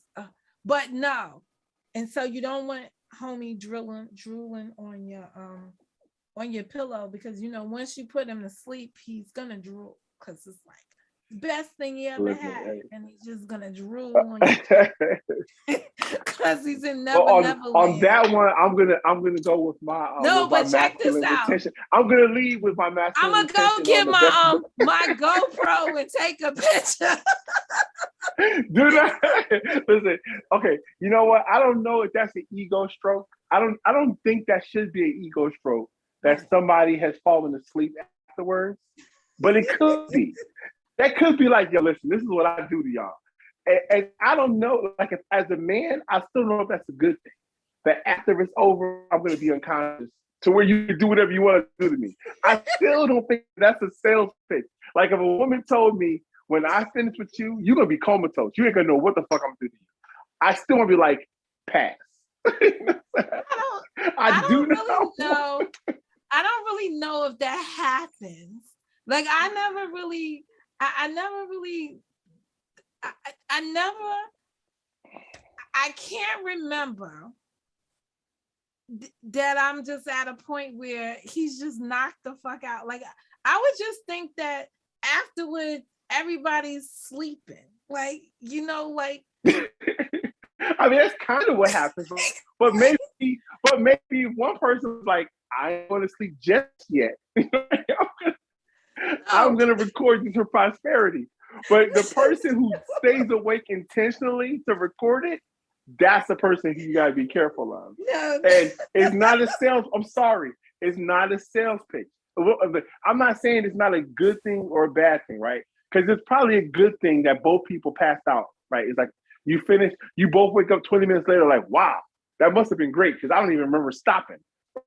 That's probably fine. No, but imagine if you wake up, and the other person is recording you, you're like, holy shit, what are you doing?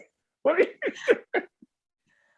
god! But can you just imagine? All right, imagine not being satisfied, right? So let's just go from this perspective. Okay. Wait. I see where you're going. I see where you're going. Like, so you're just like, That was it. That's what we doing. So, Okay. and yeah, and now you went to fuck to sleep. Hear it, like I got you. This is this shit right here. Like imagine, and then you just start fucking camera. Like this is the motherfucker. Like, and this motherfucker got the nerve to go to sleep. Like, can you just imagine? And you just start picking up your phone, and you're just like, the best I ever had. Look at his ass. See, I'm typically a low ego person, but I'm not low ego in that regard. Like I'd be doing something. Like I don't know what it would be. Like we have to do a survey. You know, so we have to take a poll. What is it that you need? What is it you need to finish? Let me know. No, lesson learned. After you've handled your business, go put back on your underwear before you go to sleep. There is no nudies when you are not married to the woman. If you meet her on the internet and you are having internet sexual relations, put back on your underwear before you sleep. You never want to be bare anything. These bitches got cameras. Like it's called the YouTube. They do cameras. And so you're bound to get picked up because it's a camera thing. Now, full disclosure, I'm not recording shit because I don't want you to record me. I would, let me tell you something. I would be so fucking angry if I fucked somebody on this internet and then they went and had pictures of it. I would be like, what the fuck? Like, really? You wouldn't want somebody to preserve this for posterity? No. Motherfucker, this is why you got a brain. Your brain is supposed to, the memories are all supposed to be up in there. Even if you get Alzheimer's, I would like to think that sometimes when you're smiling at me, right, it's because your Alzheimer's brain has remembered what that beauty looked like. You understand? Like there's a moment that it just flirts back, not because I'm showing you some picture of it and you're like, oh yeah, that was Monica in her best moment. Like, yo, it's some shit that only happens just on the YouTube. So I remember I remember when that guy Lewis Chamberlain had that group and those women, he had all those pictures of those women and he was going to expose them, right? And the women who had given him pictures, he taking screenshots of their, they're in their private areas, right? Somehow these women also came to claim the private parts in the pictures that were being shared. And I always found it odd, right? Like if I was the guy in the picture, like if my face wasn't, right, exactly. If my face wasn't in the picture, I would just be like, I don't know what you're talking about, right? Or I would be like, oh, that's absolutely me. I'm Mr. Marcus or Mandingo or whoever, you know what I'm saying? That's me, right? But like the women were so adamant about claiming their photos. And I thought this is very odd because I would have never said a word. I would just go because it's not your face. It's not your actual body. And most of the people are behind the avatar, so you don't know who anybody is.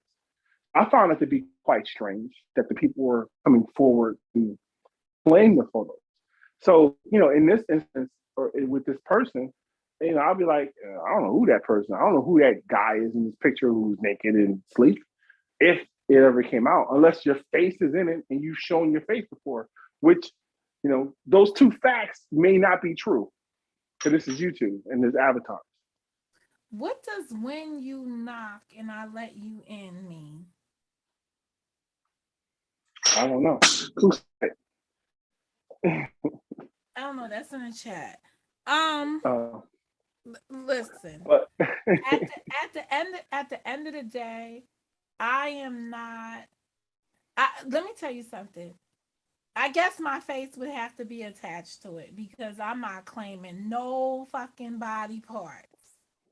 If they had my face in it though, I would come. I would come with the Well, story, you ain't got and no it would either be choice. it'd either be a good story or a bad story, right? But it'd be a story. Like I've already explained myself, right? So I would explain myself again. That at that point, Okay, but but if there was no identifying marks, I'm like, I don't know. You can say me all you want, just like anything else. what does that like what does that mean? Like, That means that if someone said I had a picture of Adrian's penis, I'd be like, do you have a picture of my penis on my face? well, At the same technically, time. Glib, technically, Adrian, right? If a woman is saying she got a picture of your penis, right? She's Mm-hmm. not going to say she got a picture of your penis. It's going to be everything negative because she's telling everybody she got a picture of your penis. So it's already starting out as a negative conversation. I got Adrian's dick pic in my in my phone or whatever, and I'm trading it like it's a trading card around here. Like, yo, this shit is just wow. And then I'm saying to myself, right? I know you don't know this, right? When the Chosen King penis was available for consumption, did not want to see it. But it ended up in a hangout I was in. And then I was just like, what the fuck is that? Like, it was like one of those moments that I was just like, so I was dick picking and dick looking. And I'm like, what the hell was that? That thing was, it was disgusting. It looked like, what? Okay, wait a minute. Can I stop you for a second? They all, for the most part, look pretty close to the same, right? No. Because I have seen uncircumcised penis, and that motherfucker Okay. has like so uncircumcised penis really had me terrified for years, you know, because it's just way too much. So that was like that. And this motherfucker's picture, he's over a toilet, like he's about to take a piss or something. When he snapped his gap and somebody. So he wasn't laying in bed. I So he got to didn't dress see. it up. He should have dressed it up a little bit. You know, put some flowers around the bed. You know. No, and then I got another penis, not by request either. And I was sitting up here saying to myself, now this is ridiculous, right? And so I'm not gonna speak on somebody's private part, but I was just like, why would you send this to me as if I'm curious about this, right? So I've always been on here like wondering about some shit around here. And I think they're all different. I've never encountered one penis, but I haven't endured many that all look the same. Like I just I But see, you said you were like it was disgusting. Like so that makes it seem like it's not the norm of what you would typically it see. was skinny and long. It was skinny and long, standing over the toilet. So I was just like, ugh. Like it just, but it also looked like it had spots on it, like it had leprosy or something. Like maybe there was like a red tint to it. Like I don't know. It just was not. I'd rather have watched Pornhub and got looks at those. I would even go to Pornhub and watch Man on Man to get looks at different penises and be all excited about it. before I ever want to experience that again. Cause it was like really skinny. It was like real the skinny part took me for a blow. Cause I was just like, how do you get skinny All peenie? right. Hey. I'm over Chosen King skinny one. No, I'm just saying. But I was just like, I how do did have you one more get question. I have Go one more ahead. question before I go. Okay. Okay. So you just said that you would prefer Pornhub with guys on guys. So as a woman, do you find it more interesting to watch the male bodies together because Oh, you're hell. attracted to males versus male with the woman? Honestly, um, how did I encounter I encountered this shit by accident, ever seeing the man on man thing. And the shit had me mesmerized because the way, no, I'm serious. I was sitting there like, holy fuck, right? Like, this is why women can't take it in the back or whatever. I saw this guy, like his behind part was like raised up. It was, and so I watched it like, I fucking can't believe that people do that shit to people, right? Because to me, maybe it's the right crime, sodomy, whatever they call it. It's a reason for that, right? But the way they had homeboy twisted all up and was in there, I was just like, yo. And honestly, you don't get to really see the man. You just see more of the action, or at least the one that I saw. You saw more of the action. But I'm just saying, if I had to compare, I'd rather had seen healthy fat than skinny wimpy. Skinny, skinny over the toilet, done found it. But Yeah. that whole how they configure man to do it, that's not a scene I need to see. That is really for that's why sex is done in the privacy of people's home. That was for those men to enjoy each other, never for me to see. So it's Well, gonna be difficult for the threesome scenario to be two men and a woman in a woman, unless um the two men are only doing the woman. well, it's going to be definitely difficult for me if the two men included one of me. I, I don't know if I'm down. I don't know if I'm in that game. Like I might be down with two Oh, women, that's a but two good guys, question. I two wonder if guys and me. guys would do That's that. that's. I mean, I'm there's lots of guys who do it, but it's not the kind of wrestling match I'm down with. It's I not. I don't think there's I I don't don't listen. I like mixed martial arts, not that kind.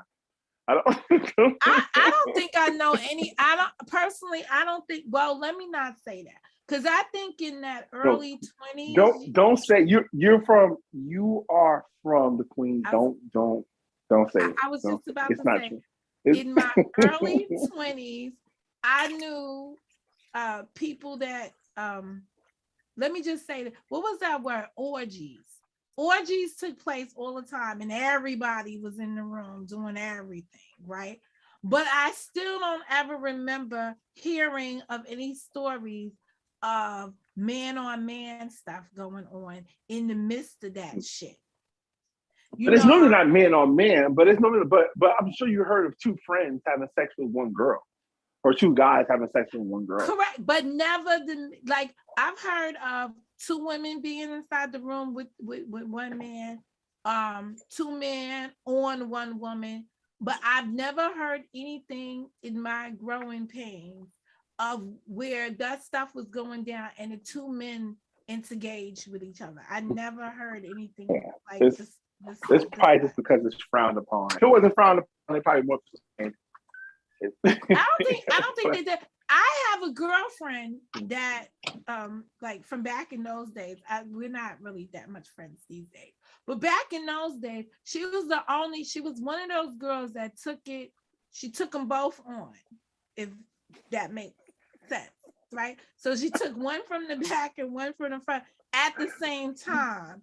And it's not, Okay. and the bitch spent like a whole summer explaining to us how that shit was the greatest shit of all time. And we just like, I was like, oh my God, I couldn't even visualize how you get your body to sustain it. Like I was just all stuck in, I'll just be doing missionary shit the rest of my life. Because this shit right here, she was like, you can be, This just I sounds like some was whole shit. missionary. No, but she was like, I was missionary, Monica. I was at the, I was like, how could you have been? Like, and I was like, I was so, and every time like we run into her at barbecue, I remember one specific time when I was with her. It was a time that Mike Tyson bit somebody's ear off, right? Yeah, Holyfield, yeah. During the fight. And she's and she was in there, and there was some visitors, and I was like, y'all better not even think about doing this, because she takes it from every direction. And she was like, so you're just gonna tell everybody, Monica? And I was like, well, I'm just preparing people not to get stuck in bedrooms with you, because anything's possible and shit It like sounds that. like you're a hater, Mo. That's what that sounds like. It's some haterade right sound there. like a hater? That sounds like hater. But listen, we gotta talk about that some more time, because I have to go. Bye. But that's you. Why you get to the compelling part at the end? That was actually it's very interesting. We have to talk about this later. your trifold friend. Well, at least it I'll wasn't talk me. to you later, Mo.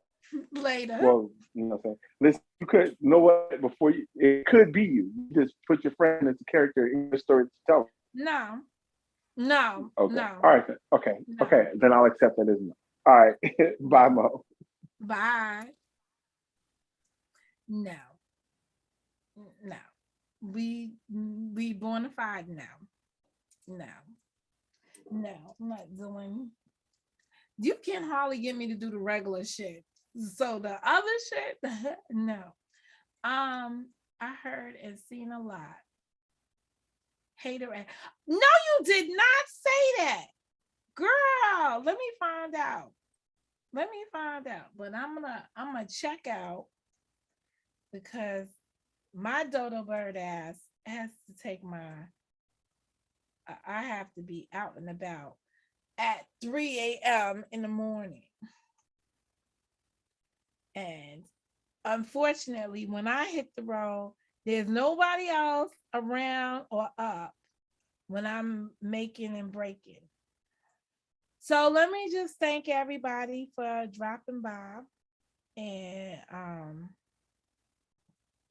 participating in my meaningful, not so meaningful dialogue, or whatever it is. The FU day is over. FU 22. Day is over. As usual, good conversation with Glib. I really got to explore tonight what men think about stuff, opposed to the men that I met on the YouTube and how they think about stuff. Another chapter in Mo Knows Life. Anyway, shout out to all y'all for dropping in. Evolve May. I had a visit from King of Foe. Imagine that. Queen Catherine. I know I had a Sakina moment drop in. Karen was up at the top of the hour. Glib was up in here, of course. I hate when I don't understand why this mouse, expensive ass mouse, don't do what it's supposed to do. Anyway, y'all know who y'all was that was up in here. I had pretty green eyes come through. Many of y'all passed through today. Thank you very much for your appearances. I appreciate your support. LMNOP. Anyway, this is enough for me. This is Mo. I'm still trying to get the damn. Everything about this new setup pisses me off.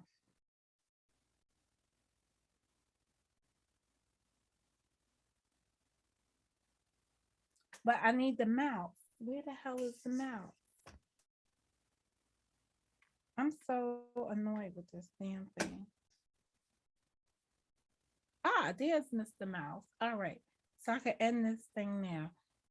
This is Mo, and I've got to go. Oh, I should have said that this is Mo, and I'm not a hoe, because we did a whole lot of this and a whole lot of that through this live.